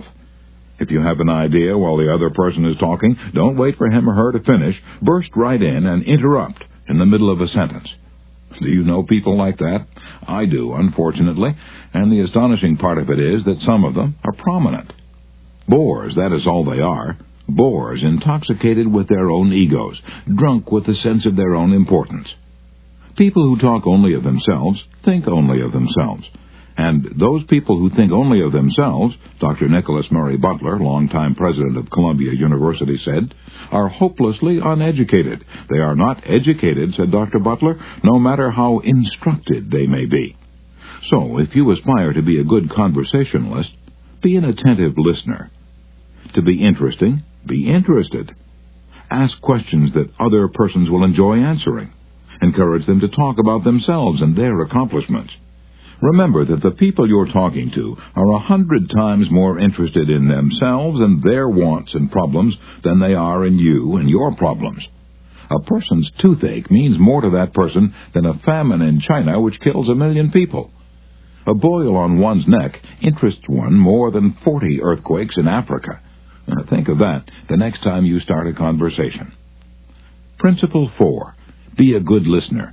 Encourage others to talk about themselves. Chapter 5. How to interest people. Everyone who was ever a guest of Theodore Roosevelt was astonished at the range and diversity of his knowledge. Whether his visitor was a cowboy or a rough rider, a New York politician or a diplomat, Roosevelt knew what to say. And how was it done? The answer was simple. Whenever Roosevelt expected a visitor, he sat up late the night before, reading up on the subject in which he knew his guest was particularly interested. For Roosevelt knew, as all leaders know, that the royal road to a person's heart is to talk about the things he or she treasures most. The genial William Lyon Phelps, essayist and professor of literature at Yale, learned this lesson early in life. When I was 8 years old and was spending a weekend visiting my Aunt Libby Lindsley at her home in Stratford on the Housatonic, he wrote in his essay on human nature, a middle-aged man called one evening, and after a polite skirmish with my aunt, he devoted his attention to me. At that time, I happened to be excited about boats, and the visitor discussed the subject in a way that seemed to me particularly interesting. After he left, I spoke of him with enthusiasm. What a man! My aunt informed me he was a New York lawyer, that he cared nothing whatever about boats, that he took not the slightest interest in the subject. But why then did he talk all the time about boats?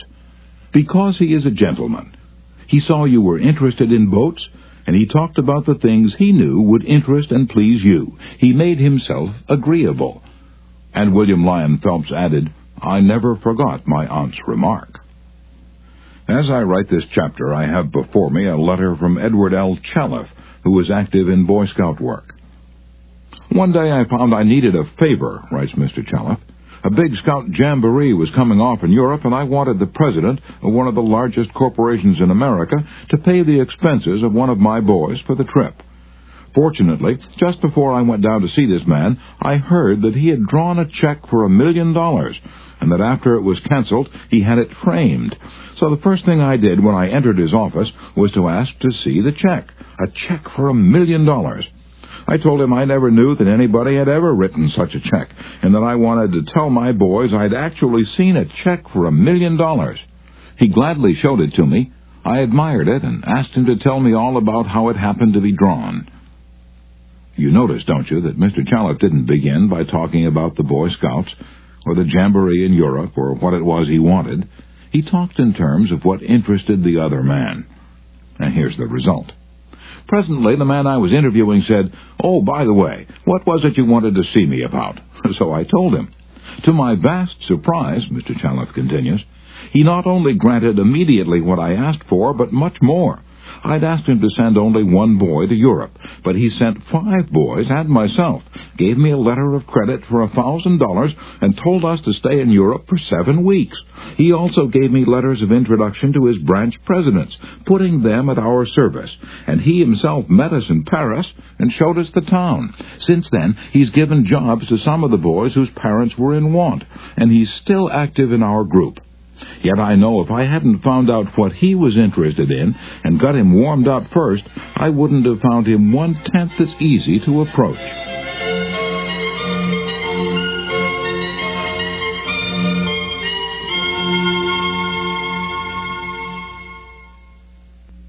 Is this a valuable technique to use in business? Is it? Let's see. Take Henry G. Duvernoy of Duvernoy & Sons, a wholesale baking firm in New York. Mr. Duvernoy had been trying to sell bread to a certain New York hotel. He'd called on the manager every week for 4 years. He went to the same social affairs the manager attended. He even took rooms in the hotel and lived there in order to get the business. But he failed. Then, said Mr. Duvernoy, after studying human relations, I resolved to change my tactics. I decided to find out what interested this man, what caught his enthusiasm. I discovered he belonged to a society of hotel executives called the Hotel Greeters of America.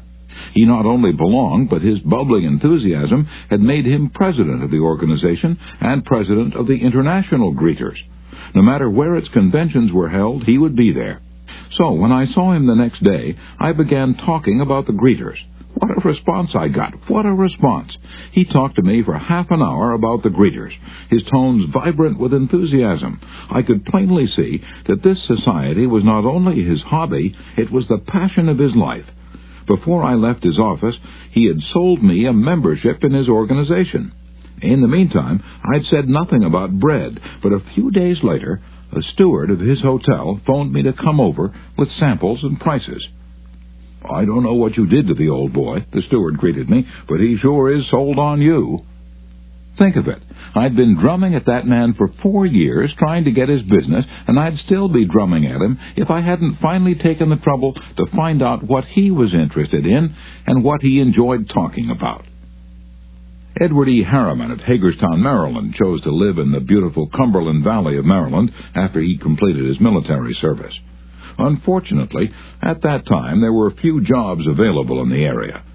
A little research uncovered the fact that a number of companies in the area were either owned or controlled by an unusual business maverick, R.J. Funkhauser, whose rise from poverty to riches intrigued Mr. Harriman. However, he was known for being inaccessible to job seekers. Mr. Harriman wrote, I interviewed a number of people and found out that his major interest was anchored in his drive for power and money. Since he protected himself from people like me by use of a dedicated and stern secretary, I studied her interests and goals, and only then I paid an unannounced visit at her office. She had been Mr. Funkhauser's orbiting satellite for about 15 years. When I told her I had a proposition for him, which might translate itself into financial and political success for him, she became enthused. I also conversed with her about her constructive participation in his success. After this conversation, she arranged for me to meet Mr. Funkhauser. I entered his huge and impressive office, determined not to ask directly for a job. He was seated behind a large carved desk and thundered at me, How about it, young man? I said, Mr. Funkhauser, I believe I can make money for you. He immediately rose and invited me to sit in one of the large upholstered chairs. I enumerated my ideas and the qualifications I had to realize these ideas, as well as how they would contribute to his personal success and that of his businesses. R.J., as he has become known to me, hired me at once, and for over 20 years I have grown in his enterprises, and we both have prospered. Talking in terms of the other person's interests pays off for both parties. Howard Z. Herzig, a leader in the field of employee communications, has always followed this principle.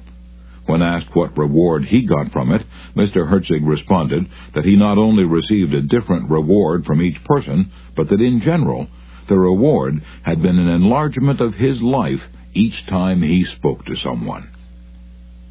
Principle 5. Talk in terms of the other person's interests. Chapter 6. How to make people like you instantly. I was waiting in line to register a letter at the post office at 33rd Street and 8th Avenue in New York.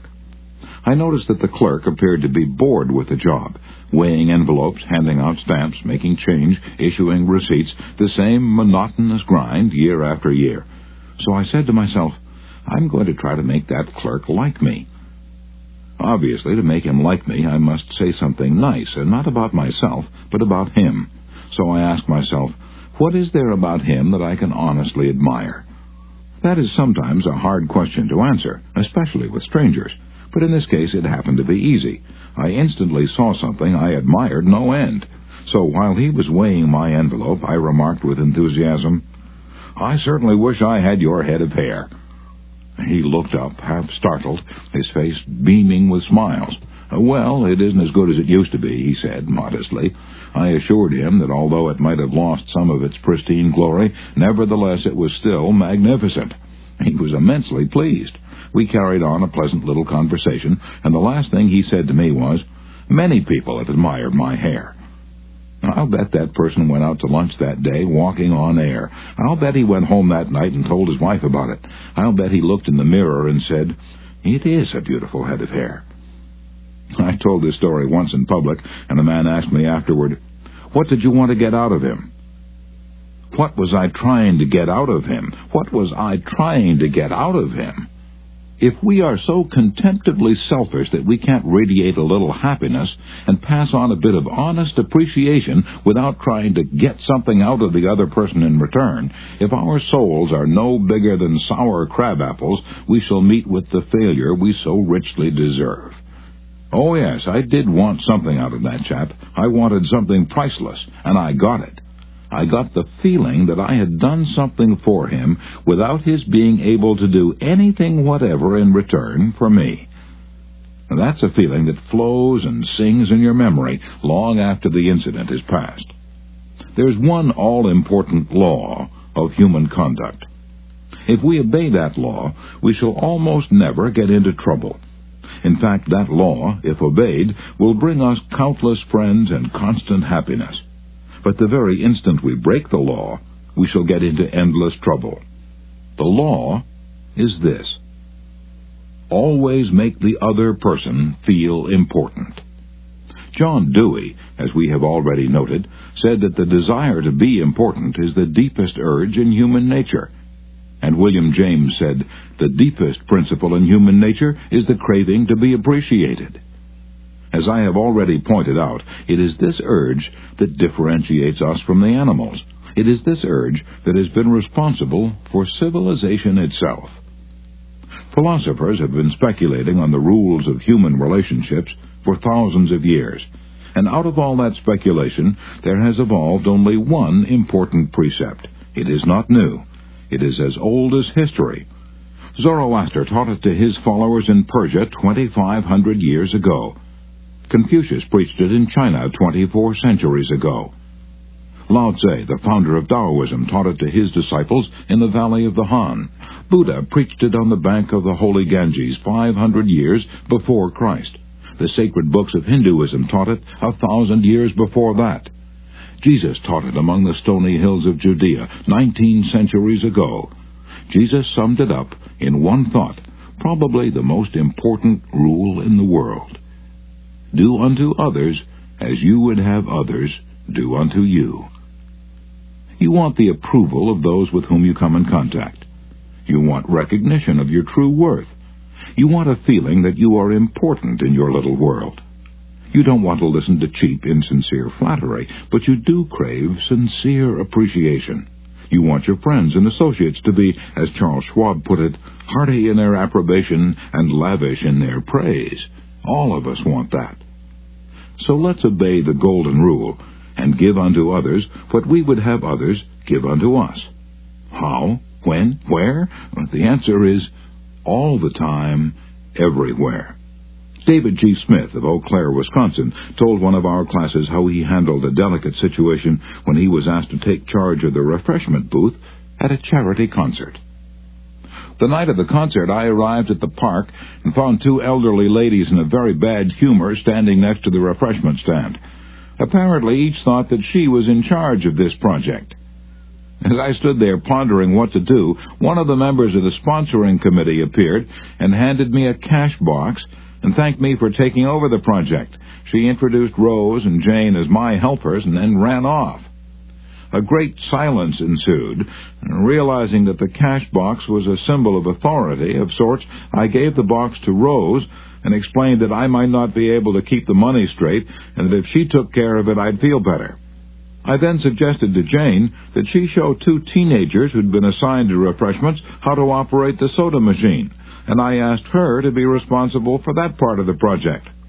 The evening was very enjoyable, with Rose happily counting the money, Jane supervising the teenagers, and me enjoying the concert. You don't have to wait until you're ambassador to France or chairman of the Clambake committee of your lodge before you use this philosophy of appreciation. You can work magic with it almost every day. If, for example, the waitress brings us mashed potatoes when we have ordered French fries, let's say, "I'm sorry to trouble you, but I prefer French fried." She'll probably reply, "No trouble at all," and will be glad to change the potatoes because we have shown respect for her. Little phrases such as, "I'm sorry to trouble you," "Would you be so kind?" "Won't you please?" "Would you mind?" "Thank you." Little courtesies like these oil the cogs of the monotonous grind of everyday life, and incidentally, they're the hallmarks of good breeding. Let's take another illustration. Hall Caine's novels, The Christian, The Deemster, The Manxman among them, were all bestsellers in the early part of this century. Millions of people read his novels, countless millions. He was the son of a blacksmith. He never had more than 8 years of schooling in his life, yet when he died, he was the richest literary man of his time. The story goes like this. Hall Caine loved sonnets and ballads, so he devoured all of Dante Gabriel Rossetti's poetry. He even wrote a lecture chanting the praises of Rossetti's artistic achievement and sent a copy to Rossetti himself. Rossetti was delighted. Any young man who has such an exalted opinion of my ability, Rossetti probably said to himself, must be brilliant. So Rossetti invited this blacksmith's son to come to London and act as his secretary. That was the turning point in Hall Caine's life, for in his new position he met the literary artists of the day. Profiting by their advice and inspired by their encouragement, he launched upon a career that emblazoned his name across the sky. His home, Greba Castle on the Isle of Man, became a mecca for tourists from the far corners of the world, and he left a multi-million-dollar estate. Yet who knows, he might have died poor and unknown had he not written an essay expressing his admiration for a famous man. Such is the power, the stupendous power, of sincere, heartfelt appreciation. Rossetti considered himself important. That is not strange. Almost everyone considers himself important, very important. The life of many a person could probably be changed if only someone would make him feel important. Ronald J. Rowland, who is one of the instructors of our course in California, is also a teacher of arts and crafts.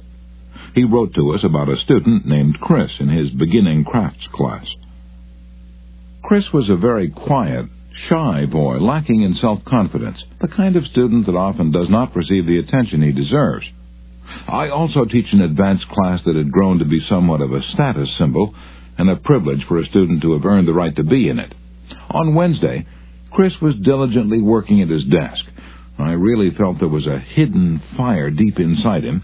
I asked Chris if he'd like to be in the advanced class. How I wish I could express the look in Chris's face, the emotions in that shy 14-year-old boy trying to hold back his tears. Who, me, Mr. Rowland? Am I good enough? Yes, Chris, you're good enough. I had to leave at that point because tears were coming to my eyes. As Chris walked out of the class that day, seemingly 2 inches taller, he looked at me with bright blue eyes and said in a positive voice, "Thank you, Mr. Rowland." Chris taught me a lesson I will never forget. Our deep desire to feel important.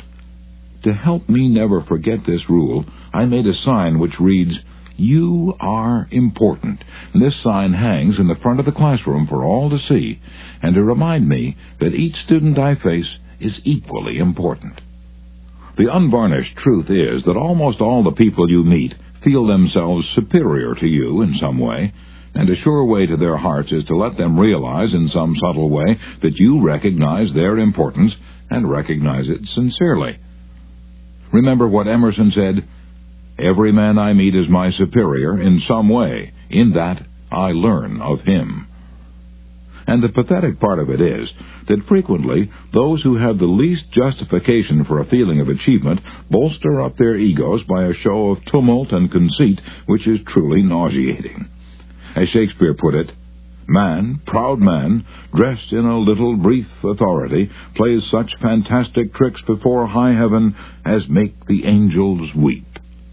I'm going to tell you how business people in my own courses have applied these principles with remarkable results. Let's take the case of a Connecticut attorney. Because of his relatives, he prefers not to have his name mentioned.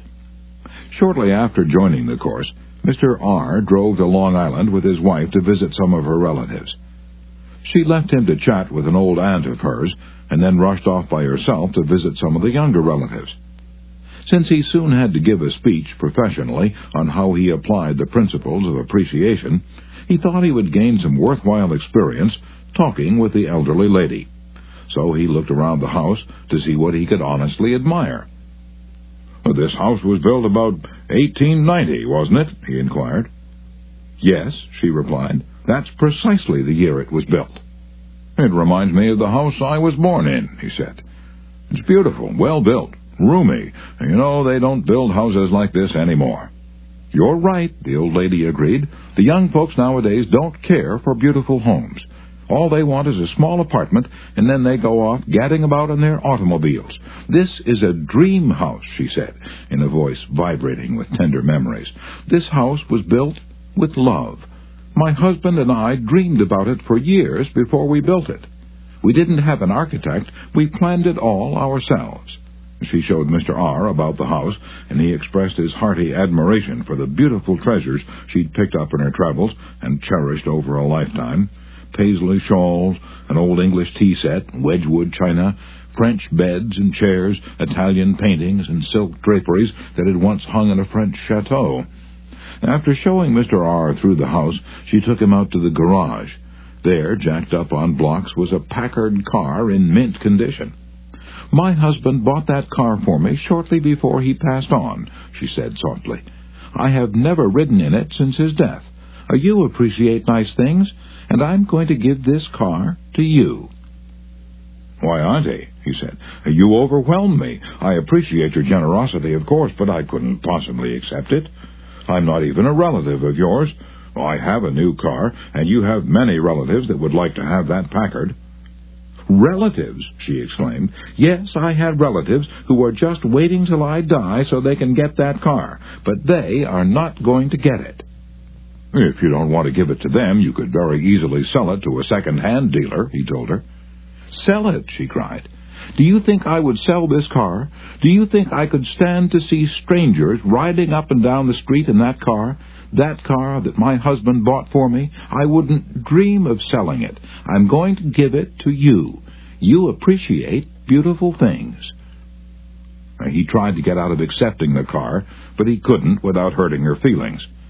This lady, left all alone in the big house with her Paisley shawls, her French antiques, and her memories, was starving for a little recognition. She had once been young and beautiful and sought after. She had once built a house warm with love and had collected things from all over Europe to make it beautiful. Now, in the isolated loneliness of old age, she craved a little human warmth, a little genuine appreciation, and no one gave it to her. And when she found it, like a spring in a desert, her gratitude couldn't adequately express itself with anything less than the gift of her cherished Packard. Let's take another case. Donald M. McMahon, who was superintendent of Lewis and Valentine, nurserymen and landscape architects in Rye, New York, related this incident. Shortly after I attended the talk on how to win friends and influence people, I was landscaping the estate of a famous attorney. The owner came out to give me a few instructions about where he wished to plant a mass of rhododendrons and azaleas. I said, "Judge, you have a lovely hobby. I've been admiring your beautiful dogs. I understand you win a lot of blue ribbons every year at the show at Madison Square Garden." And the effect of this little expression of appreciation was striking. "Yes," the judge replied, "I do have a lot of fun with my dogs. Would you like to see my kennel?" And he spent almost an hour showing me his dogs and the prizes they'd won. He even brought out their pedigrees and explained about the bloodlines responsible for such beauty and intelligence. Finally, turning to me, he asked, "Do you have any small children?" "Well, yes, I do," I replied. "I have a son."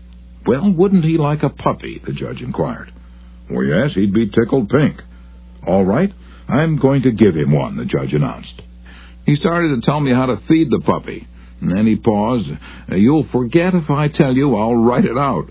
So the judge went in the house, typed out the pedigree and feeding instructions, and gave me a puppy worth several $100s and an hour and 15 minutes of his valuable time, largely because I'd expressed my honest admiration for his hobby and achievements. George Eastman of Kodak fame invented the transparent film that made motion pictures possible, amassed a fortune of $100 million, and made himself one of the most famous businessmen on earth. Yet in spite of all these tremendous accomplishments, he craved little recognitions, even as you and I. To illustrate, when Eastman was building the Eastman School of Music and also Kilbourne Hall in Rochester, James Adamson, then president of the Superior Seating Company of New York, wanted to get the order to supply the theater chairs for these buildings. Phoning the architect, Mr. Adamson made an appointment to see Mr. Eastman in Rochester. When Adamson arrived, the architect said, "I know you want to get this order, but I can tell you right now that you won't stand a ghost of a show if you take more than 5 minutes of George Eastman's time. He's a strict disciplinarian. He's very busy, so tell your story quickly and get out."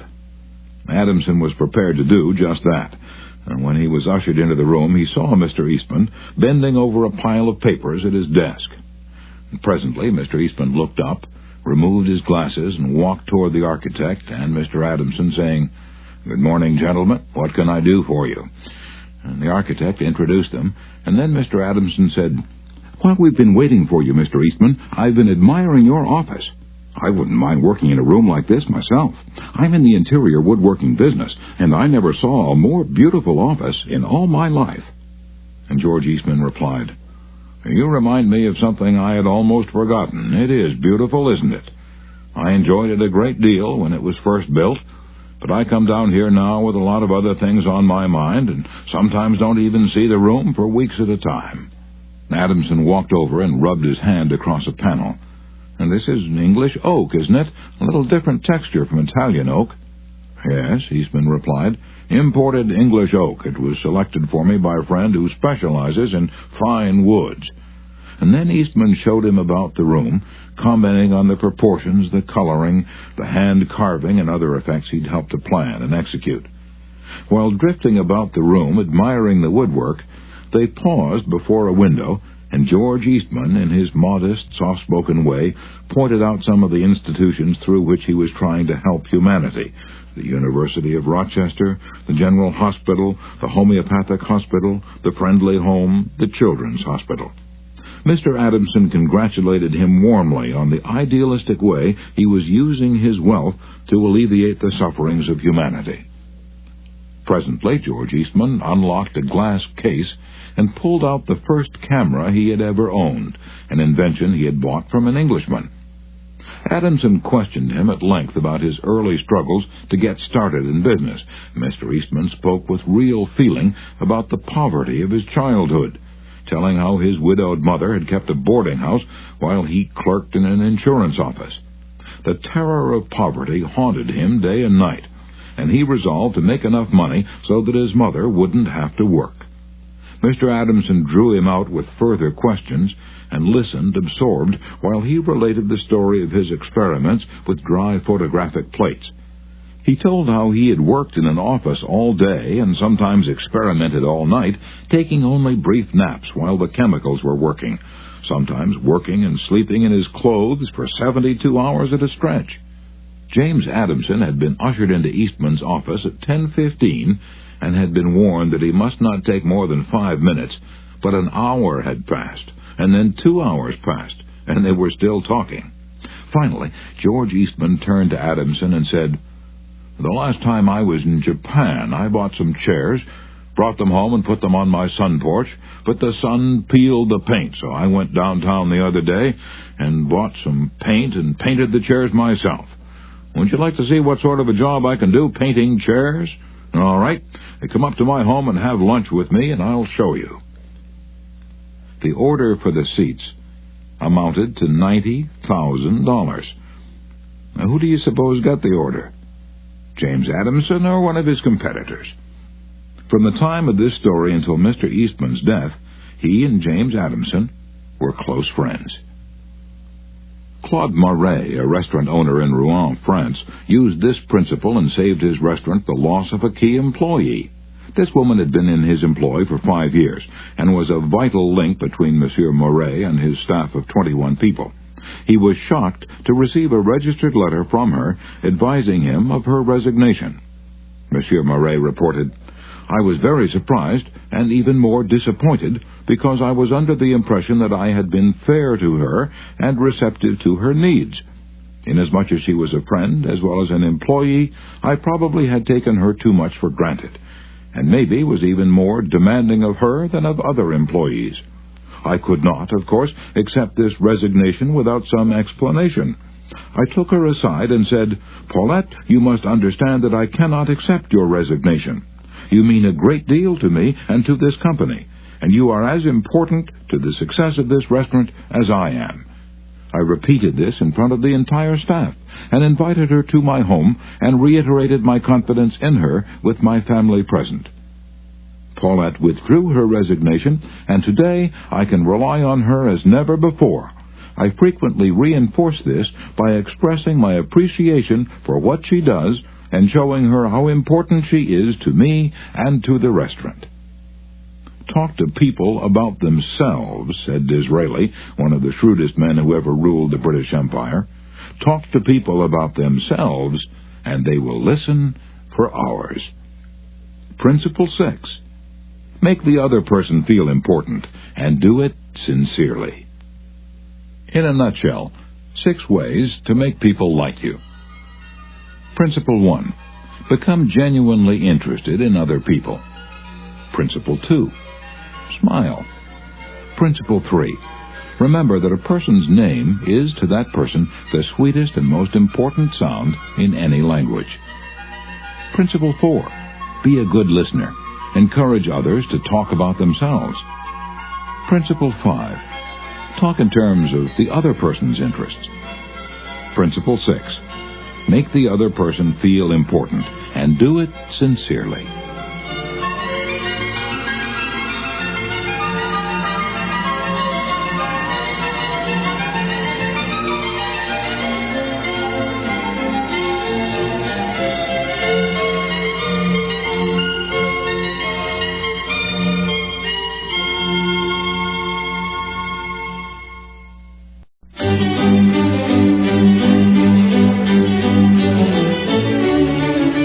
Part 3. How to win people to your way of thinking. Chapter 1. You can't win an argument. Shortly after the close of World War I learned an invaluable lesson one night in London. I was manager at the time for Sir Ross Smith. During the war, Sir Ross had been the Australian ace out in Palestine, and shortly after peace was declared, he astonished the world by flying halfway round it in 30 days. No such feat had ever been attempted before. It created a tremendous sensation. The Australian government awarded him $50,000. The King of England knighted him, and for a while he was the most talked-about man under the Union Jack.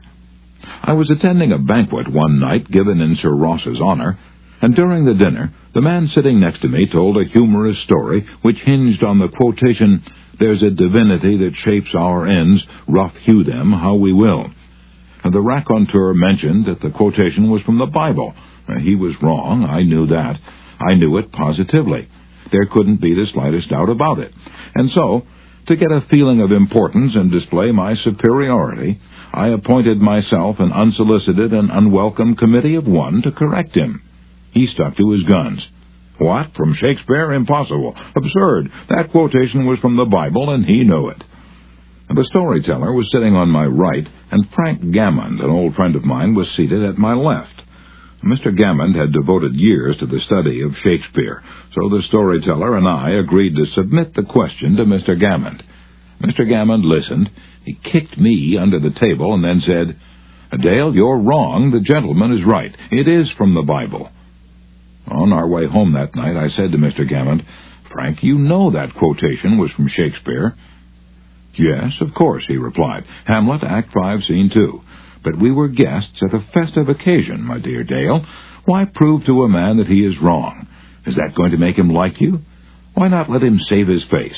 He didn't ask for your opinion. He didn't want it. Why argue with him? Always avoid the acute angle." The man who said that taught me a lesson I'll never forget. I'd not only made the storyteller uncomfortable, but had put my friend in an embarrassing situation. How much better it would have been had I not become argumentative. It was a sorely needed lesson, because I'd been an inveterate arguer. During my youth, I'd argued with my brother about everything under the Milky Way. When I went to college, I studied logic and argumentation and went in for debating contests. Talk about being from Missouri. I was born there. I had to be shown. Later, I taught debating and argumentation in New York. And once, I'm ashamed to admit, I planned to write a book on the subject. Since then, I have listened to, engaged in, and watched the effects of thousands of arguments. As a result of all this, I've come to the conclusion that there's only one way under high heaven to get the best of an argument, and that is to avoid it. Avoid it as you would avoid rattlesnakes and earthquakes. 9 times out of 10, an argument ends with each of the contestants more firmly convinced than ever that he is absolutely right. You can't win an argument. You can't, because if you lose it, you lose it, and if you win it, you lose it. Why? Well, suppose you triumph over the other man and shoot his argument full of holes and prove that he is non compos mentis, and then what? You will feel fine, but what about him? You've made him feel inferior. You've hurt his pride. He will resent your triumph. And a man convinced, against his will, is of the same opinion still. Years ago, Patrick J. O'Hare joined one of my classes. He had had little education, and how he loved a scrap. He had once been a chauffeur, and he came to me because he had been trying, without much success, to sell trucks. A little questioning brought out the fact that he was continually scrapping with and antagonizing the very people he was trying to do business with. If a prospect said anything derogatory about the trucks he was selling, Pat saw red and was right at the customer's throat. Pat won a lot of arguments in those days. As he said to me afterward, "I often walked out of an office saying, 'I told that bird something.'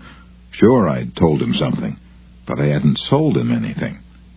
My first problem was not to teach Patrick J. O'Hare to talk. My immediate task was to train him to refrain from talking and to avoid verbal fights.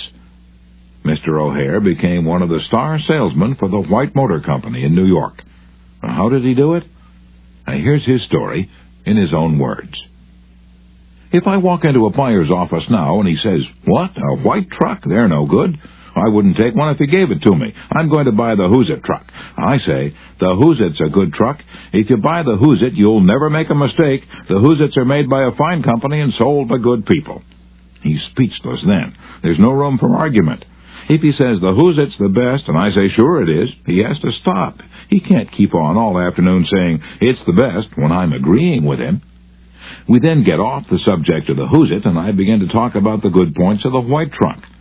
There was a time when a remark like his first one would have made me see scarlet and red and orange. I'd start arguing against the Who's It, and the more I argued against it, the more my prospect argued in favor of it. The more he argued, the more he sold himself on my competitor's product. As I look back now, I wonder how I was ever able to sell anything. I lost years of my life in scrapping and arguing. I keep my mouth shut now. It pays. As wise old Ben Franklin used to say, if you argue and rankle and contradict, you may achieve a victory sometimes, but it will be an empty victory, because you will never get your opponent's goodwill. So figure it out for yourself. Which would you rather have, an academic, theatrical victory, or a person's goodwill? You can seldom have both. The Boston Transcript once printed this bit of significant doggerel. Here lies the body of William J., who died maintaining his right-of-way. He was right, dead right, as he sped along, but he's just as dead as if he were wrong. You may be right, dead right, as you speed along in your argument, but as far as changing another's mind is concerned, you will probably be just as futile as if you were wrong. Frederick S. Parsons, an income tax consultant, had been disputing and wrangling for an hour with a government tax inspector. An item of $9,000 was at stake. Mr. Parsons claimed that this $9,000 was in reality a bad debt, that it would never be collected, that it ought not to be taxed. Bad debt, my eye, retorted the inspector. It must be taxed. This inspector was cold, arrogant, and stubborn, Mr. Parsons said as he told the story to the class. Reason was wasted, and so were facts.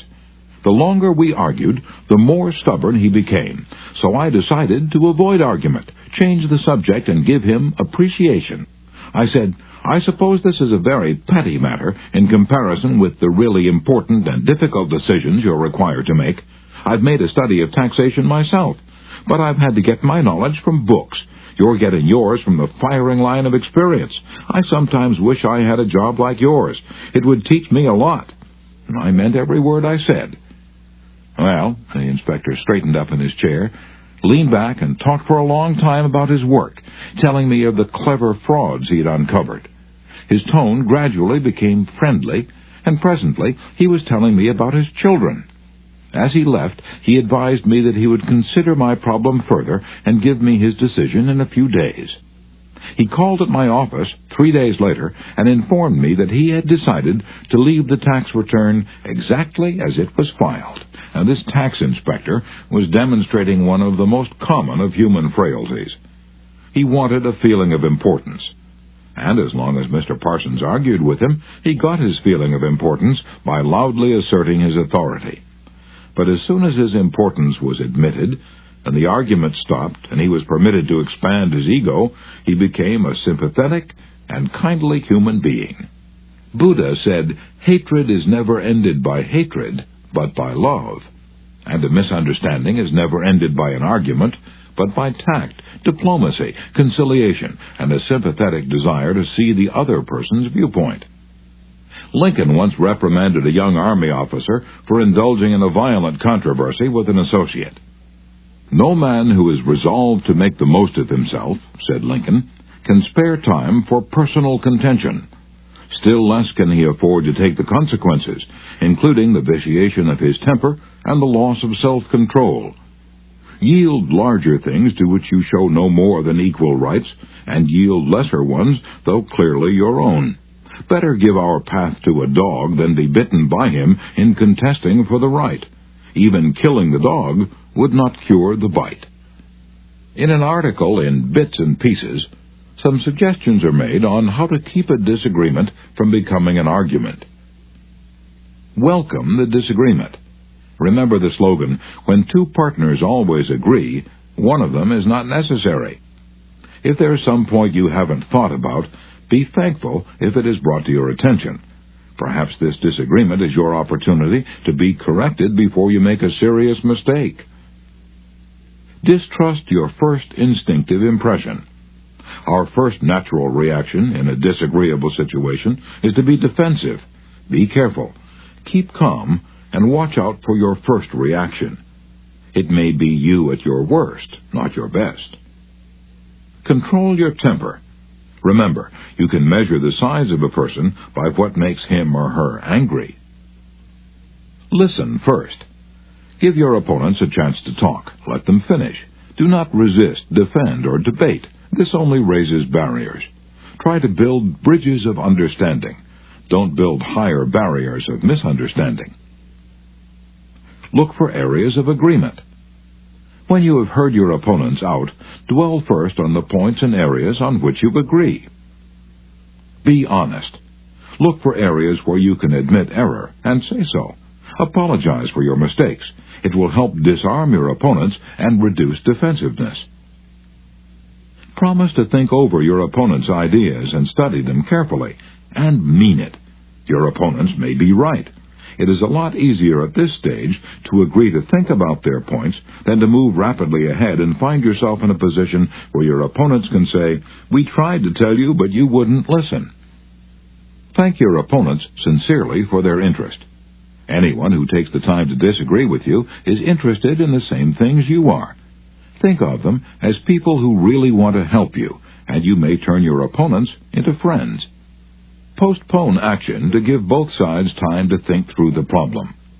Suggest that a new meeting be held later that day or the next day when all the facts may be brought to bear. In preparation for this meeting, ask yourself some hard questions. Could my opponents be right? Partly right? Is there truth or merit in their position or argument? Is my reaction one that will relieve the problem, or will it just relieve any frustration? Will my reaction drive my opponents further away or draw them closer to me? Will my reaction elevate the estimation good people have of me? Will I win or lose? What price will I have to pay if I win? If I am quiet about it, will the disagreement blow over? Is this difficult situation an opportunity for me? Opera tenor Jan Pierce, after he was married nearly 50 years, once said, "My wife and I made a pact a long time ago, and we've kept it no matter how angry we've grown with each other. When one yells, the other should listen, because when two people yell, there is no communication, just noise and bad vibrations." Principle 1. The only way to get the best of an argument is to avoid it. Chapter 2. A sure way of making enemies, and how to avoid it. When Theodore Roosevelt was in the White House, he confessed that if he could be right 75% of the time, he would reach the highest measure of his expectation. If that was the highest rating that one of the most distinguished men of the 20th century could hope to obtain, what about you and me? If you can be sure of being right only 55% of the time, you can get down to Wall Street and make $1 million a day. If you can't be sure of being right even 55% of the time, why should you tell other people they are wrong? You can tell people they are wrong by a look or an intonation or a gesture, just as eloquently as you can in words. And if you tell them they are wrong, do you make them want to agree with you? Never. For you've struck a direct blow at their intelligence, judgment, pride, and self-respect. That will make them want to strike back, but it will never make them want to change their minds. You may hurl at them all the logic of a Plato or an Immanuel Kant, but you will not alter their opinions, for you have hurt their feelings. Never begin by announcing, "I am going to prove so-and-so to you." Now, that's bad. That's tantamount to saying, "I'm smarter than you are. I'm going to tell you a thing or two and make you change your mind."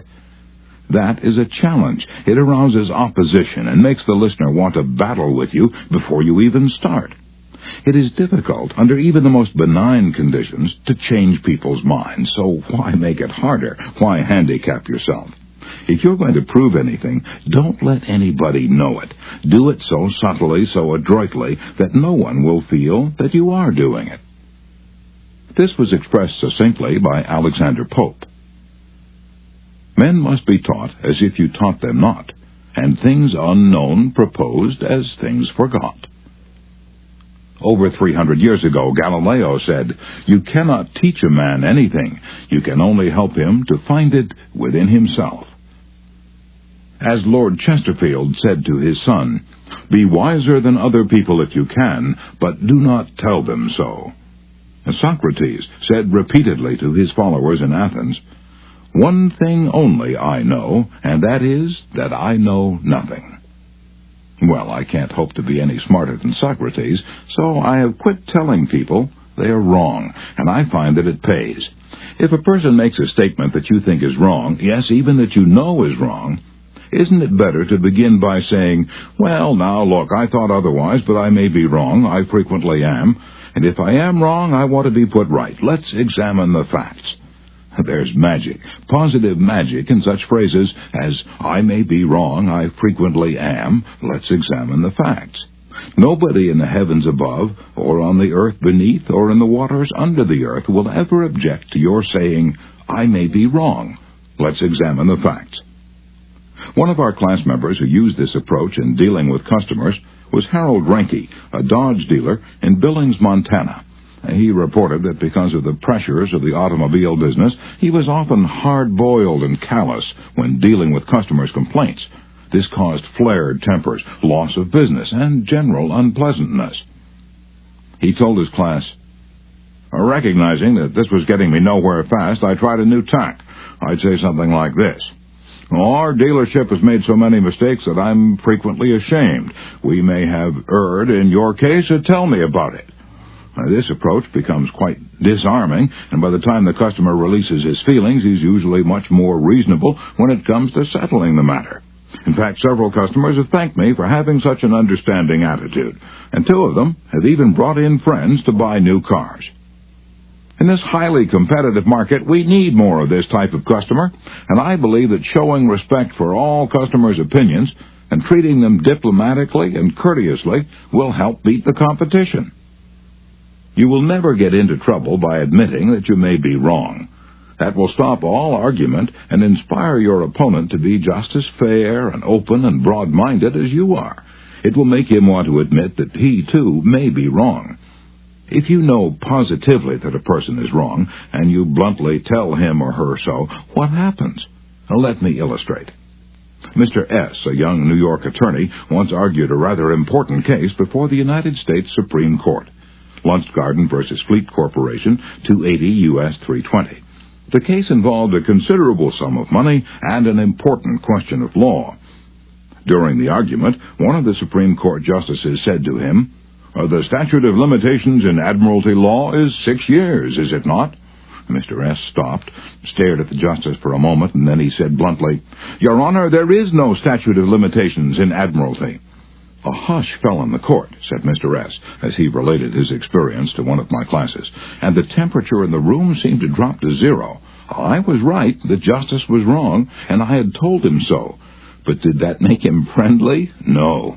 I still believe that I had the law on my side, and I know that I spoke better than I ever spoke before, but I didn't persuade. I made the enormous blunder of telling a very learned and famous man that he was wrong. A few people are logical. Most of us are prejudiced and biased. Most of us are blighted with preconceived notions, with jealousy, suspicion, fear, envy, and pride. And most citizens don't want to change their minds about their religion, or their haircut, or communism, or their favorite movie star. So if you're inclined to tell people they're wrong, please review the following paragraph every morning before breakfast. It's from James Harvey Robinson's enlightening book, The Mind in the Making.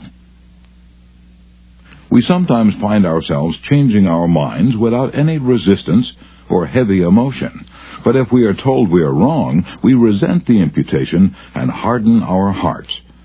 We are incredibly heedless in the formation of our beliefs, but find ourselves filled with an illicit passion for them when anyone proposes to rob us of their companionship. It is obviously not the ideas themselves that are dear to us, but our self-esteem which is threatened. The little word my is the most important one in human affairs, and properly to reckon with, it is the beginning of wisdom. It has the same force whether it is my dinner, my dog, and my house, or my father, my country, and my God. We not only resent the imputation that our watch is wrong, or our car shabby, but that our conception of the canals of Mars, of the pronunciation of Epictetus, of the medicinal value of salicin, or of the date of Sargon I, is subject to revision. We like to continue to believe what we have been accustomed to accept as true, and the resentment aroused when doubt is cast upon any of our assumptions leads us to seek every manner of excuse for clinging to it. The result is that most of our so-called reasoning consists in finding arguments for going on believing as we already do.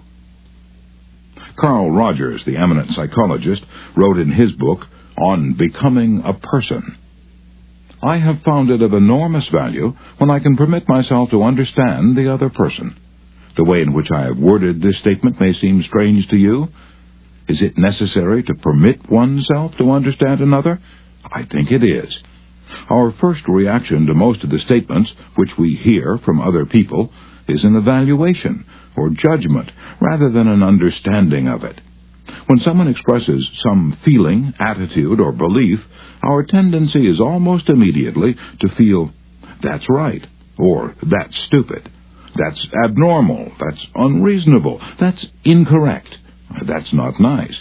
Very rarely do we permit ourselves to understand precisely what the meaning of the statement is to the other person. I once employed an interior decorator to make some draperies for my home, and when the bill arrived, I was dismayed. A few days later, a friend dropped in and looked at the draperies. The price was mentioned, and she exclaimed with a note of triumph, "What? That's awful. I'm afraid he put one over on you." True. Yes, she told the truth. But few people like to listen to truths that reflect on their judgment. So, being human, I tried to defend myself. I pointed out that the best is eventually the cheapest, that one can't expect to get quality and artistic taste at bargain basement prices, and so on. The next day, another friend dropped in, admired the draperies, bubbled over with enthusiasm, and expressed a wish that she could afford such exquisite creations for her home. My reaction was totally different. "Well, to tell you the truth," I said, "I can't afford them myself. I paid too much. I'm sorry I ordered them." When we're wrong, we may admit it to ourselves, and if we're handled gently and tactfully, we may admit it to others, and even take pride in our frankness and broad-mindedness. But not if someone else is trying to ram the unpalatable fact down our esophagus. Horace Greeley, the most famous editor in America during the time of the Civil War, disagreed violently with Lincoln's policies. He believed that he could drive Lincoln into agreeing with him by a campaign of argument, ridicule, and abuse. He waged this bitter campaign month after month, year after year. In fact, he wrote a brutal, bitter, sarcastic, and personal attack on President Lincoln the night Booth shot him. But did all this bitterness make Lincoln agree with Greeley? Not at all. Ridicule and abuse never do.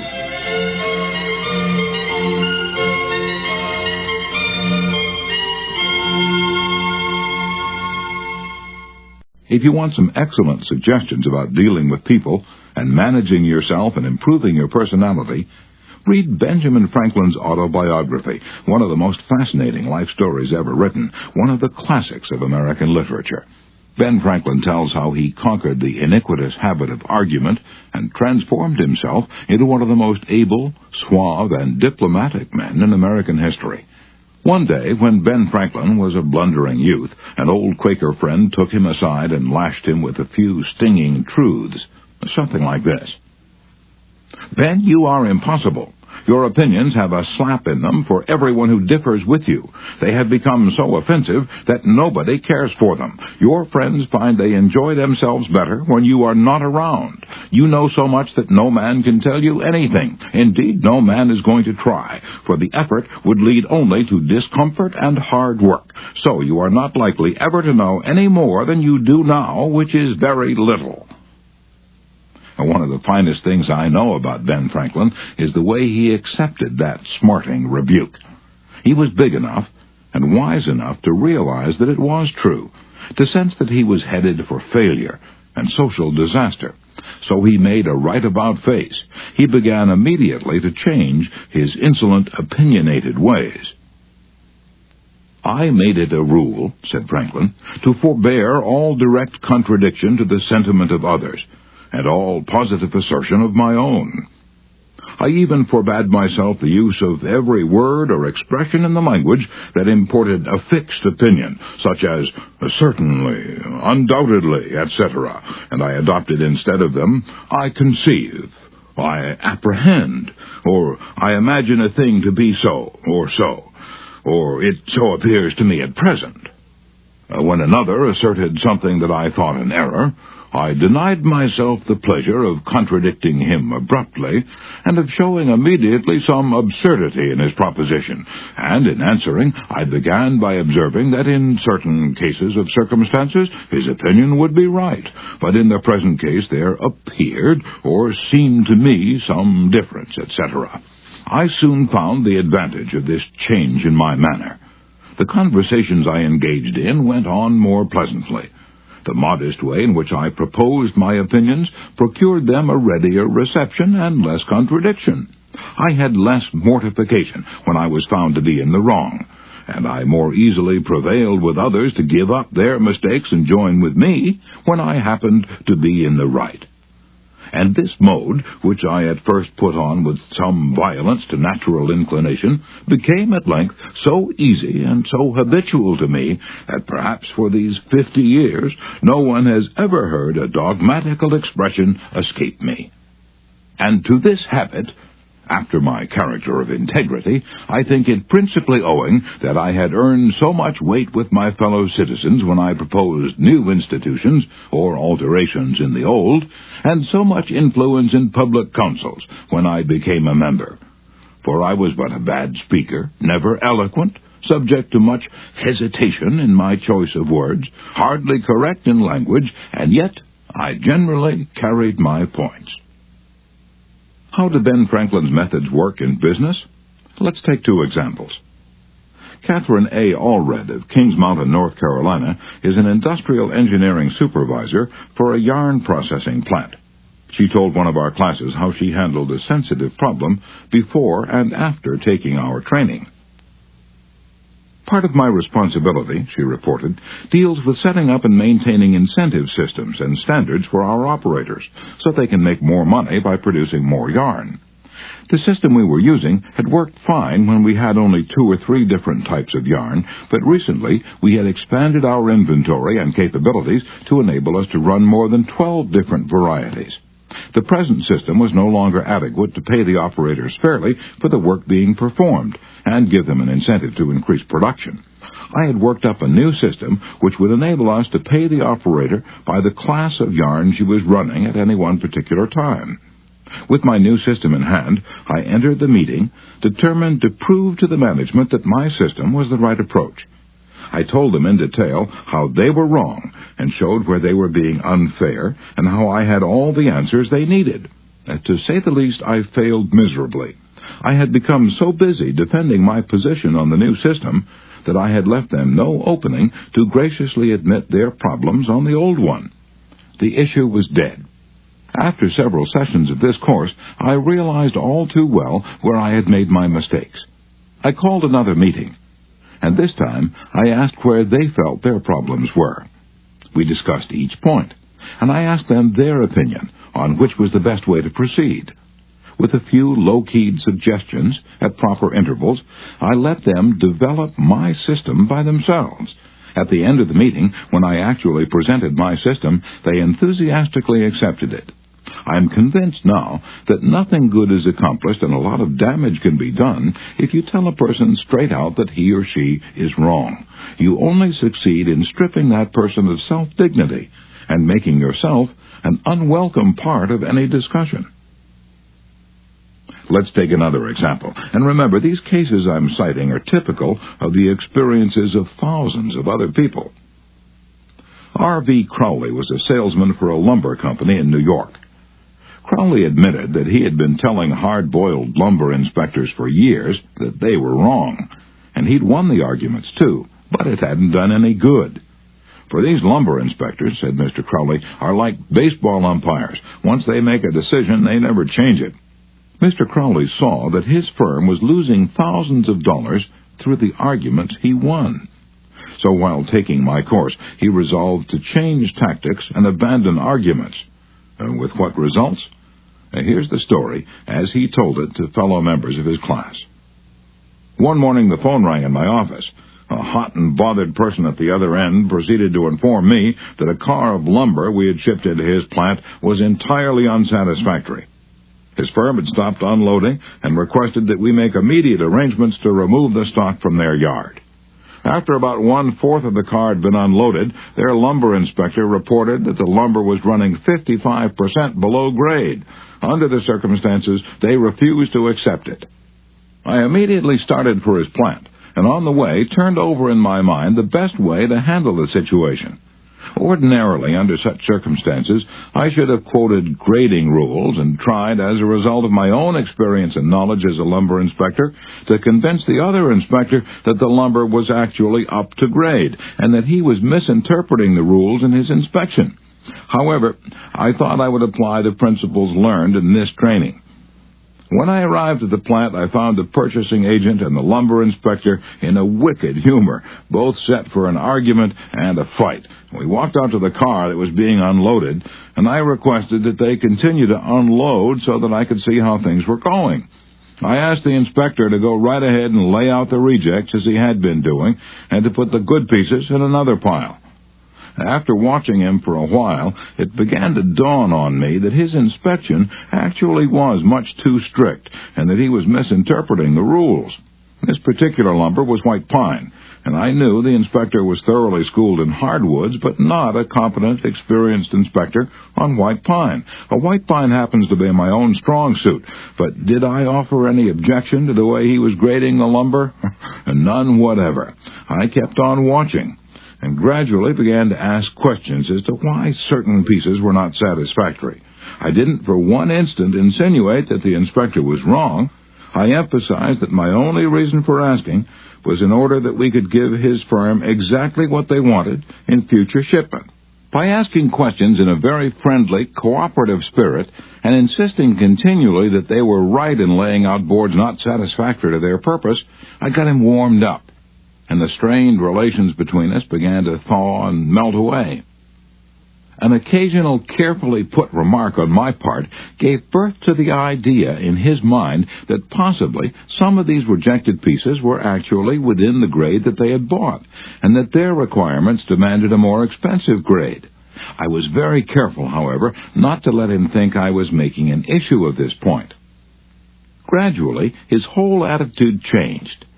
He finally admitted to me that he was not experienced on white pine, and began to ask me questions about each piece as it came out of the car. I'd explain why such and such a piece came within the grade specified, but kept on insisting that we did not want him to take it if it was unsuitable for their purpose. He finally got to the point where he felt guilty every time he put a piece in the rejected pile. And at last he saw that the mistake was on their part, for not having specified as good a grade as they needed. The ultimate outcome was that he went through the entire carload again after I left, accepted the whole lot, and we received a check in full. In that one instance alone, a little tact and the determination to refrain from telling the other man he was wrong saved my company a substantial amount of cash, and it would be hard to place a money value on the goodwill that was saved. Martin Luther King was asked how, as a pacifist, he could be an admirer of Air Force General Daniel Chaffee James, then the nation's highest-ranking black officer. Dr. King replied, "I judge people by their own principles, not by my own." In a similar way, General Robert E. Lee once spoke to the President of the Confederacy, Jefferson Davis, in the most glowing terms about a certain officer under his command. Another officer in attendance was astonished. "General," he said, "do you not know that the man of whom you speak so highly is one of your bitterest enemies, who misses no opportunity to malign you?" "Yes," replied General Lee, "but the President asked my opinion of him. He did not ask for his opinion of me." By the way, I'm not revealing anything new in this chapter. 2,000 years ago, Jesus said, "Agree with thine adversary quickly." And 2,200 years before Christ was born, King Akhtoi of Egypt gave his son some shrewd advice that is sorely needed today. "Be diplomatic," counseled the king. "It will help you gain your point." In other words, don't argue with your customer, or your spouse, or your adversary. Don't tell them they are wrong. Don't get them stirred up. Use a little diplomacy. Principle 2. Show respect for the other person's opinions. Never say, "You're wrong." Chapter 3. If you're wrong, admit it. Within a minute's walk of my house, there was a wild stretch of virgin timber where the blackberry thickets foamed white in the springtime, where the squirrels nested and reared their young, and the horseweeds grew as tall as a horse's head. This unspoiled woodland was called Forest Park, and it was a forest, probably not much different in appearance from what it was when Columbus discovered America. I frequently walked in this park with Rex, my little Boston bulldog. He was a friendly, harmless little hound, and since we rarely met anyone in the park, I took Rex along without a leash or muzzle. One day, we encountered a mounted policeman in the park, a policeman itching to show his authority. "What do you mean by letting that dog run loose in the park without a muzzle and leash?" he reprimanded me. "Don't you know it's against the law?" "Well, yes, I know it is," I replied softly, "but I didn't think he'd do any harm out there." "You didn't think? You didn't think? The law doesn't give a tinker's damn about what you think. That dog might kill a squirrel or bite a child. Oh, I'm going to let you off this time, but if I catch this dog out here again without a muzzle and leash, you'll have to tell it to the judge." I meekly promised to obey, and I did obey for a few times. But Rex didn't like the muzzle, and neither did I, so we decided to take a chance. Everything was lovely for a while, and then we struck a snag. Rex and I raced over the brow of a hill one afternoon, and there, suddenly, to my dismay, I saw the majesty of the law astride a bay horse. Rex was out in front, heading straight for the officer. I was in for it. I knew it. So I didn't wait until the policeman started talking. I beat him to it. I said, "Officer, you've caught me red-handed. I'm guilty. I have no alibis, no excuses. You warned me last week that if I brought the dog out here again without a muzzle, you'd fine me." "Well, now," the policeman responded in a soft tone, "I know it's a temptation to let a little dog like that have a run out here when nobody's around." "Sure, it's a temptation," I replied, "but it is against the law." "Well, a little dog like that isn't going to harm anybody," the policeman remonstrated. "Well, no, but he may kill squirrels," I said.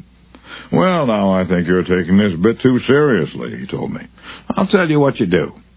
You just let him run over the hill there where I can't see him, and we'll forget all about it." Now, that policeman, being human, wanted a feeling of importance.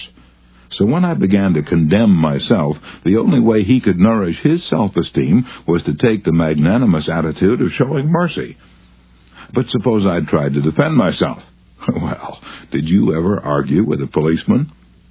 But instead of breaking lances with him, I admitted that he was absolutely right and I was absolutely wrong.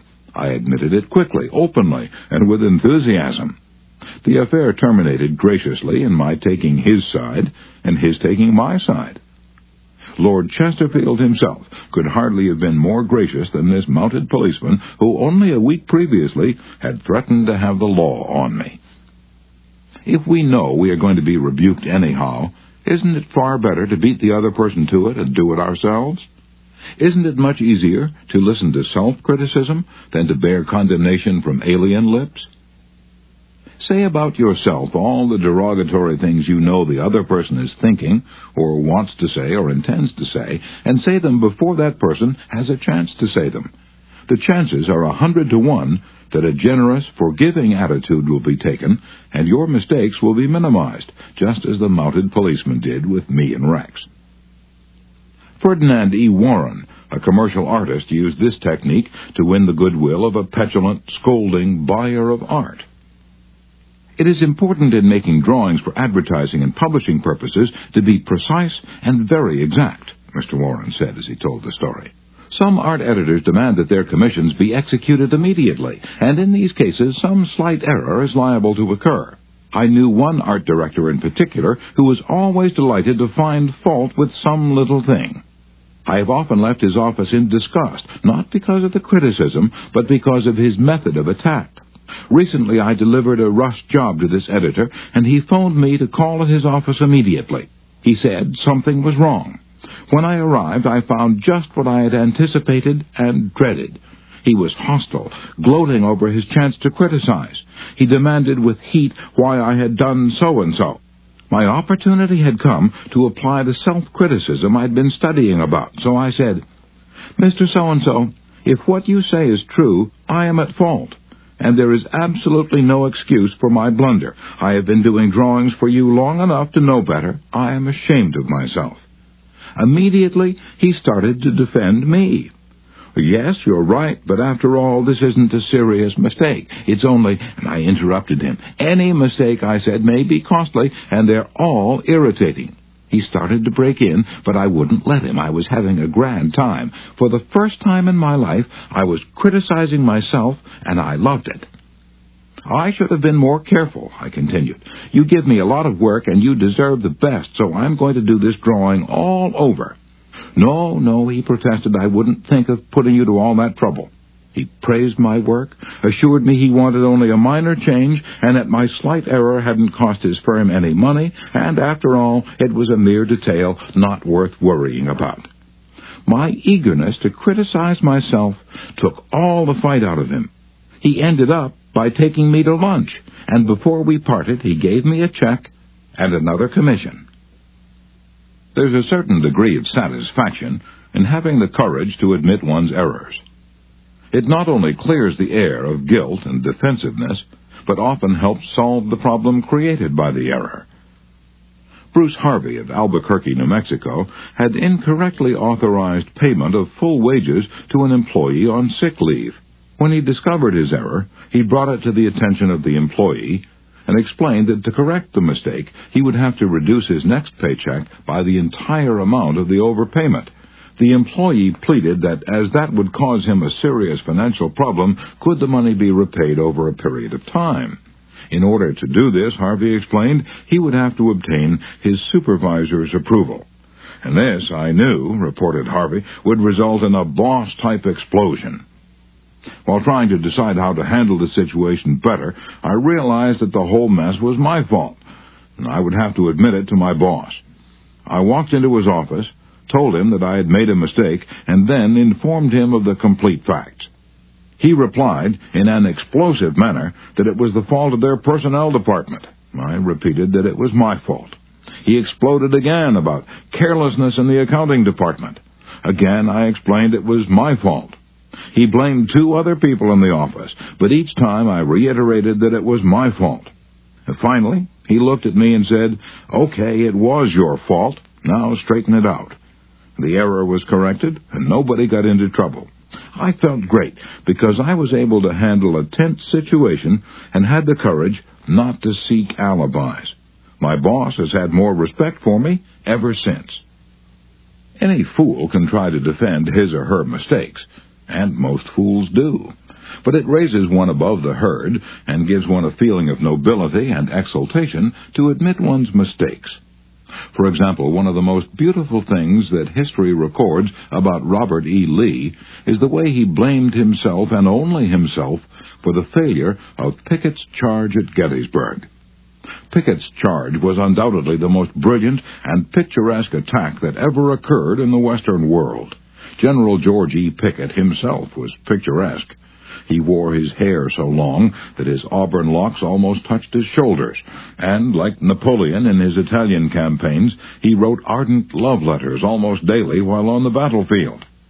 His devoted troops cheered him that tragic July afternoon as he rode off jauntily toward the Union lines, his cap set at a rakish angle over his right ear. They cheered, and they followed him, man touching man, rank pressing rank, with banners flying and bayonets gleaming in the sun. It was a gallant sight, daring, magnificent. A murmur of admiration ran through the Union lines as they beheld it. Pickett's troops swept forward at an easy trot, through orchard and cornfield, across a meadow and over a ravine. All the time, the enemy's cannon was tearing ghastly holes in their ranks, but on they pressed, grim, irresistible. Suddenly, the Union infantry rose from behind the stone wall on Cemetery Ridge, where they had been hiding, and fired volley after volley into Pickett's onrushing troops. The crest of the hill was a sheet of flame, a slaughterhouse, a blazing volcano. In a few minutes, all of Pickett's brigade commanders except one were down, and 4/5 of his 5,000 men had fallen. General Lewis A. Armistead, leading the troops in the final plunge, ran forward, vaulted over the stone wall, and waving his cap on top of his sword, shouted, "Give 'em steel, boys!" They did. They leaped over the wall, bayoneted their enemies, smashed skulls with clubbed muskets, and planted the battle flags of the South on Cemetery Ridge. The banner waved there only for a moment, but that moment, brief as it was, recorded the high water mark of the Confederacy. Pickett's charge, brilliant, heroic, was nevertheless the beginning of the end. Lee had failed. He could not penetrate the North, and he knew it. The South was doomed. Lee was so saddened, so shocked, that he sent in his resignation and asked Jefferson Davis, the President of the Confederacy, to appoint a younger, abler man. If Lee had wanted to blame the disastrous failure of Pickett's charge on someone else, he could have found a score of alibis. Some of his division commanders had failed him. The cavalry hadn't arrived in time to support the infantry attack. This had gone wrong, and that had gone awry. But Lee was far too noble to blame others. As Pickett's beaten and bloody troops struggled back to the Confederate lines, Robert E. Lee rode out to meet them all alone and greeted them with a self-condemnation that was little short of sublime. "All this has been my fault," he confessed. "I, and I alone, have lost this battle." Few generals in all history had had the courage and character to admit that.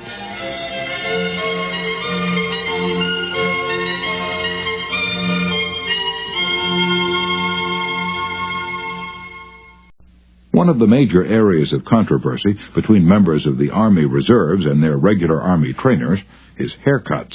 The reservists consider themselves civilians, which they are most of the time, and resent having to cut their hair short. Master Sergeant Harley Kaiser of the 542nd USAR School addressed himself to this problem when he was working with a group of reserved non-commissioned officers. As an old-time regular Army Master Sergeant, he might have been expected to yell at his troops and threaten them. Instead, he chose to make his point indirectly. "Gentlemen," he started, "you are leaders. You will be most effective when you lead by example. You must be the example for your men to follow. You know what the Army regulations say about haircuts. I'm going to get my haircut today, although it's still much shorter than some of yours. You look at yourselves in the mirror. If you feel you need a haircut to be a good example, we'll arrange a time for you to visit the post barber shop." And the result was predictable. Several of the candidates did look in the mirror and went to the barber shop that afternoon and received regulation haircuts. Sergeant Kaiser commented the next morning that he already could see the development of leadership qualities in some of the members of the squad. On March 8, 1887, the eloquent Henry Ward Beecher died. The following Sunday, Lyman Abbott was invited to speak in the pulpit left silent by Beecher's passing. Eager to do his best, he wrote, rewrote, and polished his sermon with the meticulous care of a Flaubert. Then he read it to his wife. It was poor, as most written speeches are. As she might have said, if she had less judgment, "Lyman, that's terrible, that will never do. You'll put people to sleep. It reads like an encyclopedia. You ought to know better than that, after all the years you've been preaching. For heaven's sake, why don't you talk like a human being? Why don't you act natural? You'll disgrace yourself if you ever read that stuff." That's what she might have said. And if she had, you know what would have happened. And she knew, too. So she merely remarked that it would make an excellent article for the North American Review. In other words, she praised it, and at the same time subtly suggested that it wouldn't do as a speech. Lyman Abbott saw the point, tore up his carefully prepared manuscript, and preached without even using notes. An effective way to correct others' mistakes is Principle 2. Call attention to people's mistakes indirectly. Chapter 3. Talk about your own mistakes first. My niece, Josephine Carnegie, had come to New York to be my secretary. She was 19, had graduated from high school 3 years previously, and her business experience was a trifle more than zero.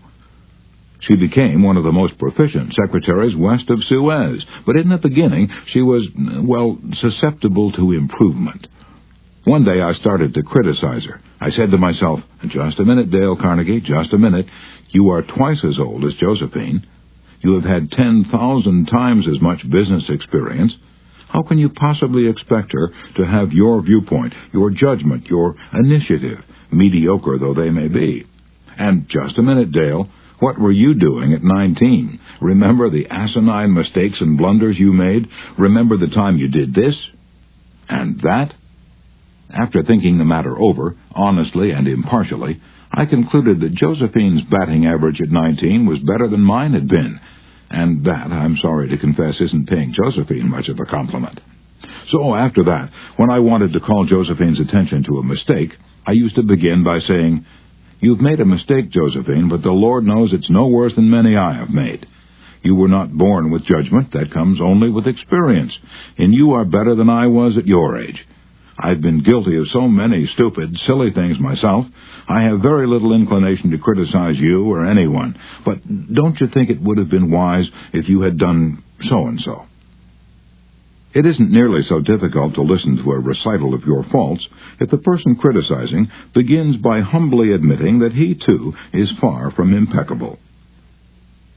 E.G. Dillistone, an engineer in Brandon, Manitoba, Canada, was having problems with his new secretary. Letters he dictated were coming to his desk for signature with 2 or 3 spelling mistakes per page. Mr. Dillistone reported how he handled this. "Like many engineers, I've not been noted for my excellent English or spelling. For years I've kept a little black thumb-indexed book for words I had trouble spelling. When it became apparent that merely pointing out the errors was not going to cause my secretary to do more proofreading and dictionary work, I resolved to take another approach. When the next letter came to my attention that had errors in it, I sat down with the typist and I said, 'Somehow this word doesn't look right. It's one of the words I've always had trouble with. That's the reason I started this little spelling book of mine.' I opened the book to the appropriate page. Yes, here it is. I'm very conscious of my spelling now, because people do judge us by our letters, and misspelling makes us look less professional." I don't know whether she copied my system or not, but since that conversation, her frequency of spelling errors has been significantly reduced. The polished Prince Bernhard von Bülow learned the sharp necessity of doing this back in 1909. Von Bülow was then the Imperial Chancellor of Germany, and on the throne sat Wilhelm II. Wilhelm the Haughty, Wilhelm the Arrogant, Wilhelm the last of the German Kaisers, building an army and navy that he boasted could whip their weight in wildcats. Then an astonishing thing happened. The Kaiser said things, incredible things, things that rocked the continent and started a series of explosions heard around the world. To make matters infinitely worse, the Kaiser made silly, egotistical, absurd announcements in public. He made them while he was a guest in England, and he gave his royal permission to have them printed in the Daily Telegraph. For example, he declared that he was the only German who felt friendly toward the English, that he was constructing a navy against the menace of Japan, that he and he alone had saved England from being humbled in the dust by Russia and France, that it had been his campaign plan that enabled England's Lord Roberts to defeat the Boers in South Africa, and so on. No other such amazing words had ever fallen from the lips of a European king in peacetime within 100 years. The entire continent buzzed with the fury of a hornet's nest. England was incensed. German statesmen were aghast. And in the midst of all this consternation, the Kaiser became panicky and suggested to Prince von Bülow, the Imperial Chancellor, that he take the blame.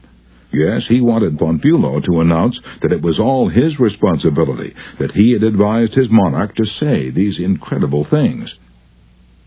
"But, Your Majesty," von Bülow protested, "it seems to me utterly impossible that anybody, either in Germany or England, could suppose me capable of having advised Your Majesty to say such things." The moment those words were out of von Bülow's mouth, he realized he had made a grave mistake. The Kaiser blew up. "You consider me a donkey," he shouted, "capable of blunders you yourself could never have committed." Von Bülow knew that he ought to have praised before he condemned, but since that was too late, he did the next best thing. He praised after he had criticized, and it worked a miracle. "I am far from suggesting that," he answered respectfully. "Your Majesty surpasses me in many respects, not only, of course, in naval and military knowledge, but above all in natural science. I have often listened in admiration when Your Majesty explained the barometer, or wireless telegraphy, or the Röntgen rays. I am shamefully ignorant of all branches of natural science, have no notion of chemistry, of physics, and am quite incapable of explaining the simplest of natural phenomena. But, Von Bülow continued, in compensation, I possess some historical knowledge and perhaps certain qualities useful in politics, especially diplomacy. The Kaiser beamed. Von Bülow had praised him. Von Bülow had exalted him and humbled himself. The Kaiser could forgive anything after that. "Haven't I always told you," he exclaimed with enthusiasm, "that we complete one another famously? We should stick together, and we will." He shook hands with von Bülow, not once, but several times.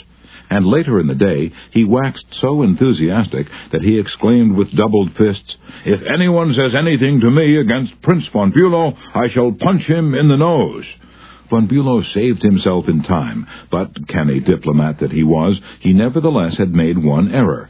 He should have begun by talking about his own shortcomings and Wilhelm's superiority, not by intimating that the Kaiser was a half-wit in need of a guardian. If a few sentences, humbling oneself and praising the other party, can turn a haughty, insulted Kaiser into a staunch friend, imagine what humility and praise can do for you and me in our daily contacts. Rightfully used, they will work veritable miracles in human relations. Admitting one's own mistakes, even when one hasn't corrected them, can help convince somebody to change his behavior. This was illustrated more recently by Clarence Zerhusen of Timonia, Maryland, when he discovered his 15-year-old son was experimenting with cigarettes. "Naturally, I didn't want David to smoke," Mr. Zerhusen told us, "but his mother and I smoked cigarettes. We were giving him a bad example all the time. I explained to Dave how I started smoking at about his age and how the nicotine had gotten the best of me, and now it was nearly impossible for me to stop. I reminded him how irritating my cough was, and how he had been after me to give up cigarettes not many years before. I didn't exhort him to stop, or make threats, or warn him about their dangers. All I did was point out how I was hooked on cigarettes and what it had meant to me. He thought about it for a while and decided he wouldn't smoke until he had graduated from high school. As the years went by, David never did start smoking, and has no intention of ever doing so. As a result of that conversation, I made the decision to stop smoking cigarettes myself, and with the support of my family, I have succeeded." A good leader follows this principle. Principle 3. Talk about your own mistakes before criticizing the other person. Chapter 4. No one likes to take orders. I once had the pleasure of dining with Miss Ida Tarbell, the Dean of American Biographers. When I told her I was writing this book, we began discussing this all-important subject of getting along with people, and she told me that while she was writing her biography of Owen D. Young, she interviewed a man who had sat for 3 years in the same office with Mr. Young. This man declared that during all that time he had never heard Owen D. Young give a direct order to anyone. He always gave suggestions, not orders. Owen D. Young never said, for example, "Do this or do that," or "Don't do this, don't do that." He would say, "You might consider this," or "Do you think that would work?"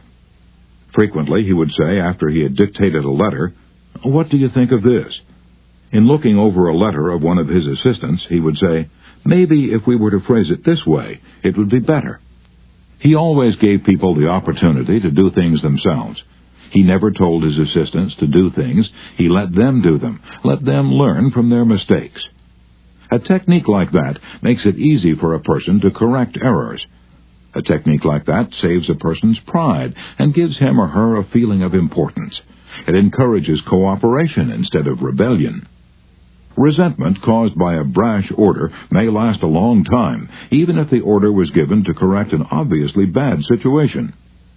Dan Santarelli, a teacher at a vocational school in Wyoming, Pennsylvania, told one of our classes how one of his students had blocked the entranceway to one of the school's shops by illegally parking his car in it. One of the other instructors stormed into the classroom and asked in an arrogant tone, "Whose car is blocking the driveway?" When the student who owned the car responded, the instructor screamed, "Move that car and move it right now, or I'll wrap a chain around it and drag it out of there." Now, that student was wrong. The car should not have been parked there. But from that day on, not only did that student resent the instructor's action, but all the students in the class did everything they could to give the instructor a hard time and make his job unpleasant. How could he have handled it differently if he had asked in a friendly way, "Whose car's in the driveway?" and then suggested that if it were moved, other cars could get in and out? The student would have gladly moved it, and neither he nor his classmates would have been upset and resentful. Asking questions not only makes an order more palatable, it often stimulates the creativity of the persons who you ask. People are more likely to accept an order if they have had a part in the decision that caused the order to be issued. When Ian MacDonald of Johannesburg, South Africa, the general manager of a small manufacturing plant specializing in precision machine parts, had the opportunity to accept a very large order, he was convinced that he would not meet the promised delivery date. The work already scheduled in the shop and the short completion time needed for this order made it seem impossible for him to accept the order. Instead of pushing his people to accelerate their work and rush the order through, he called everybody together, explained the situation to them, and told them how much it would mean to the company and to them if they could make it possible to produce the order on time. Then he started asking questions. Is there anything we can do to handle this order? Can anyone think of different ways to process it through the shop that will make it possible to take the order? Is there any way to adjust our hours or personnel assignments that would help?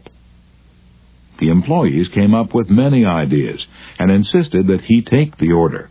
They approached it with a we-can-do-it attitude, and the order was accepted, produced, and delivered on time. An effective leader will use Principle 4.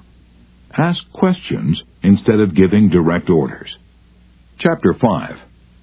Let the other person save face. Years ago, the General Electric Company was faced with the delicate task of removing Charles Steinmetz from the head of a department. Steinmetz, a genius of the first magnitude when it came to electricity, was a failure as the head of the calculating department.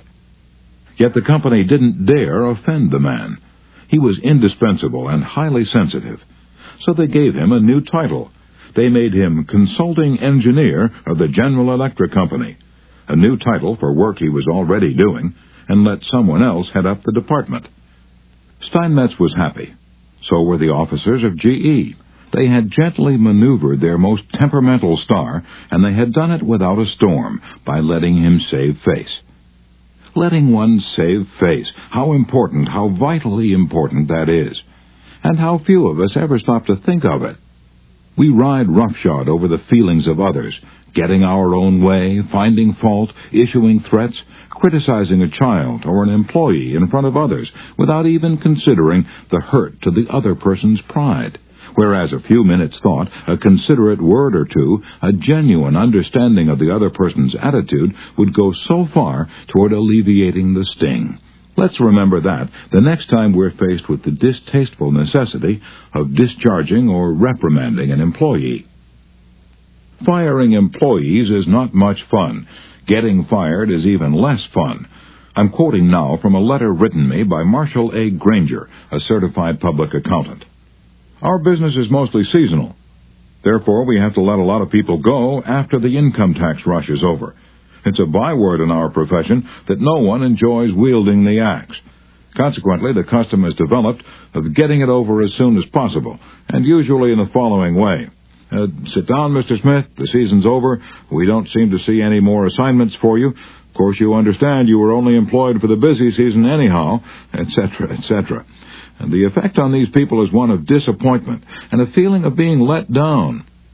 Most of them are in the accounting field for life, and they retain no particular love for the firm that drops them so casually. I recently decided to let our seasonal personnel go with a little more tact and consideration, so I call each one in only after carefully thinking over his or her work during the winter. And I've said something like this: Mr. Smith, you've done a fine job, if he has. At that time, we sent you to Newark. You had a tough assignment. You were on the spot, but you came through with flying colors, and we want you to know the firm is proud of you. You've got the stuff. You're going a long way, wherever you're working. This firm believes in you and is rooting for you, and we don't want you to forget it. Effect? The people go away feeling a lot better about being fired. They don't feel let down. They know if we had work for them, we'd keep them on, and when we need them again, they come to us with a keen personal affection. At one session of our course, 2 class members discussed the negative effects of fault-finding versus the positive effects of letting the other person save face. Fred Clark of Harrisburg, Pennsylvania, told of an incident that occurred in his company. At one of our production meetings, a vice president was asking very pointed questions of one of our production supervisors regarding a production process. His tone of voice was aggressive and aimed at pointing out faulty performance on the part of the supervisor. Not wanting to be embarrassed in front of his peers, the supervisor was evasive in his responses. This caused the vice president to lose his temper, berate the supervisor, and accuse him of lying. Any working relationship that might have existed prior to this encounter was destroyed in a few brief moments. This supervisor, who was basically a good worker, was useless to our company from that time on. A few months later, he left our firm and went to work for a competitor, where I understand he's doing a fine job. Another class member, Anna Mazzone, related how a similar incident had occurred at her job, but what a difference in approach and results. Ms. Mazzone, a marketing specialist for a food packer, was given her first major assignment, the test marketing of a new product. She told the class, "When the results of the test came in, I was devastated. I'd made a serious error in my planning, and the entire test had to be done all over again. To make this worse, I had no time to discuss it with my boss before the meeting in which I was to make my report on the project. When I was called on to give the report, I was shaking with fright. I had all I could do to keep from breaking down, but I resolved I would not cry and have all those men make remarks about women not being able to handle a management job because they're too emotional. I made my report briefly and stated that due to an error, I would repeat the study before the next meeting. I sat down, expecting my boss to blow up. Instead, he thanked me for my work and remarked that it was not unusual for a person to make an error on a new project, and that he had confidence that the repeat survey would be accurate and meaningful to the company. He assured me, in front of all my colleagues, that he had faith in me and knew I had done my best, and that my lack of experience, not my lack of ability, was the reason for the failure. I left that meeting with my head up in the air and with the determination that I would never let that boss of mine down again." Even if we are right and the other person is definitely wrong, we only destroy ego by causing someone to lose face. The legendary French aviation pioneer and author Antoine de Saint-Exupéry wrote, "I have no right to say or do anything that diminishes a man in his own eyes. What matters is not what I think of him, but what he thinks of himself. Hurting a man in his dignity is a crime." A real leader will always follow Principle 5. Let the other person save face. Chapter 6. How to Spur People On to Success. Pete Barlow was an old friend of mine. He had a dog and pony act and spent his life traveling with circuses and vaudeville shows. I loved to watch Pete train new dogs for his act. I noticed that the moment a dog showed the slightest improvement, Pete patted and praised him and gave him meat and made a great to-do about it. And that's nothing new. Animal trainers have been using that same technique for centuries. Why, I wonder, don't we use the same common sense when trying to change people that we use when trying to change dogs? Why don't we use meat instead of a whip? Why don't we use praise instead of condemnation? Let us praise even the slightest improvement. That inspires the other person to keep on improving. In his book, I Ain't Much, Baby, But I'm All I Got, the psychologist Jess Lair comments, "Praise is like sunlight to the warm human spirit. We cannot flower and grow without it, and yet while most of us are only too ready to apply to others the cold wind of criticism, we are somehow reluctant to give our fellow the warm sunshine of praise." I can look back at my own life and see where a few words of praise have sharply changed my entire future. Can't you say the same thing about your life? History is replete with striking illustrations of the sheer witchery of praise. For example, many years ago, a boy of 10 was working in a factory in Naples. He longed to be a singer, but his first teacher discouraged him. "You can't sing," he said. "You haven't any voice at all. It sounds like the wind in the shutters." But his mother, a poor peasant woman, put her arms about him and praised him and told him she knew he could sing. She could already see an improvement, and she went barefoot in order to save money to pay for his music lessons.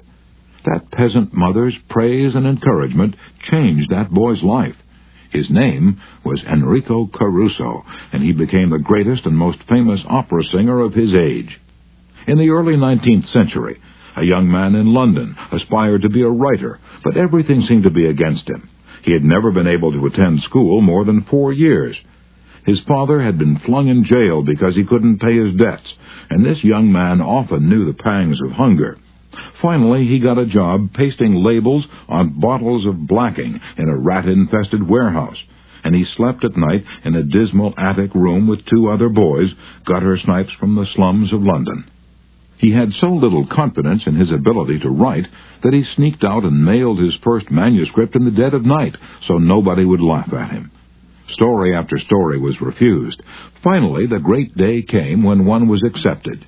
True, he wasn't paid a shilling for it, but one editor had praised him. One editor had given him recognition. He was so thrilled that he wandered aimlessly around the streets with tears rolling down his cheeks. The praise, the recognition that he'd received through getting one story in print changed his whole life. For if it hadn't been for that encouragement, he might have spent his entire life working in rat-infested factories. You may have heard of that boy. His name was Charles Dickens. Another boy in London made his living as a clerk in a dry goods store. He had to get up at 5 o'clock, sweep out the store, and slave for 14 hours a day. It was sheer drudgery, and he despised it. After 2 years, he could stand it no longer. So he got up one morning and, without waiting for breakfast, tramped 15 miles to talk to his mother, who was working as a housekeeper. He was frantic. He pleaded with her. He wept. He swore he would kill himself if he had to remain in the shop any longer. Then he wrote a long, pathetic letter to his old schoolmaster, declaring that he was heartbroken, that he no longer wanted to live. His old schoolmaster gave him a little praise, and assured him that he really was very intelligent and fitted for finer things, and offered him a job as a teacher. That praise changed the future of that boy and made a lasting impression on the history of English literature. For that boy went on to write innumerable best-selling books and made over $1 million with his pen. You've probably heard of him. His name, H.G. Wells. Use of praise instead of criticism is the basic concept of B.F. Skinner's teachings. This great contemporary psychologist has shown by experiment with animals and with humans that when criticism is minimized and praise emphasized, the good things people do will be reinforced and the poorer things will atrophy for lack of attention. John Ringlespaw of Rocky Mount, North Carolina, used this in dealing with his children. It seemed that, as in so many families, Mother and Dad's chief form of communication with the children was yelling at them. And as in so many cases, the children became a little worse rather than better after every session, and so did the parents. There seemed to be no end in sight for this problem. Mr. Ringlespaw determined to use some of the principles he was learning in our course to solve this situation. He reported, "We decided to try to praise instead of harping on their faults. It wasn't easy when all we could see were the negative things they were doing. It was really tough to find things to praise. We managed to find something, and within the first day or two, some of the really upsetting things they were doing quit happening. Then some of their other faults began to disappear. They began capitalizing on the praise we were giving them. They even began going out of their way to do things right. Neither of us could believe it. Of course, it didn't last forever, but the norm reached after things leveled off was so much better. It was no longer necessary to react the way we used to. The children were doing far more right things than wrong ones." All of this was the result of praising the slightest improvement in the children rather than condemning everything they did wrong. This works on the job, too. Keith Roper of Woodland Hills, California, applied this principle to a situation in his company. Some material came to him in his print shop, which was of exceptionally high quality. The printer who had done this job was a new employee who had been having difficulty adjusting to the job. His supervisor was upset about what he considered a negative attitude and was seriously thinking of terminating his services. When Mr. Roper was informed of this situation, he personally went over to the print shop and had a talk with the young man. He told him how pleased he was with the work he'd just received and pointed out it was the best work he had seen produced in that shop for some time. He pointed out exactly why it was superior and how important the young man's contribution was to the company. Do you think this affected that young printer's attitude toward the company? Within days, there was a complete turnabout. He told several of his co-workers about the conversation and how someone in the company really appreciated good work, and from that day on, he was a loyal and dedicated worker. What Mr. Roper did was not just flatter the young printer and say, "You're good." He specifically pointed out how his work was superior. Because he had singled out a specific accomplishment, rather than just making general flattering remarks, his praise became much more meaningful to the person to whom it was given. Everybody likes to be praised, but when praise is specific, it comes across as sincere, not something the other person may be saying just to make one feel good. Remember, we all crave appreciation and recognition and will do almost anything to get it. But nobody wants insincerity. Nobody wants flattery. Let me repeat. The principles taught in this book will work only when they come from the heart.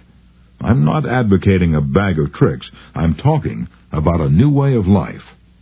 Talk about changing people. If you and I will inspire the people with whom we come in contact to a realization of the hidden treasures they possess, we can do far more than change people. We can literally transform them. Exaggeration? Then listen to these sage words from William James, one of the most distinguished psychologists and philosophers America has ever produced.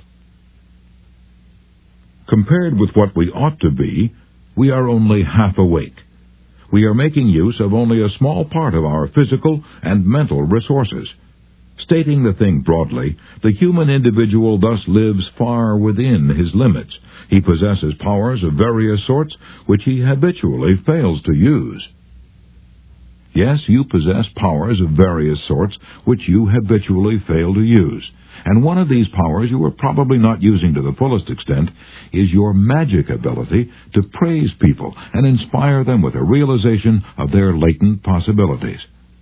Abilities wither under criticism, they blossom under encouragement. To become a more effective leader of people, apply Principle 6. Praise the slightest improvement, and praise every improvement. Be hearty in your approbation, and lavish in your praise. Chapter 7. Give a dog a good name. What do you do when a person who's been a good worker begins to turn in shoddy work? You can fire him or her, but that really doesn't solve anything. You can berate the worker, but this usually causes resentment. Henry Henke, a service manager for a large truck dealership in Lowell, Indiana, had a mechanic whose work had become less than satisfactory. Instead of bawling him out or threatening him, Mr. Henke called him into his office and had a heart-to-heart talk with him. "Bill," he said, "you're a fine mechanic. You've been in this line of work for a good number of years. You've repaired many vehicles to the customer's satisfaction. In fact, we've had a number of compliments about the good work you've done. Yet of late the time you take to complete each job has been increasing, and your work has not been up to your own old standards. And because you've been such an outstanding mechanic in the past, I felt sure you'd want to know that I'm not happy with the situation. Perhaps jointly we could find some way to correct the problem."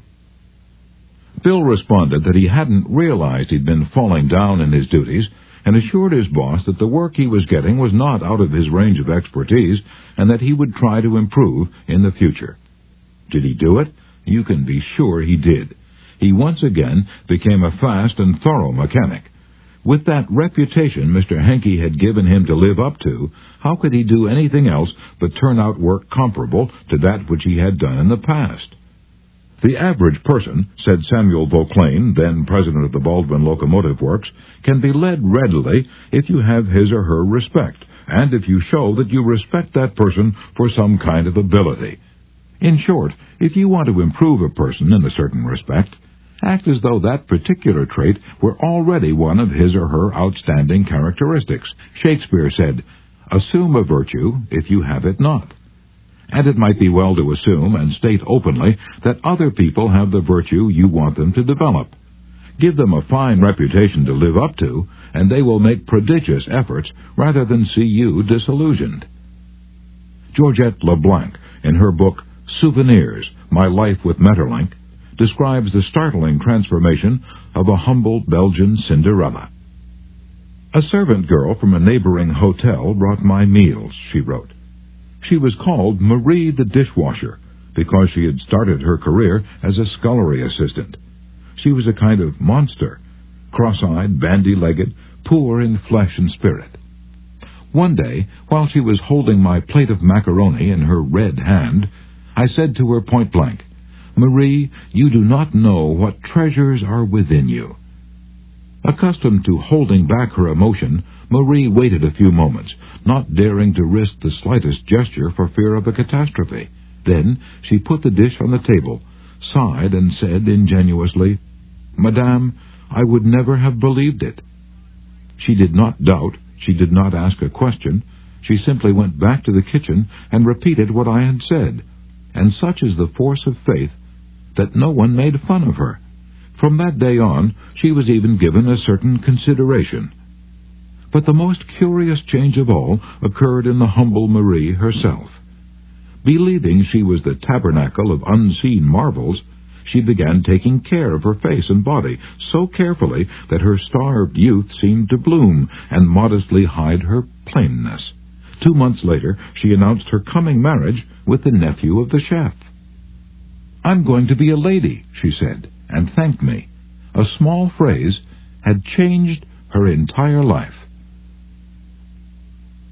Georgette LeBlanc had given Marie the dishwasher a reputation to live up to, and that reputation had transformed her. Bill Parker, a sales representative for a food company in Daytona Beach, Florida, was very excited about the new line of products his company was introducing, and was upset when the manager of a large independent food market turned down the opportunity to carry it in his store. Bill brooded all day over this rejection and decided to return to the store before he went home that evening and try again. "Jack," he said, "since I left this morning I realized I hadn't given you the entire picture of our new line, and I'd appreciate some of your time to tell you about the points I omitted. I've respected the fact that you're always willing to listen and are big enough to change your mind when the facts warrant a change." Could Jack refuse to give him another hearing? Not with that reputation to live up to. One morning, Dr. Martin Fitzhugh, a dentist in Dublin, Ireland, was shocked when one of his patients pointed out to him that the metal cup holder which she was using to rinse her mouth was not very clean. True, the patient drank from the paper cup, not the holder, but it certainly was not professional to use tarnished equipment. When the patient left, Dr. Fitzhugh retreated to his private office to write a note to Bridget, the charwoman, who came twice a week to clean his office. He wrote, "My dear Bridget, I see you so seldom, I thought I'd take the time to thank you for the fine job of cleaning you've been doing. By the way, I thought I'd mention that since 2 hours twice a week is a very limited amount of time, please feel free to work an extra half hour from time to time if you feel the need to do those once-in-a-while things like polishing the cup holders and the like. I, of course, will pay you for the extra time." The next day, when I walked into my office, Dr. Fitzhugh reported, my desk had been polished to a mirror-like finish, as had my chair, which I nearly slid out of. When I went into the treatment room, I found the shiniest, cleanest, chrome-plated cup holder I had ever seen nestled in its receptacle. I had given my charwoman a fine reputation to live up to, and because of this small gesture, she outperformed all her past efforts. How much additional time did she spend on this? That's right, none at all. There's an old saying, give a dog a bad name and you may as well hang him, but give him a good name and see what happens. When Mrs. Ruth Hopkins, a fourth-grade teacher in Brooklyn, New York, looked at her class roster the first day of school, her excitement and joy of starting a new term was tinged with anxiety. In her class this year, she would have Tommy T., the school's most notorious bad boy. He was not just mischievous. He caused serious discipline problems in the class, picked fights with the boys, teased the girls, was fresh to the teacher, and seemed to get worse as he grew older. His only redeeming feature was his ability to learn rapidly and master the schoolwork easily. Mrs. Hopkins decided to face the Tommy problem immediately. When she greeted her new students, she made little comments to each of them. "Rose, that's a pretty dress you're wearing. Alicia, I hear you draw beautifully." And when she came to Tommy, she looked him straight in the eyes and said, "Tommy, I understand you're a natural leader. I'm going to depend on you to help me make this class the best class in the 4th grade this year." She reinforced this over the first few days by complimenting Tommy on everything he did and commenting on how this showed what a good student he was. With that reputation to live up to, even a 9-year-old couldn't let her down, and he didn't. If you want to excel in that difficult leadership role of changing the attitude or behavior of others, use Principle 7. Give the other person a fine reputation to live up to. Chapter 8. Make the fault seem easy to correct. A bachelor friend of mine, about 40 years old, became engaged, and his fiancée persuaded him to take some belated dancing lessons. "The Lord knows I needed dancing lessons," he confessed as he told me the story, "for I danced just as I did when I first started 20 years ago. The first teacher I engaged probably told me the truth. She said I was all wrong. I would just have to forget everything and begin all over again. But that took the heart out of me. I had no incentive to go on, so I quit her. The next teacher may have been lying, but I liked it. She said nonchalantly that my dancing was a bit old-fashioned, perhaps, but the fundamentals were all right, and she assured me I wouldn't have any trouble learning a few new steps. The first teacher had discouraged me by emphasizing my mistakes. This new teacher did the opposite. She kept praising the things I did right and minimizing my errors. You have a natural sense of rhythm, she assured me. You really are a natural-born dancer. And now my common sense tells me that I always have been and always will be a 4th-rate dancer, yet deep in my heart I still like to think that maybe she meant it. To be sure, I was paying her to say it, but why bring that up? At any rate, I know I'm a better dancer than I would have been if she hadn't told me I had a natural sense of rhythm. That encouraged me. That gave me hope. That made me want to improve. Tell your child, your spouse, or your employee that he or she is stupid or dumb at a certain thing, has no gift for it, and is doing it all wrong, and you have destroyed almost every incentive to try to improve. But use the opposite technique. Be liberal with your encouragement. Make the thing seem easy to do. Let the other person know that you have faith in his ability to do it, that he has an undeveloped flair for it, and he will practice until the dawn comes in the window in order to excel. Lowell Thomas, a superb artist in human relations, used this technique. He gave you confidence, inspired you with courage and faith. For example, I spent a weekend with Mr. and Mrs. Thomas, and on Saturday night I was asked to sit in on a friendly bridge game before a roaring fire. Bridge? Oh, no, not me. I knew nothing about it. The game had always been a black mystery to me. No, impossible. "Why, Dale, it's no trick at all," Lowell replied. "There's nothing to bridge except memory and judgment. You've written articles on memory. Bridge will be a cinch for you. It's right up your alley." And presto, almost before I realized what I was doing, I found myself for the first time at a bridge table, all because I was told I had a natural flair for it, and the game was made to seem easy. Speaking of bridge reminds me of Eli Culbertson, whose books on bridge have been translated into a dozen languages and have sold more than 1 million copies. Yet he told me he never would have made a profession out of the game if a certain young woman hadn't assured him that he had a flair for it. When he came to America in 1922, he tried to get a job teaching in philosophy and sociology, but he couldn't. Then he tried selling coal, and he failed at that. Then he tried selling coffee, and he failed at that too. He had played some bridge, but it had never occurred to him in those days that someday he would teach it. He was not only a poor card player, but he was also very stubborn. He asked so many questions and held so many post-mortem examinations that no one wanted to play with him. Then he met a pretty bridge teacher, Josephine Dillon, fell in love and married her. She noticed how carefully he analyzed his cards and persuaded him that he was a potential genius at the card table. It was that encouragement and that alone, Culbertson told me, that caused him to make a profession of bridge. Clarence M. Jones, one of the instructors of our course in Cincinnati, Ohio, told how encouragement and making faults seem easy to correct completely changed the life of his son. In 1970, my son David, who was then 15 years old, came to live with me in Cincinnati. He had led a rough life.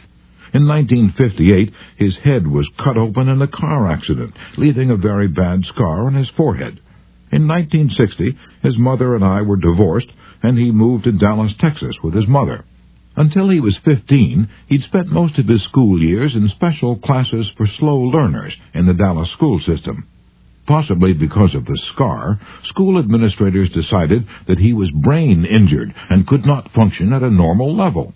He was 2 years behind his age group, so he was only in the 7th grade. Yet he did not know his multiplication tables, added on his fingers, and could barely read. There was one positive point. He loved to work on radio and TV sets. He wanted to become a TV technician. I encouraged this and pointed out that he needed math to qualify for the training.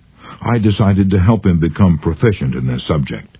We obtained 4 sets of flashcards: multiplication, division, addition, and subtraction. As we went through the cards, we put the correct answers in a discard stack. When David missed one, I gave him the correct answer and then put the card in the repeat stack until there were no cards left. I made a big deal out of each card he got right, particularly if he had missed it previously. Each night, we would go through the repeat stack until there were no cards left. Each night, we timed the exercise with a stopwatch. I promised him that when he could get all the cards correct in 8 minutes with no incorrect answers, we would quit doing it every night. Now, this seemed an impossible goal to David. The first night it took 52 minutes. The second night, 48. Then 45, 44, 41. Then under 40 minutes. We celebrated each reduction. I'd call in my wife and we would both hug him and we'd dance a jig. At the end of the month, he was doing all the cards perfectly in less than 8 minutes. When he made a small improvement, he would ask to do it again. He had made the fantastic discovery that learning was easy and fun. Naturally, his grades in algebra took a jump. It is amazing how much easier algebra is when you can multiply. He astonished himself by bringing home a B in math. That had never happened before.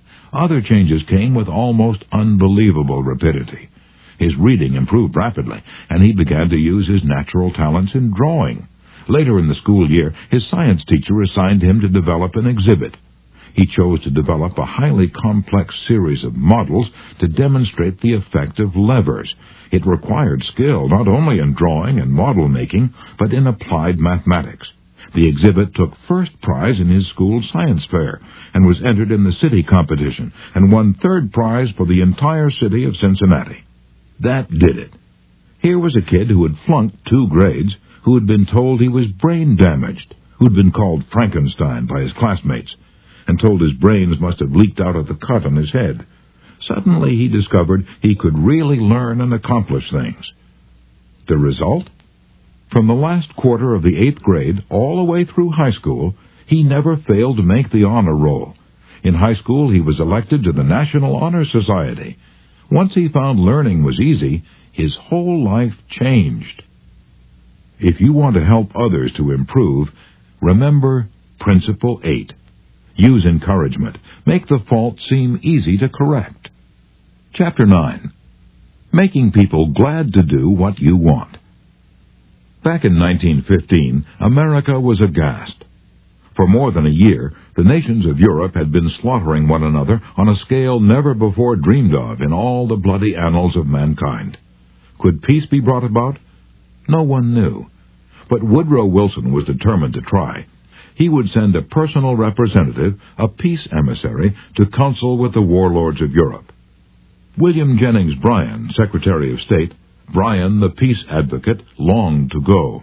He saw a chance to perform a great service and make his name immortal. But Wilson appointed another man, his intimate friend and advisor, Colonel Edward M. House, and it was House's thorny task to break the unwelcome news to Bryan without giving him offense. Bryan was distinctly disappointed when he heard I was to go to Europe as the peace emissary, Colonel House records in his diary. He said he had planned to do this himself. I replied that the President thought it would be unwise for anyone to do this officially, and that his going would attract a great deal of attention, and people would wonder why he was there. You see the intimation? House practically told Bryan that he was too important for the job, and Bryan was satisfied. Colonel House, adroit, experienced in the ways of the world, was following one of the important rules of human relations. Always make the other person happy about doing the thing you suggest. Woodrow Wilson followed that policy even when inviting William Gibbs McAdoo to become a member of his cabinet. That was the highest honor he could confer upon anyone, and yet Wilson extended the invitation in such a way as to make McAdoo feel doubly important. Here's the story in McAdoo's own words. Wilson said that he was making up his cabinet and that he would be very glad if I would accept a place in it as Secretary of the Treasury. He had a delightful way of putting things. He created the impression that by accepting this great honor, I would be doing him a favor. Unfortunately, Wilson didn't always employ such tact. If he had, history might have been different. For example, Wilson didn't make the Senate and the Republican Party happy by entering the United States in the League of Nations. Wilson refused to take such prominent Republican leaders as Elihu Root or Charles Evans Hughes or Henry Cabot Lodge to the peace conference with him. Instead, he took along unknown men from his own party. He snubbed the Republicans, refused to let them feel that the League was their idea as well as his, refused to let them have a finger in the pie, and as a result of this crude handling of human relations, wrecked his own career, ruined his health, shortened his life, caused America to stay out of the League, and altered the history of the world. Statesmen and diplomats aren't the only ones who use this make a person happy to do the things you want them to do approach. Dale O. Ferrier of Fort Wayne, Indiana, told how he encouraged one of his young children to willingly do the chore he was assigned. One of Jeff's chores was to pick up pears from under the pear tree so the person who was mowing underneath wouldn't have to stop and pick them up. He didn't like this chore, and frequently it was either not done at all or it was done so poorly that the mower had to stop and pick up several pears that he'd missed. Rather than have an eyeball-to-eyeball confrontation about it, one day I said to him, "Jeff, I'll make a deal with you. For every bushel basket full of pears you pick up, I'll pay you $1. But after you're finished, for every pear I find left in the yard, I'll take away $1. How does that sound?" As you'd expect, he not only picked up all of the pears, but I had to keep an eye on him to see that he didn't pull a few off the trees to fill up some of the baskets.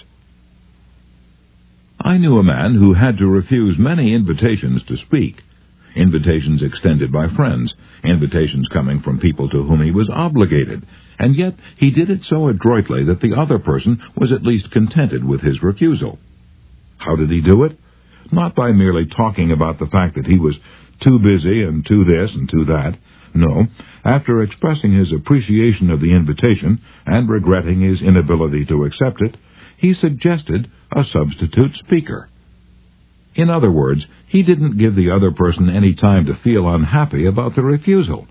He immediately changed the other person's thoughts to some other speaker who could accept the invitation. Gunther Schmidt, who took our course in West Germany, told of an employee in the food store he managed who was negligent about putting the proper price tags on the shelves where the items were displayed. This caused confusion and customer complaints. Reminders, admonitions, confrontations with her about this did not do much good. Finally, Mr. Schmidt called her into his office and told her he was appointing her supervisor of price tag posting for the entire store, and she would be responsible for keeping all of the shelves properly tagged. This new responsibility and title changed her attitude completely, and she fulfilled her duties satisfactorily from then on.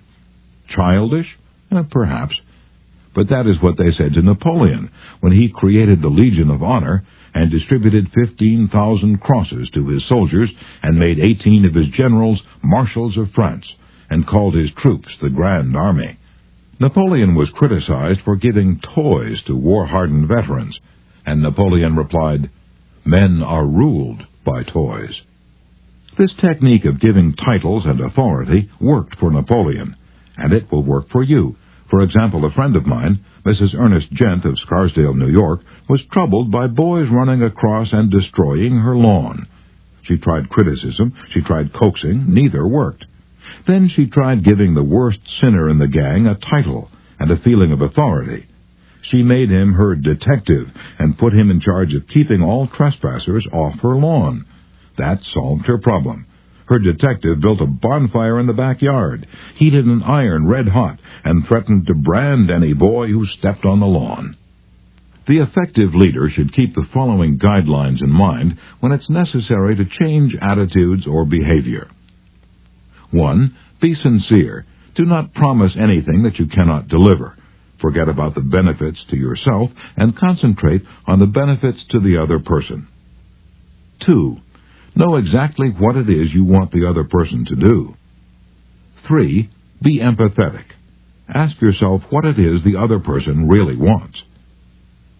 4. Consider the benefits that person will receive from doing what you suggest. 5. Match those benefits to the other person's wants. And 6. When you make your request, put it in a form that will convey to the other person the idea that he personally will benefit. We could give a curt order like this: "John, we have customers coming in tomorrow, and I need the stockroom cleaned out. So sweep it out, put the stock in neat piles on the shelves, and polish the counter." Or we could express the same idea by showing John the benefits he will get from doing the task. "John, we have a job that should be completed right away. If it's done now, we won't be faced with it later. I'm bringing some customers in tomorrow to show our facilities. I'd like to show them the stockroom, but it is in poor shape. If you could sweep it out, put the stock in neat piles on the shelves, and polish the counter, it would make us look efficient, and you will have done your part to provide a good company image." Will John be happy about doing what you suggest? Probably not very happy, but happier than if you had not pointed out the benefits. Assuming you know that John has pride in the way his stockroom looks and is interested in contributing to the company image, he will be more likely to be cooperative. It will also have been pointed out to John that the job would have to be done eventually, and by doing it now he won't be faced with it later. It is naive to believe you will always get a favorable reaction from other persons when you use these approaches, but the experience of most people shows that you are more likely to change attitudes this way than by not using these principles. And if you increase your successes by even a mere 10%, you have become 10% more effective as a leader than you were before, and that is your benefit. People are more likely to do what you would like them to do when you use Principle 9. Make the other person happy about doing the thing you suggest. In a nutshell, be a leader. A leader's job often includes changing your people's attitudes and behavior. Some suggestions to accomplish this. Principle 1. Begin with praise and honest appreciation. Principle 2. Call attention to people's mistakes indirectly. Principle 3. Talk about your own mistakes before criticizing the other person. Principle 4. Ask questions instead of giving direct orders. Principle 5. Let the other person save face. Principle 6. Praise the slightest improvement and praise every improvement. Be hearty in your approbation and lavish in your praise. Principle 7. Give the other person a fine reputation to live up to. Principle 8. Use encouragement. Make the fault seem easy to correct. Principle 9. Make the other person happy about doing the thing you suggest.